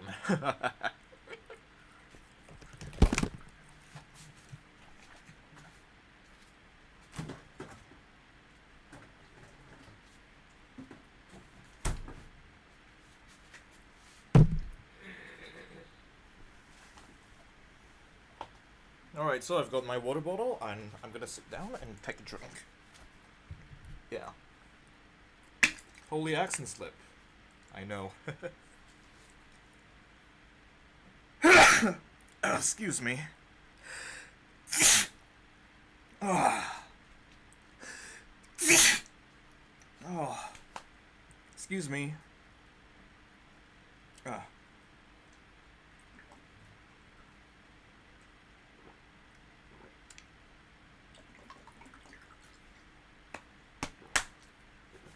That was some good water.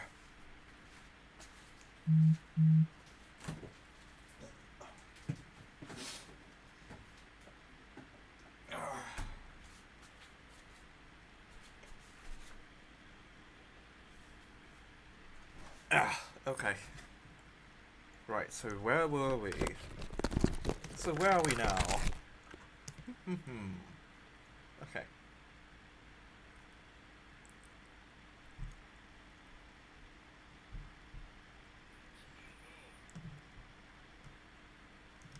Holy accent slip. In my favorite game, Greenville added a wheelchair in the April Fool's joke. Oh. You weren't lying about being Asian. I really want to go to Singapore. I heard it's really nice. Yeah, Singapore is an okay place to visit, I assume. But it's really expensive. I mean, if you want to visit like a place that's like a bit more culture rich, you want to like go to Malaysia. But in Singapore, that's where all the rich people... The Mall Line is just basically the only thing you want to go and see. I mean, we have like plans, like the Gardens of the Bay, which is really nice, but I would rather you just go to Malaysia, because Malaysia's a bit more better that way. Cheaper too. Catboys are a marketing ploy. Yeah, you know what the Catboys do? They go, ooh, or something like that. I don't know. It's really, really weird why people do Catboys, but I also... Hey, maybe if I put cat ears on my model, you guys would, like, subscribe more, would you, right? I don't know. It sounds... But yeah, I'm actually, like, Singaporean. Sometimes the accent slips, but I try to, like, sound British because I don't like the Singaporean accent. It goes 27 miles per hour. Terminal Rally! Okay, I remember one of my viewers wanted me to, like... ping them when I get to Terminal Rally, so I'll ping them right now.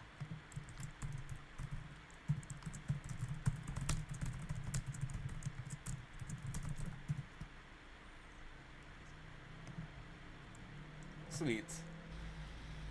So, now that we know that what these Singularity Orbs want, they want to achieve oneness, they want to make things whole, they want to they want to achieve symbiosis and want to take in human flesh to achieve their goals, but they don't know that for them it's a bad...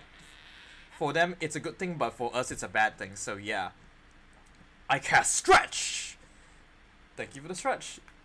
You know what it means. Hello rabbits, welcome. I told you that we were gonna watch Terminal Rally, so the next video is Terminal Rally, but first let's do a stretch.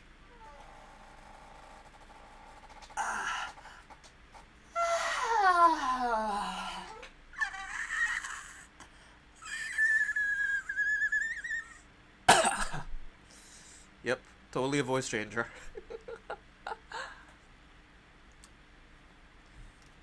I had to do a case study for my geography work on Singapore and how their extremely coastal area aided their development and cultural growth, but how it also caused conflict within their communities.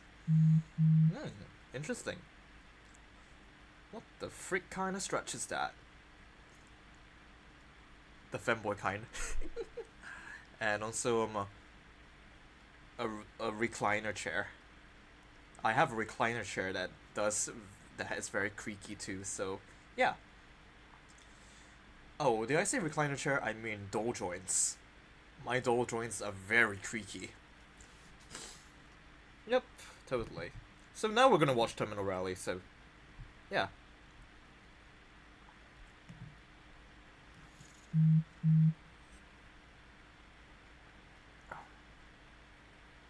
I don't know what Terminal Rally is about, but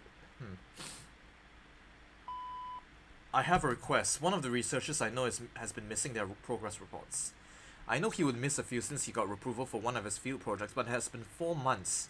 I know it isn't my place to ask you of this, but I am worried. I wouldn't ask you if I wasn't sure something was wrong.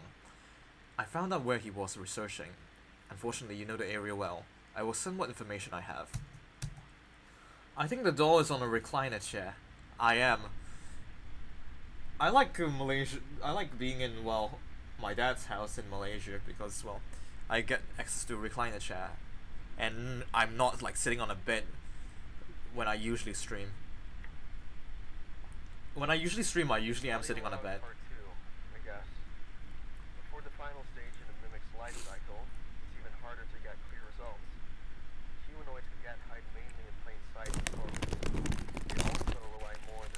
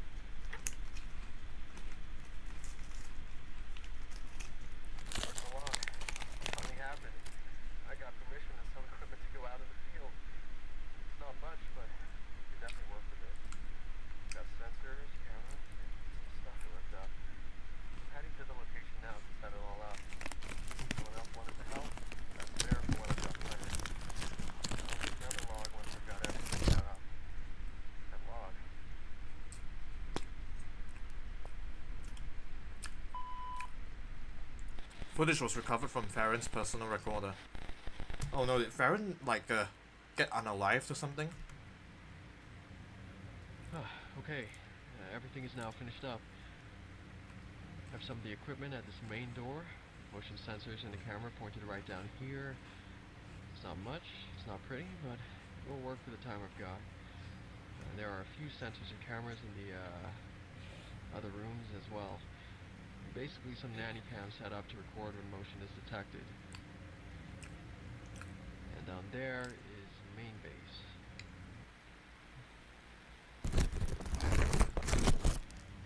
And here is where I will be staying. I've reinforced the door, just in case. A bit messy, but it should work. It has a barricade as well. And if worse comes to worse, I'm not completely defenseless. Here are some lights I've set up to light up when one of the motion sensors gets triggered, so I can know which room they are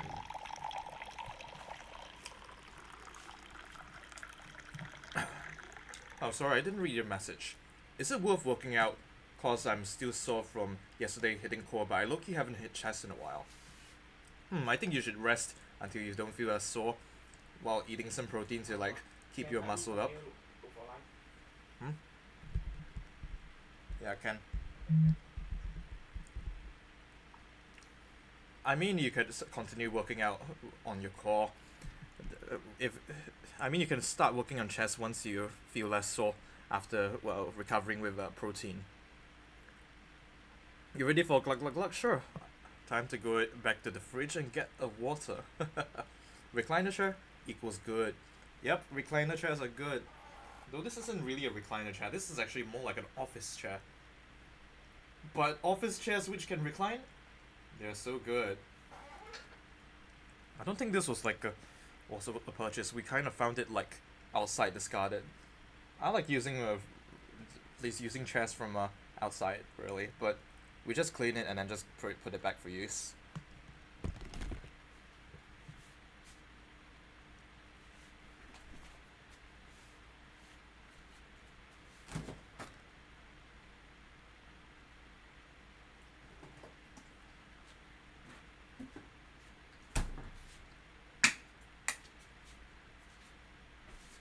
Okay, got some water.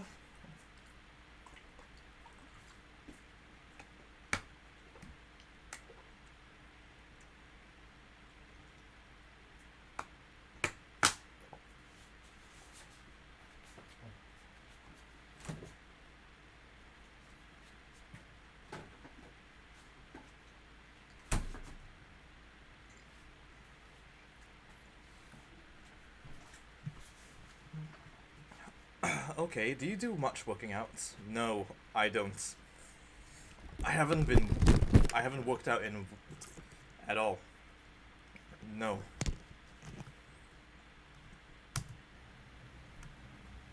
I've got rations of energy bars and water that will last me the 20-day period.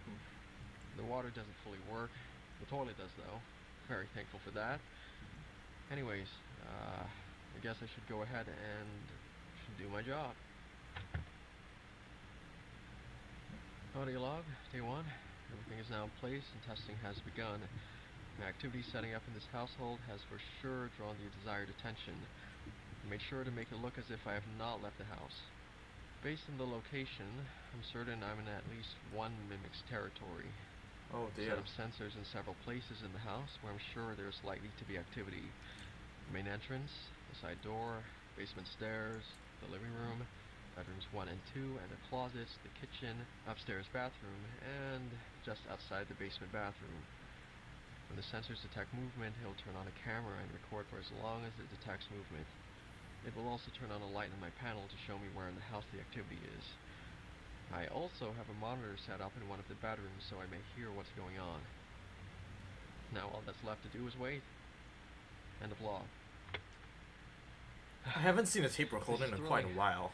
This is going to be a blast. I also end this one as well. I'll return for day 2. Day 2. It's around 8 in the morning. You mean this guy didn't sleep on a bed? Why is he sleeping on the floor? Couldn't this guy get a bed? Been occupying myself with some books, writing. Yeah. Shouldn't be too long here. The mimics know I haven't left the rest of the neighborhood, so this is the most interesting thing going on. Just gotta be patient.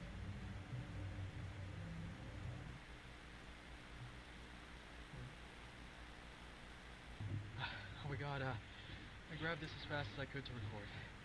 The front entrance light turned on, then we can do the hall. It's day 3, just barely.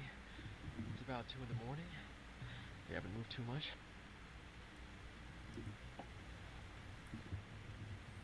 Wow.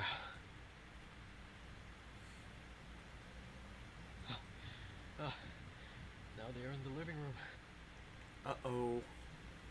Mimic sighting.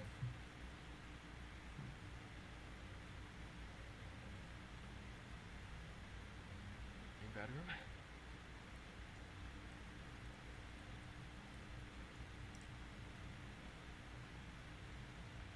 It's looking around.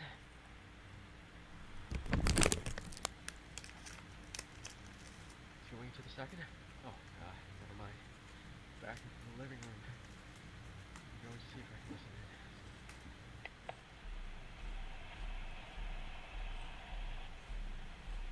It stopped.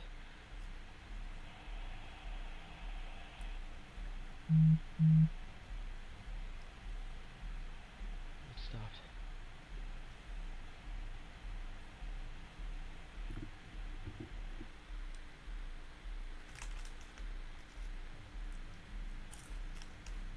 I'm back. It's been 2 hours. Nothing has triggered on the sensors. That means it hasn't moved. It probably hid. But I'm a bit suspicious. Why hasn't it moved at all? Did I scare it? The monitor doesn't make any sound. Something else?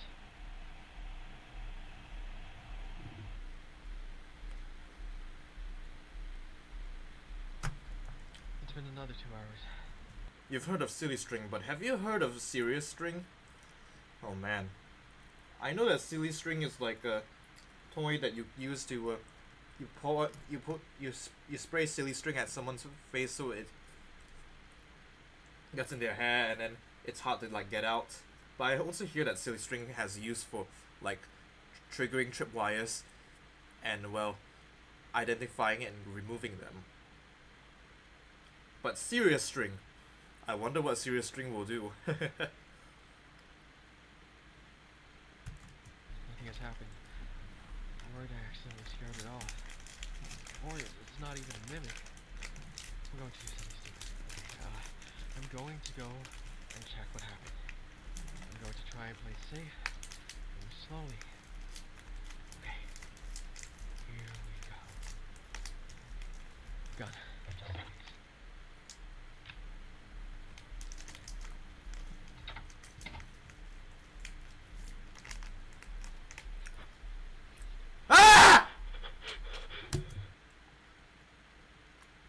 What the heck was that?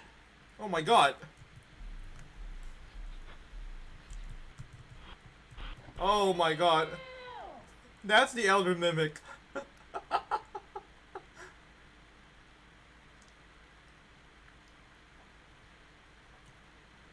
Yeah, that's the Elder Mimic. I was like, well, what is that? And I saw screaming loudly. What the heck is that? Yeah, random. What the heck is that?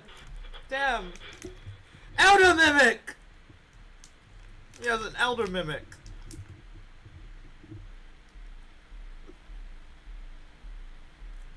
Audio log. Day 3, so I thought about this. I think I need to abort mission. I'm not prepared for this. I need to get out. It turns out I have lured an Elder variant to me. Even worse, it knows where I am. Elder ones are scary. The light from the front door triggers every so often, so I know for sure it's just waiting. I think it realized it was being watched, so it moved so slowly that the sensors didn't pick up its movement. Plays a super scary jump scare. Crawling its way No. to my position, but I surely startled it. I may play this cautiously and leave. Best I can do is wait. At least I think I should wait. I need to keep quiet to make it think I left somehow.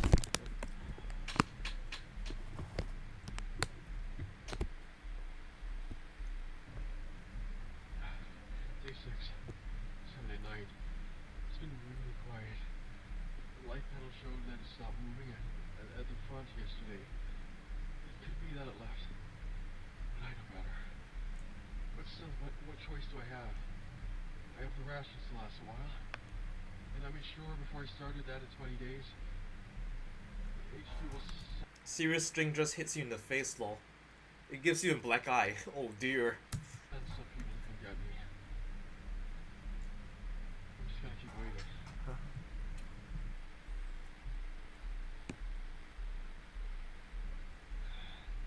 By the way, the thing I wanted to mention is that this takes place in the same house as the from in the Mimic defense tape.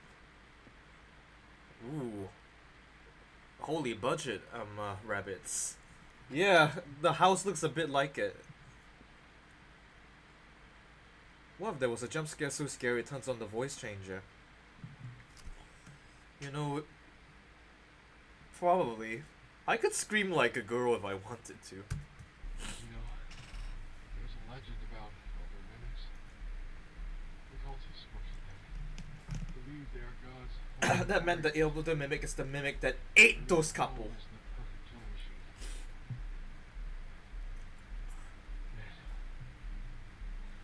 Yeah, it looks like the house from where the mimic from Garden of Bun Bun ate her. Day 9. No movement detected. I think it's time. I can't keep staying here. I'm beginning to lose it. I need to leave. Gather my stuff and leave. I need to be careful. I can do this. I can do this. I can do this. Okay. Am I gonna get jump scared again? Got everything I need. Oh no. Gun in hand. It's time to go.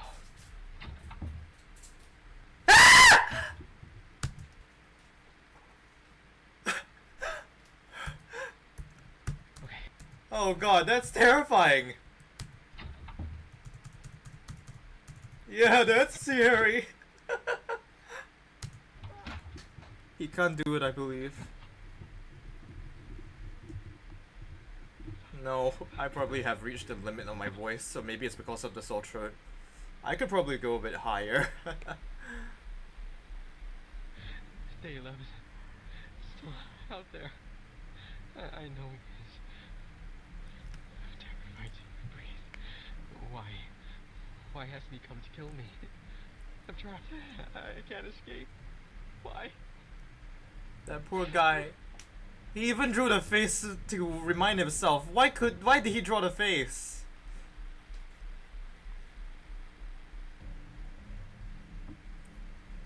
Oh, the light is still there. But I think this is a really good depiction of someone losing their sanity.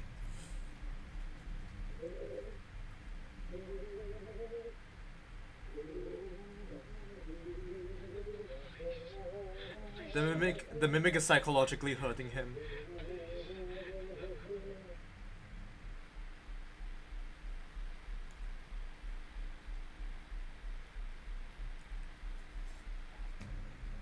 It's been 16 days.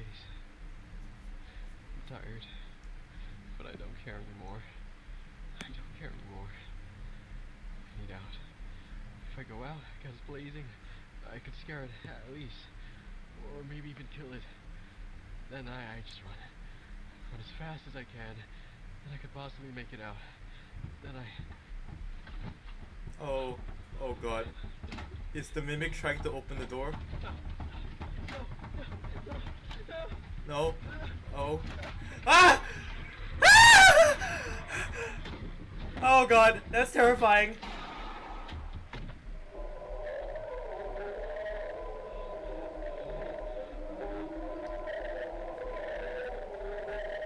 Oh man, that's horrible. Horrifying.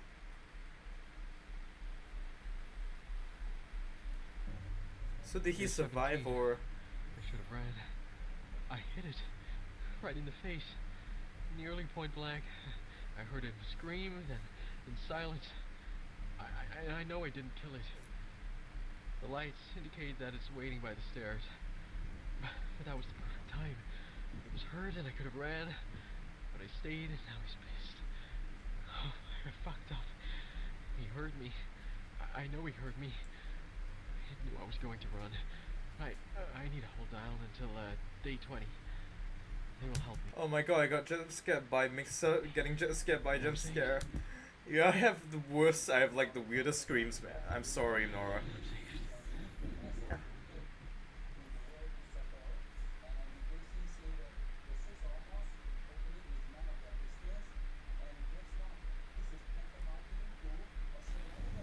I tend to be a bit more reactive when I'm like trying to be normal. Food is getting close to running out, but it's okay. But they are coming for me. Oh my! I think I'll take that clip and post it onto the Discord, if you don't mind.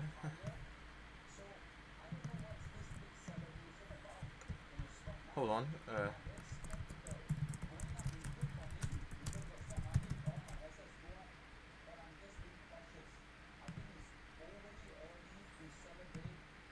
Okay. No, they are.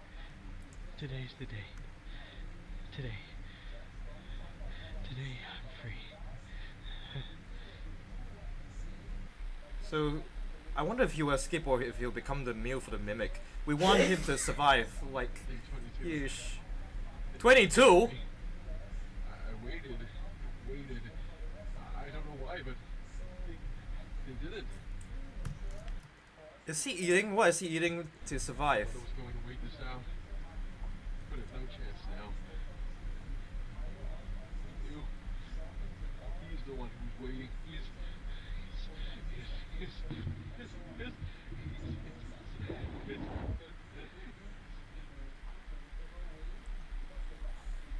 Oh, hit the poor guy.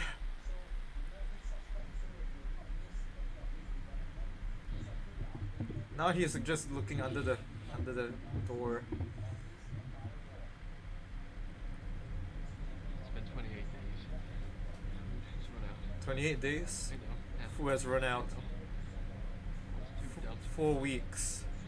But I haven't figured out. They sent me here to die. I didn't know why, but they did. I think he went insane. But I don't think they knew that I would figure it out eventually. I've hid this video recorder so that if they do come, they won't find it. Hopefully someone will. I will leave one last audio log with them. It's been 28 days. All is lost. He waits for me now and he will claim his kill. So probably hears me right now. But I know now. I'm ready. I know he knows. This is it. There you are. Oh no, he's gonna die. Jump scare coming, I believe. I hope it's not too scary. Sounds like him just getting his bones mauled. Ah, poor guy, he's getting his bones mauled. Wow, these are some very enjoyable sounds, right? We're hearing the poor mimic expert get mimicked by the mimic. Oh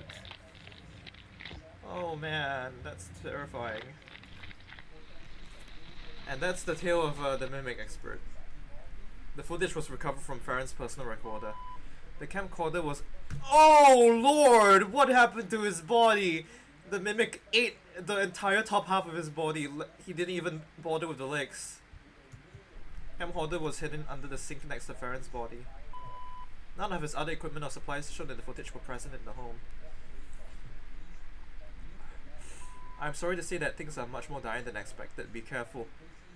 You don't mess with the elder mimic.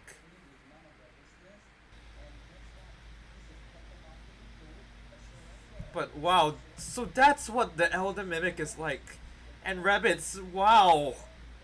Yeah, this is scarier than the previous video. I have to say the first and this video are the best depictions of the mimic. Absolutely terrifying. Well, since we're done here, I guess you can go do what you want to do now.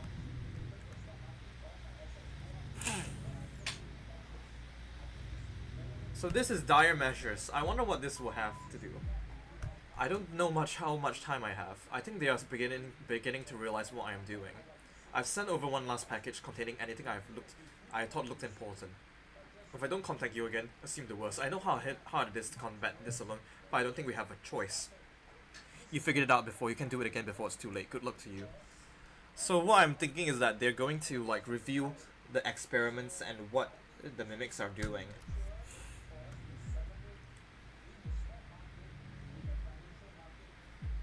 All the government cover-ups.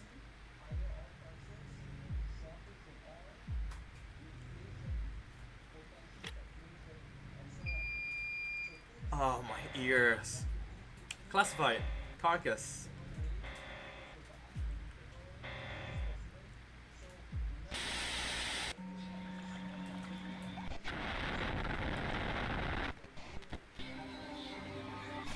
Sleeping is the body's way of taking a break, allowing it to grow and repair itself.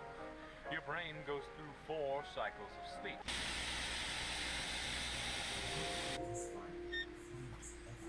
Harvest the bulb now an acceptable size to begin testing. The bulb will be transferred into a specialized holding cell designed for research of harvester behavior. Oh, finally they're researching the harvester, and I thought the harvester like killed one of the people. Oh dear. Are we going to next analyze what the host does? After the capture of the Nutriacult at Facility 0 and the securing of entities, Teams Alpha, Beta, and Gamma did a sweep of the facility. Contained within were multiple items that were deemed of interest. 2 of these items were a living Imperium Carnis and a collection of different types of powders. A host of influence. Yep, the host! They finally found a host! Study of the powders led to the classification of 3 distinct substances. Vial of host spores, vial of Nutria's flavor enhancer, host spores. They are using it in the flavor enhancers! The host of influence was captured and contained at the Carcass facility for research purposes. The goal being to understand the nature of the host as well as use and purposes of the powders to the Nutriacult. So that's the host. It doesn't look like a mimic, but it certainly looks like it looks kind of like SCP-173 to be honest. Test report, spore exposure and its effects. The host would be placed in a modified cell that would have ventilation holes to another cell. A test subject will be placed in the opposing cell and be exposed to the expelled spores. The subject will then be decontaminated and quarantined to monitor behavior. Once the symptoms subside, the subject will give a vocal and written report of the effects they felt while under influence. Reports for the test are as follows.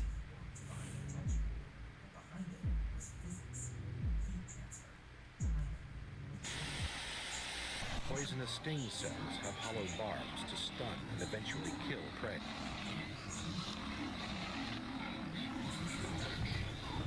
In the first stage, your body begins to relax and your brain activity begins to slow.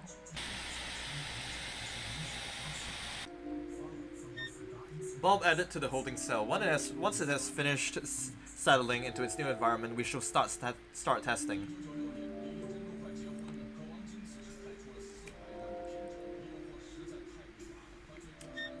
Bulb has reached maturity and is now ready for the next stage of testing. Harvester venom extraction. Now that the harvester is large enough, it is possible to sustainably extract the venom from the tendrils. Obtaining the venom in a safe manner will prove to be difficult given the risk of a lethal injection.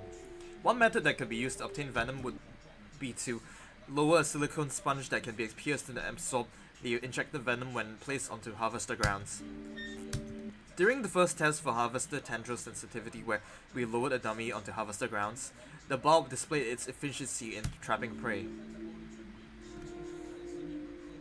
Oh, the poor dummy, the test subject. Oh, not the legs, no. We will need to scrap the idea of silicone sponge given the aggressiveness of the harvester and the damage it may cause leading to potential failure in venom extraction. And thank you for the well hydrate Neon Blue. I need to go and get another water. Guess who's back? Welcome back, Neon Blue. Did you like do a workout session while you were away? I hope it was productive.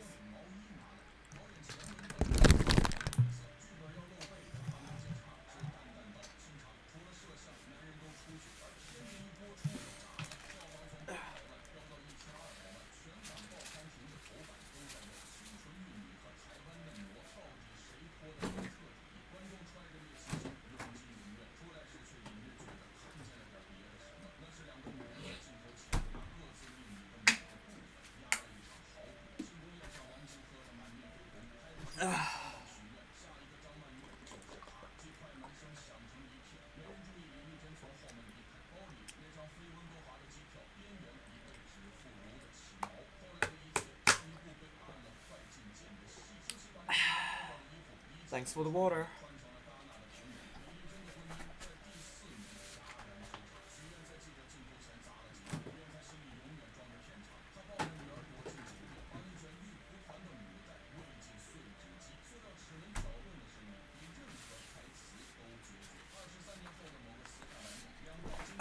Okay. Now I had to take a very important call about very complex travel routes. Oh, I see. I hope you gave specific directions. Anyways, earlier on we were watching a very scary moment in the Vita Carnis analog horrors. So there was an elder mimic that scared me very, very badly. You know what that means, Fish has captured that moment. I'm not sure you can see the moment, but it's very, very, well, it shows me screaming, like, very badly. So, yeah. So right now, after the mimic, like, unalived the person, we're seeing the effects of what the harvester is doing. The harvester being another subspecies of the Viticarnis. It's basically like an Australian plant with barbed spikes that paralyze and cause bleeding. So yeah. Guess what? What? What is it? Random. Metal pipe. Oh dear. Ah, gosh! Not the metal pipe. Oh boy. Lethal Dolus. Volunteer test subject. Subject exposed to spores, mild irritation displayed when inhaling. The host seems agitated by the presence of the subject, attempting to attack them from while given the chance, damaging the barrier. Subject removed from the cell promptly for decontamination. Subject quarantined for 36 hours until symptoms subside. The subject under influence waits at the door in a mindless state. Subject's symptoms have eased and is now ready for reports.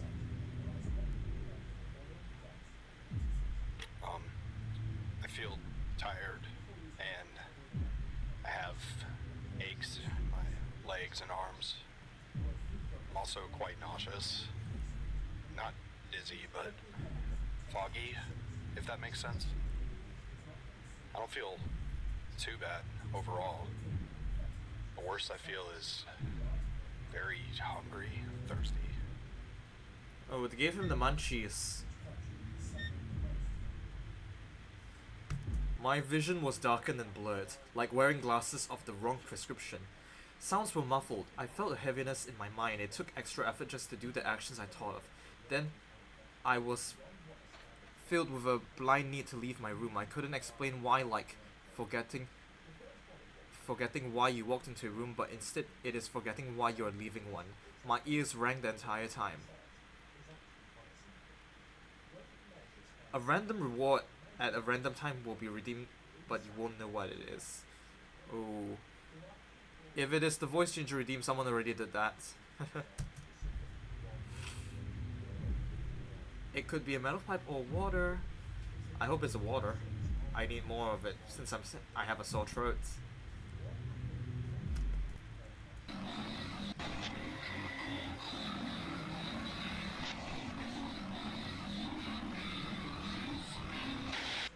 In the second stage, your heart rate and breathing slow, and your body temperature lowers. Given no safe options at the time, we resulted in sedating the harvester and manually siphoning out the venom. Venom extraction this way has proven effective.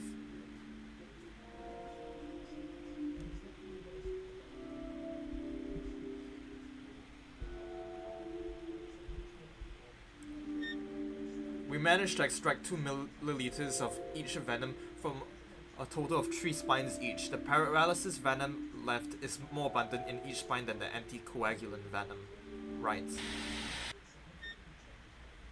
Exposure 2. Subject again experiences agitation. The host still displays aggression but appears less irritated. Why were there something of having enough sleep? Will it be important later on? Maybe the, well, spores affect sleep. Who knows? There's foreshadowing in the, well, documentaries. But I want to know what the foreshadowing is. Subject quarantine. While still displaying mindlessness, the subject was greatly distressed by the containment. He's banging at the door like an SCP, well, SCP prisoner, while initially concerning the symptoms again eased. I'm much more, I'm exhausted now. Oh man, he has... Those are actually look like what my eye bags look like, actually. Should I be concerned that this is what my eye bags look like after like 4 days of overtime? My joints feel tight, and my muscles as well. There's... Yes, definitely. Yeah. This was what I looked like after 4 days of overtime, but after I slept, I still have eye bags, but they aren't as wrinkled as his ones are. I mean, they look more like a... Oh my god, not an ad. With 100% natural cotton. Lorry, wrapped in softness. Skip! All day. Please, let me skip! There's 2 of the ads! Please, get out of my screen! I think my eye bags looked more like this. But after like working 4 days of overtime, it looked like this. Which is probably not normal. I'm very disoriented, and my head is... I'm much more... I'm exhausted now. My joints feel tight, and my muscles as well. There's a slight tremor in my fingers. I'm very disoriented, and my head is pounding. I'm also seeing silhouettes, and my vision is, I don't know, like if you looked at a light for too long and it gets burned into your vision. Oh man, he has sensitivity. I think I should be. That's not good. To continue. Fine to continue? Bro, you have like photosensitivity. That's not good. My eyes hurt. Everything was too out of focus. It was dark. I saw flashes of light just out of sight. The ringing was so loud I thought I heard whispers. I couldn't tell. The crying drowns out most noise. Wait, the ringing drowns out most noise. I can't remember anything. I did after being locked up again. Just trying to get out. I needed to get out. Ooh, what's this clip? You know what this means, fish. Let's see what you have here. Give me a while. Let me take a look. Okay. I hope it's not something like very, very bad. If you're just if you will kind of like make things out of context, right?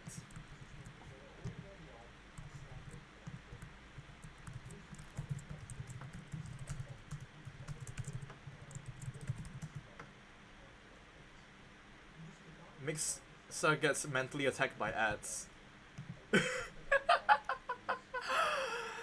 You got that correctly. I hate ads a lot. Yeesh. 4 days of overtime. Loki sucks the life out of you.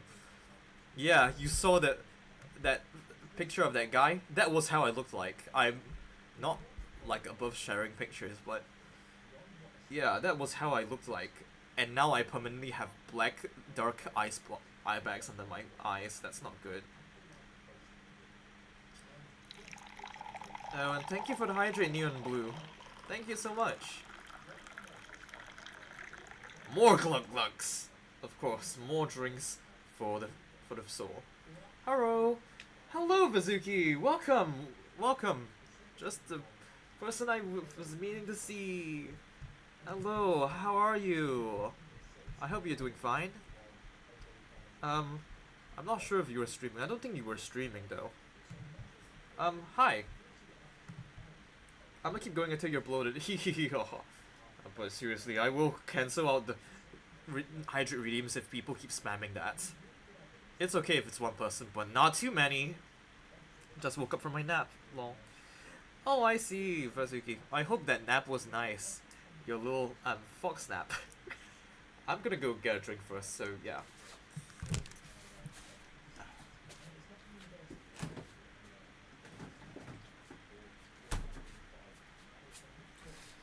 So, since I'm like overseas with my dad, I can like drink. I can like take. I can just walk up to the fridge and just take some water and drink it.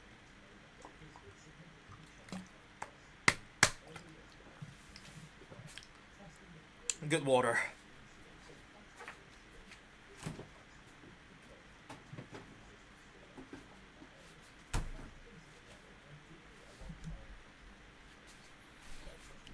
Alright. Okay, how about a stretch? Sure.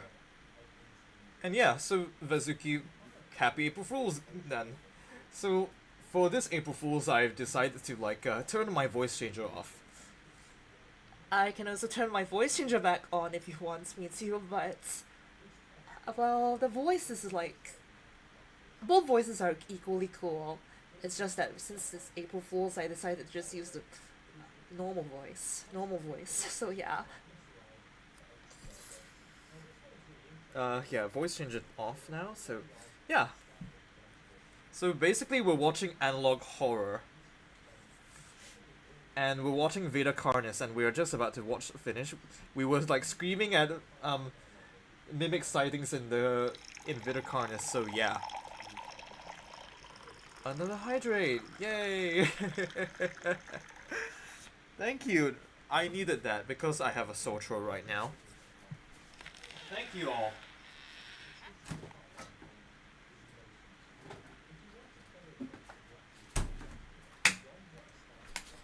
A drink again?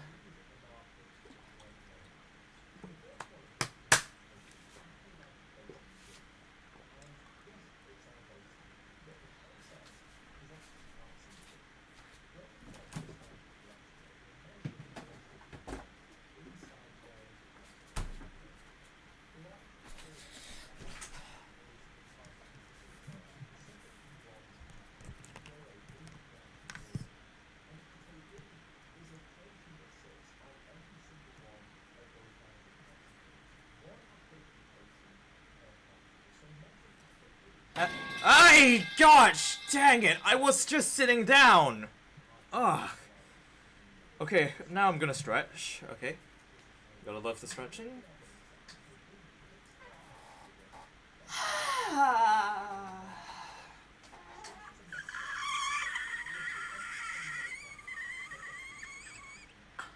Oh man, that's a good stretch.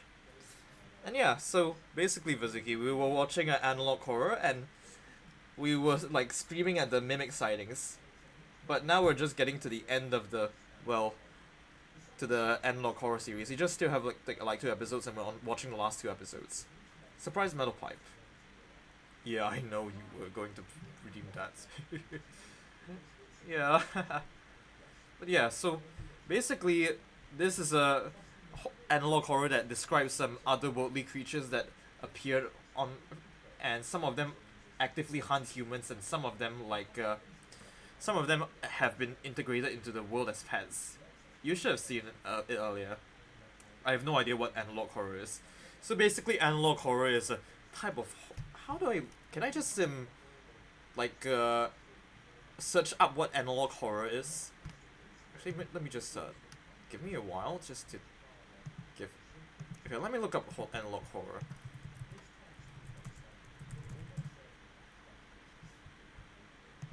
Okay, perfect. So this is analog horror. Analog horror is a subgenre of found footage horror that emulates early analog media like VHS tapes and 20th century television to create low fidelity, unsettling content, often produced by Gen Z creators. Focuses on psychological dread, cryptic messages, and nostalgia discomfort rather than jump scares. Yeah, basically. It's like found footage horror with an old style that features more psychological horror. Huh, okay. What does Kiss Redeem do? It plays a Kiss sound effect, but... Well, you know. At this point, I might as well just put the water bottle on the table at this point. Since y'all are just gonna spam the Redeem anyways. I'm going to have to go and boil some more water later.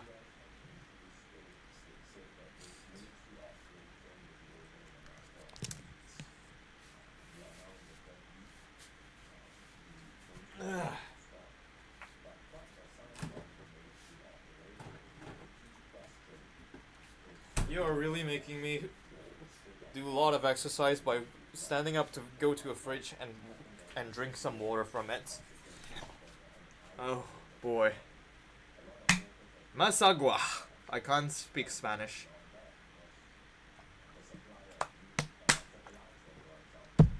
Adios, amigo.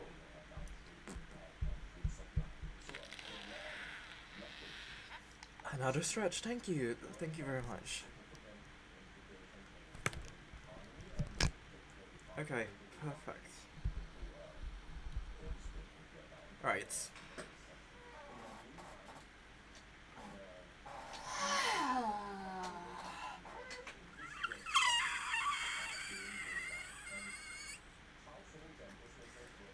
Okay.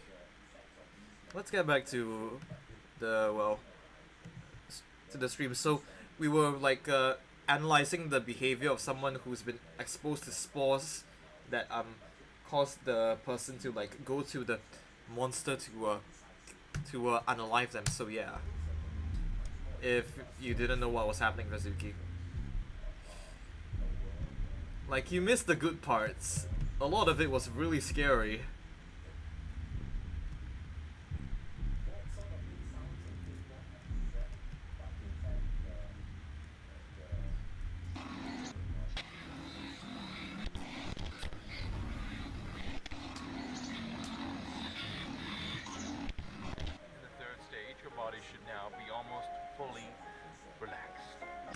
I have to look back later. Yeah, definitely. Production of venom vials have been greatly successful. We have a consistent supply of each venom being extracted.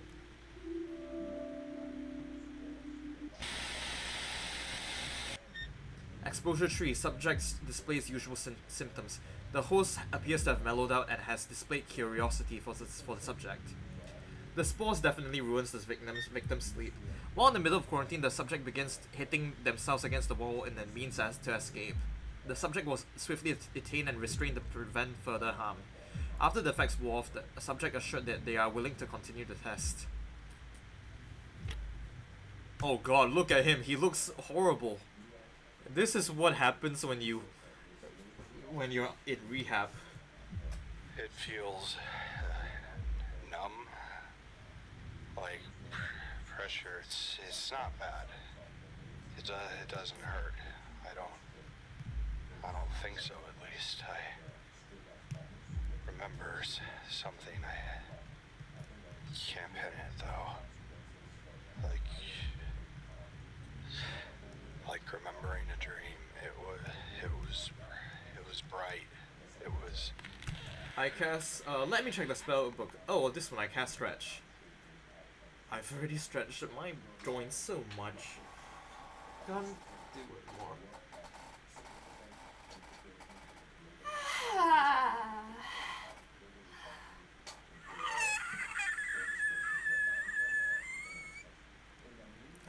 Okay, that was a good stretch again.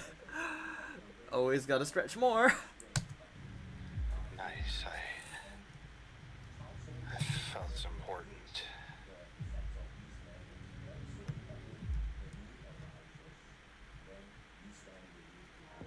I don't even care. Just let me skip this ad, please.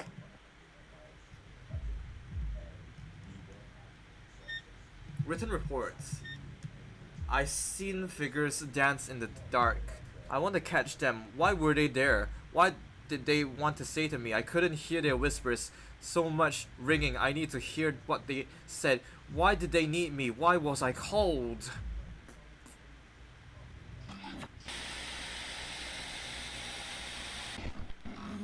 A bumblebee. Someone cutting fish. Then and fires. And finally, in stage 4, something strange happens. Brain activity begins to pick up again, and your eyes begin to rapidly move. This stage is called rapid eye movements, or REM sleep. REM sleep is believed to be your brain working on cognitive function, learning, and memory. Oh. This stage also has the most likely chance you will dream. We can conclude that harvester tendrils will not be triggered by trimming test subjects. While we could conclude that other members of the Vita Carnis may also share this production, more testing is required.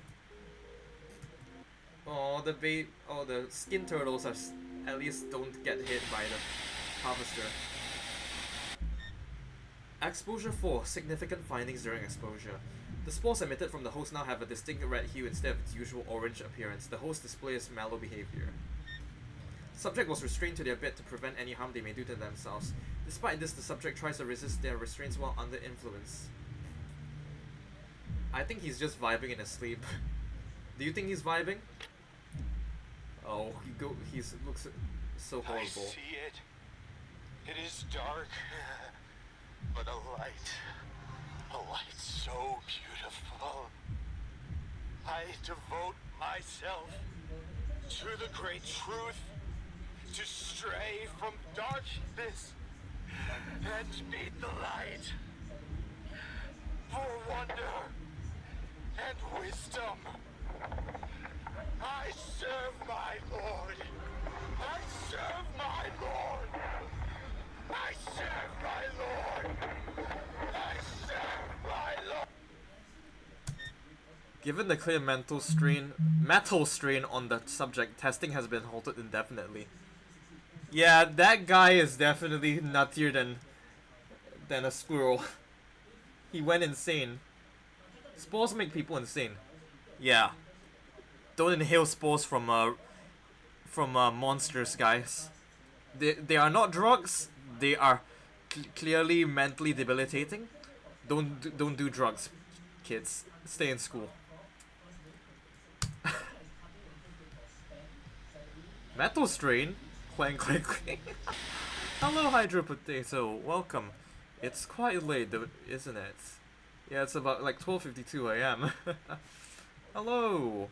Hi. So for this April Fool's stream, I turned my voice changer off. I can turn it back on. Yeah. Hello, Hydro Potato. Welcome to the stream. I think you recognize my voice and my normal voice from so many years ago from the D&D session. But yeah, I'll turn my voice changer off now. Okay. Alright, there we go. So yeah, so we were watching Analog Horror. We are watching Vita Carnis right now, and we're just about to finish Season 2's entirety. Yeah, you just sounded ever so different today. Yeah. I bet you didn't expect to hear a boy's voice. But if you were watching the stream, well, and saw the title, well, you know. But what are dreams? What are dreams? Worms. Toilet paper. Or sushi. Batteries. Hey, why am I tied up? What's going on? Hey! Sit still, Bruce. It's all right. Dr. Trados, why am I here? Calm yourself. We're just going to ask a few questions. The restraints are just a precaution. What? Relax. Okay. So, Bruce Phoenix, you are the manager in our files department, is that correct? Yes. What would you say you do? I, organize documents, process reports, tapes, files, mainly with our experimentation unit. I see. The reason I ask is because I believe there have been some issues recently with your department. Have you noticed anything? No. I don't think so. Really? Nothing at all? No. It seems to be in order to me. Why? Well, I asked because we had a look through our documentation and noticed some inconsistencies. Like what, sir? We noticed that there has been some tampering with some particular documents. Classified documents. Nothing too big, but it seems someone's been covering some things up. Well, you are the head of that department, so we thought you would know something. Are you sure you don't know anything? Are you sure? I'm sure. I'm sure too. You know, loyalty is an important part of how we work here. We handle some important things, classified things we don't want getting into the wrong hands. So when we find out that someone has been smuggling documents behind our back, that is awfully concerning. Especially when that person, I don't know, is lying right to my face. I'm not lying, sir. Stop. Especially when we have them on video. Which leads me to ask, why are you taking tapes out? I can explain. I was just... Stop! I don't need to know what you were doing with them, but I do need to know one thing. Who are you sending them to? No one! Who are you sending them to? Please, sir, listen! I was just organizing them and I had to move them! Who are you in contact with? So please! I'm not lying! We are past that, Bruce. Why do you think this was acceptable? What you were doing threatens national security. You are actively threatening the progress of the human species. No! I'm trying to save the human species. What we are doing here is wrong! It's those things! They have brainwashed you! They are messing with your judgment. Safety protocols, basic upkeep, reckless... It seems like the singularity orbs are like affecting them mentally too, it seems. So basically now there's a side that wants to like get this out to the public, and while there's another side where the government is trying to keep it under wraps. So maybe this is the continuation of the plot line where they're trying to like get it out into the public. And random, yes, I know, lock with random messages. I know I'm an Abenank. I can't see your message, sorry. Experiment? This isn't progress! This is madness! You're becoming like those monsters who worship them! Please, Marshall. We need to stop. I will ask one last time. Who are you contacting? Never. I'm done. I won't be a part of this. Is he gonna shoot him? I'm done. Oh no.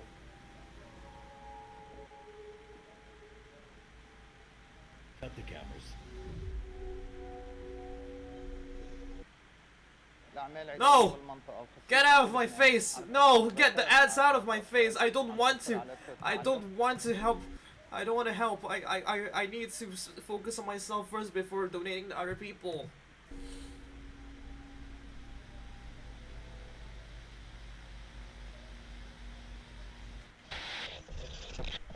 Have you watched? Care package on the way. Thank you for the care package. Random. It's interesting, some of the things in there. Did you know in harvesters that both of the venoms they inject are lethal? The neurotoxin doesn't just block the nerve signals, it directly attacks each Oh nerve, God. causing sudden paralysis in muscles moving deeper into your vitals. But for each nerve that dies, you feel every single beat. That's horrible. But all you can do is sit in silence as your nerves burn away until your heart stops beating, your lungs stop breathing, and your brain shuts down. Fortunately, usually the other venom causes you to bleed out first. So, when you're trying to gently lead, no, please don't. Oh no. He didn't get shot. He's getting injected with the harvester venom. Not only does it paralyze him, he's gonna feel all that pain. That's horrible. That's a worse fate than death.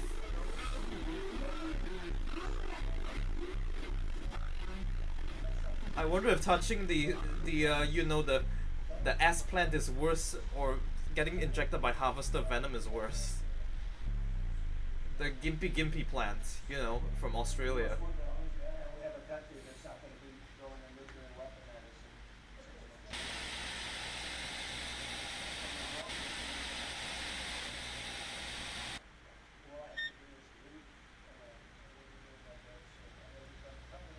Written reports. Yeah, I don't think that's words. That is just a guy and the host there. Yes, all of the above. Something at me.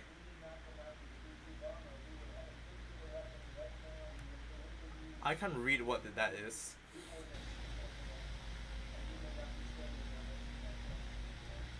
Oh man.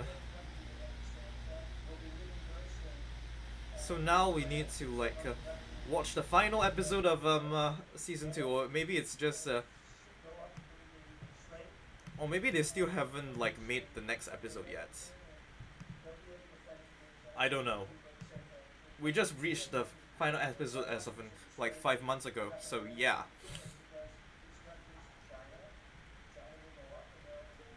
The last episode was in December, I think. More regions along the west coast have become inaccessible. As protests cool off, production has returned back to its original profits.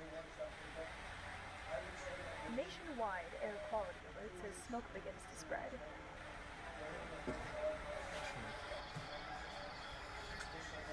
Mimic sightings again. Harvesters on the move. Oh god, harvesters. Flavor enhancer. Ultimate effects.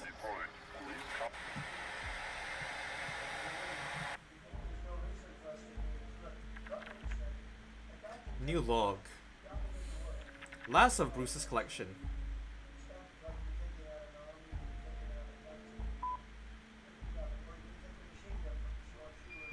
Carcass.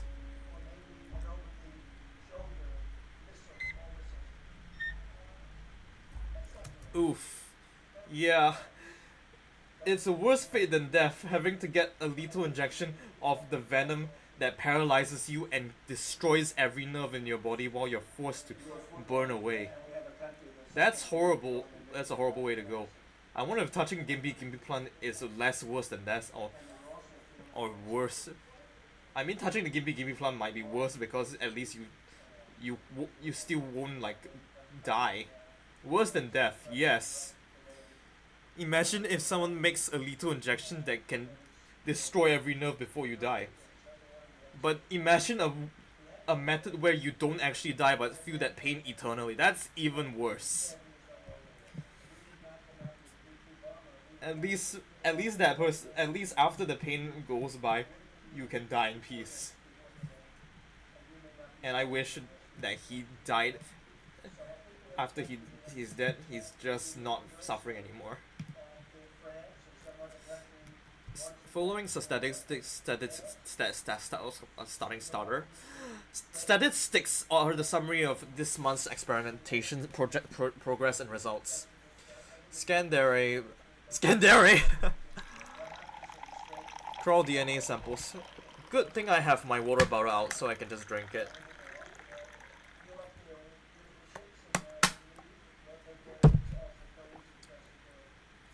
Crawl DNA samples abnormal, classified. Trimming sample fed to meat snake. Negative, rejected sample. Oh, this is the experiments where they're wondering whether the crawls life cycle, whether they will attack any other any others in the Vidacarnis family. Trimming containment with star of the mimic. The mimic does not eat the trimming. Harvester does not attack the trimming. Meat snake skin sample testing. Yes, it can resist temperature. The elder mimic competitive environment. There's the mimics work together and host spore prolonged exposure. Yeah, well, let's say that the host being exposed to the spores made them go blow cuckoo. So yeah.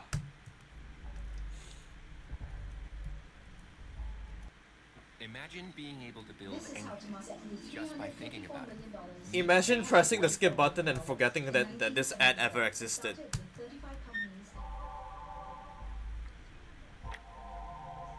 Alpha team leader post of the Facility Zero. Facility Zero and capturing multiple items of interest. The mission was a success. All items accounted for, only hostile casualties. Once the area and the prisoners were secured, we were extracted. Something wasn't right.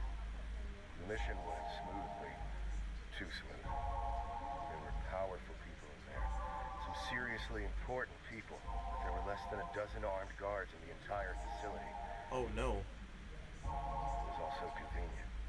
It was too easy. Pressure point, teams staying farther apart to avoid monolith detection. Those make some sense. Why only a handful of cards? Why was it so easy? The paranoia. It messes with the head. Increased frequency of seismic activity around the carcass facility in Facility Zero. Population of wild carnivore species scattering out around the carcass facility still increasing. Facility expansion for experimentation and assembly stage 2 suggested by the singularities. Notable for performance decline in specific fatality facility members alerted by singularities. More termination suggested.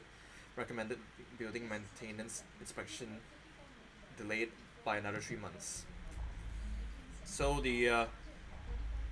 by rescuing taking in the singularities, maybe it's causing them to probably go through with their plans. I don't know. This message is gonna take a while to send, so I need to go now. Have fun with the rest of your stream. Check your VGen later. I got an update on your commission. Have a fun rest of stream. Thank you, Nora. Thank you so much. Well, and yeah, I'll check my commission status later, assuming I don't fall asleep after streaming for a long time. But yeah, I hope you have a good day, and well, congrats on the project. Hope you get a good score. And yeah, I will enjoy finishing this episode. Then I'll just end the stream there. I don't really want to watch the Amazing Digital Circus 2 actually, since Yerrick's not here. I would rather Yerrick see me watch it on live, but I could do more of these reaction streams, but you know, my voice changer will be on those streams, so yeah.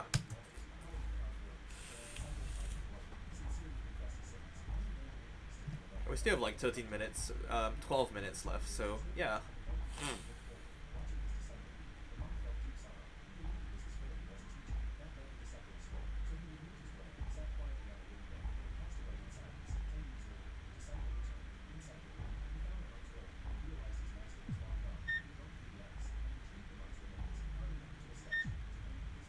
What is this supposed to be? Is this going to open a portal to where the crawls originate from? Oh no. Will we learn where the crawl come from? Dear Dr. Marshall Tredone, it has come to our attention that you have managed to achieve something great. We understand that our previous interactions have not been ideal. We are willing to move past our conflicting past and move forward in light of the new achievement. And what an achievement it is indeed! Your facility managed to do what we have spent the entirety of our assembly's lifetime dedicated to in a matter of 2 years. We've underestimated you yet again. We understand that you have had the honor of communicating to the entities themselves. How blessed you are to be in the presence of such greatness. You have seen it too, haven't you? They have shown you their divine will, their great plan. We know you are assisting them in the construction of their tools, and we would be honored to give our full complete support and fidelity. For we both now will follow the will of the Master. We are happy to once again work towards this common goal together. For wonder and wisdom we serve our Lord. They are not lords. They are not gods. This is religious persecution. New log, destroy carcass.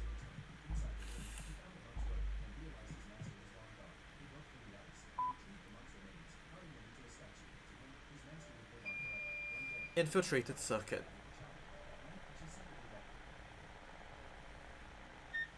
Terminated employees. Farron Bronze. Yeah, this guy, well, he got eaten by an elder mimic. Bruce Phoenix. Well, he got lethal injection, and Minerva Janus recommended terminations. Rhodes, Ceres, Fawn, Penetro, and yeah, as terminations continue, we need to bring in replacements to compensate for the expansion project. List of most recent new hires to replace terminated employees. Oh. Does this mean that they are going to infiltrate Carcass with people who worship the crawls? Oh dear. That's not good. They are being terminated. It's an inside job. Signs of gas leak. Detector results negative. Bring in inspector. New batch of volunteers for human trials. Updating main database software. Bring in new data engineer. Radio contact the facility 0 remains out of commission. Bring in technician.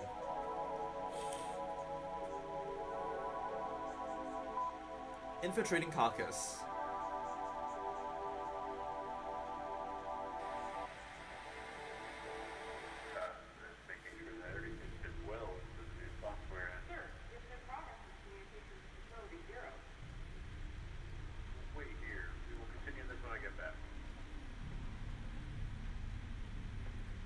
Oh man, that guy is a sussy baka. He's acting kinda sus. He's gonna sabotage the reactor. Guys, do something. It's a sussy baka. Now we have spies and sus imposters in this one. Oh no. Bum bum bum bum bum bum bum bum bum bum.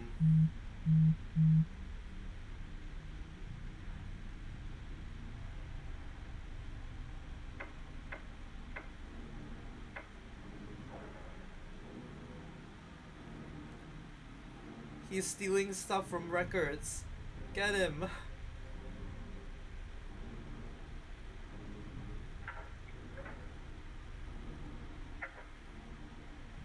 Or is it she? I can't tell from the angle. Oh no. That is definitely a sabotage. Get out! Sound effects. Get out! I can't do that. I can't do that get out properly.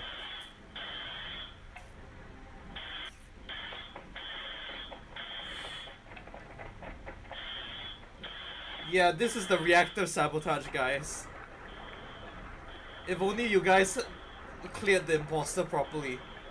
You forgot to clear the imposter, dude.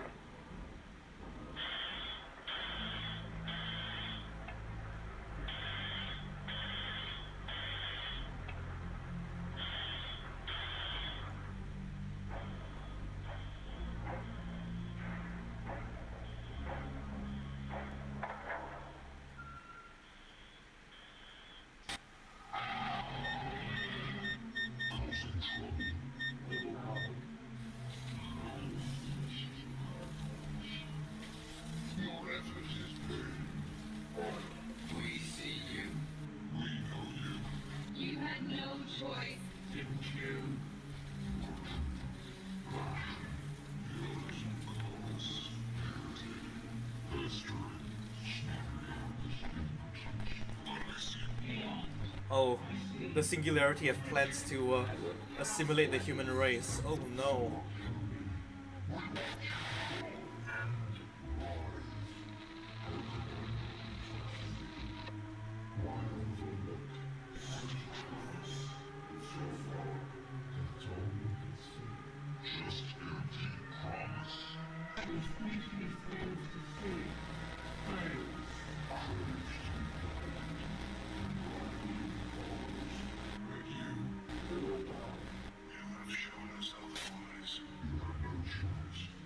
But also no choice. Didn't you? You did what had to be done. Taking action. Understand that greatly. Be proud of yourself.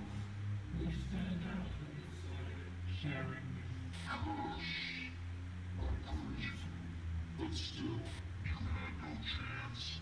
We see you. We know you. We knew you would try. We counted on it. Your idol. Blinded by our grandeur. We shall take it from here. Detach from them. They have used up their worth. Not like you. Go now. Your passion has spared you. Oh no. We take our leave. They're going to release all the Vita Carnis and Hop on over. Your faves are now on Food Panda. With delivery from $1.99. no thank you, I don't want delivery, please. But it seems like it was all part of the Count's plan to get the Singularities into the Carcass building to release them properly. Oh man.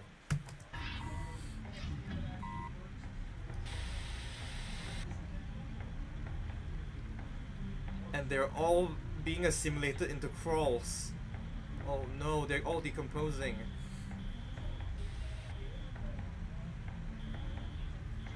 Oh no. The trimmings are evolving and disintegrating. The meat snakes. The mimics. What are they going to form into? The host? Oh my. Oh, the harvester and then the host. What about the monoliths?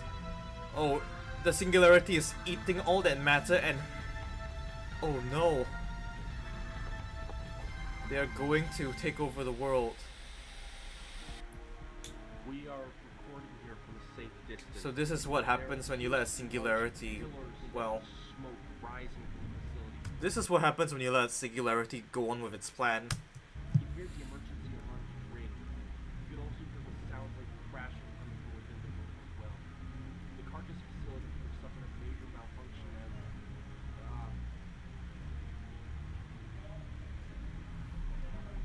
hold on, it appears that several objects have blown up from the smoke. Bright red Is that the Singularities? The balls? Oh no! They become a red ring of death.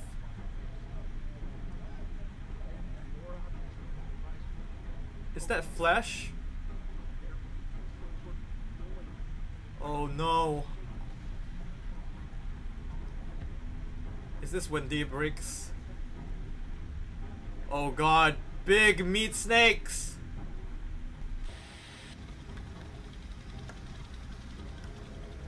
The monoliths, they're coming forward. Oh no.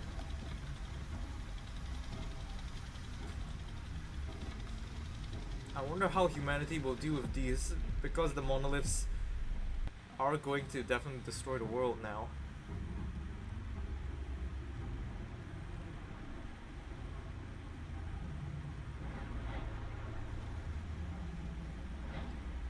Is that an infector from Dead Space?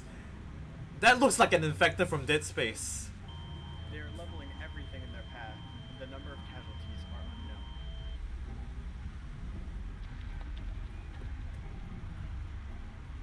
Even people are running from the monoliths. Oh god. Yeah, the monoliths are causing destruction. Ah! God! Why? Random, why? I was so fascinated on what the monoliths were doing to the human cities, dude. Don't got time to listen to Malpine, bro. 2 more minutes. Oh man, this is so cool. I wonder what the next step, what the next step is in the Singularity's plan.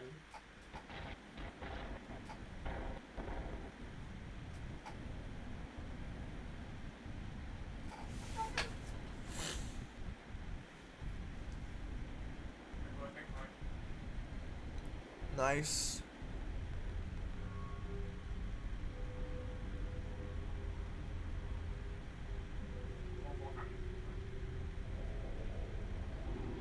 What the heck is that supposed to be?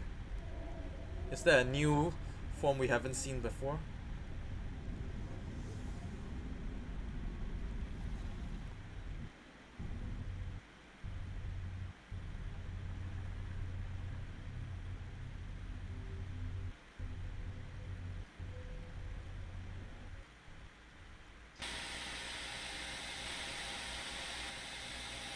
Thanks for watching.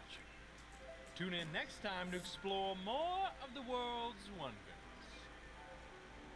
Oh wow. What a great this is the season 2 finale. Oh. I wonder when season 3 will come out. But dang, this is so this is so much to take in.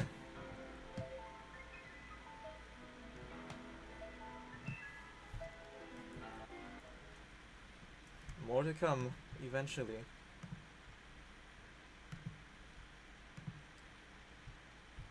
We finally got through Viticarnus, and it took us like, I don't know, let's check how much time it took to 6 whole hours to watch one full series. Dude, that's insane. Well, I think we're done here, so I think we're gonna like end the stream, so yeah.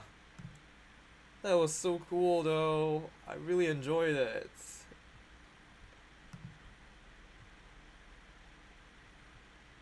Such a cool, well, series to... Such a cool analog horror series to like get started on. Yeah. And we're back in the room. What a comfy room. And with that, well, I think, well, we're done here. Like, my throat is like still kind of sore right now, but not too painful really. But basically, yeah, I think we'll do just fine. It's safer here, away from the mimics, right? Away from the mimics. Those mimics were scary, and the end of the world came. I still can't believe it, that the world ended with this analog horror. Overall, I really enjoyed the analog horror. Its documentary style for the first season was like pretty good.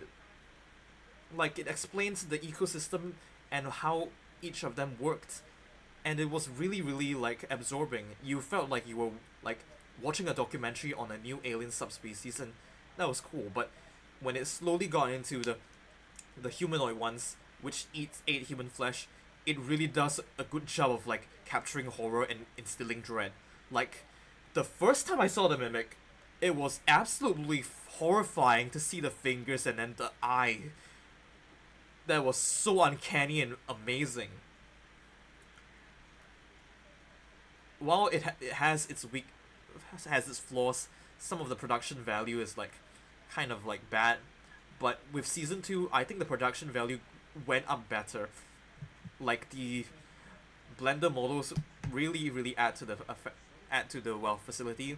And I like that there are some big name voice actors here that did their jobs pretty well. Makes you really feel like you're living in a world where there are these different alien subspecies that are made of flesh. It was really cool. But definitely the mimics, well, The mimics are the ones that are the scariest out of the Vita Carnis, well, analog horror. Those are definitely scary as hell. And I really like how everything else combined into like a whole documentary and the whole subplot of whether people would like to like review the government cover-ups and whatnot. It was really interesting. I can't wait to see season 3 and what they'll do to the survivors surviving after, well, the monoliths like woke up and just proceeded to trash the world around. It would be really cool to know what the singularity orbs are trying to like achieve by well causing the monoliths to like destroy everything, absorbing all their Vita Carnis and whatnot. But overall, I think Vita Carnis was a very enjoyable analog horror, and I really enjoyed, well, covering it for April Fools. It was quite a good stream, really, for me. And I'm glad to have shown this side of myself with my voice changer off.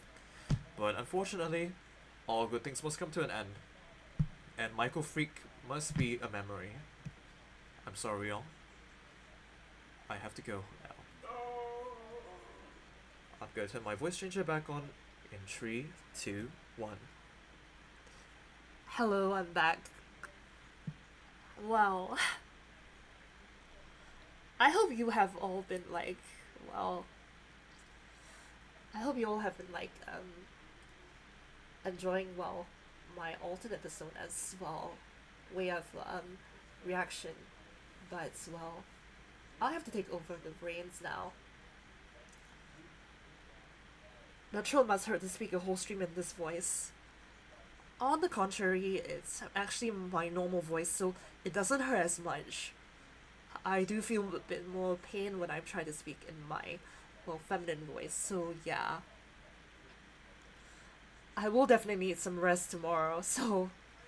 Oh, and thank you for the, well, hydrate fish, I mean, random.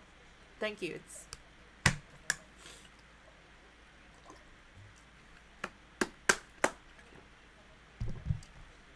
Good water. But yeah, I'm not sure if I'll be streaming like tomorrow or the day after, since I still have a sore throat, but I'll stream when I stream. So yeah. If I make a thumbnail and I start streaming, well, you know, I'll like see you when I see you. Overall, thank you all so much for coming to the stream, and well, if you want to see more reactions or maybe gameplays, you can like subscribe and like the video, and also follow me on Twitch if you want to. You can also join the Discord server if you want to like catch up on the streams, but I don't know, check out the description, you know. Overall, I'm just like tired now, so I gotta go take like a long sleep. So goodbye. Bye Vazuki, bye Random, and bye everyone who came to the stream. Thank you for staying this long. And with that done, well, Mixar is out. And Michael's out too. Bye-bye. I'm going. Don't leave me here. Chat, don't leave me here. Ah!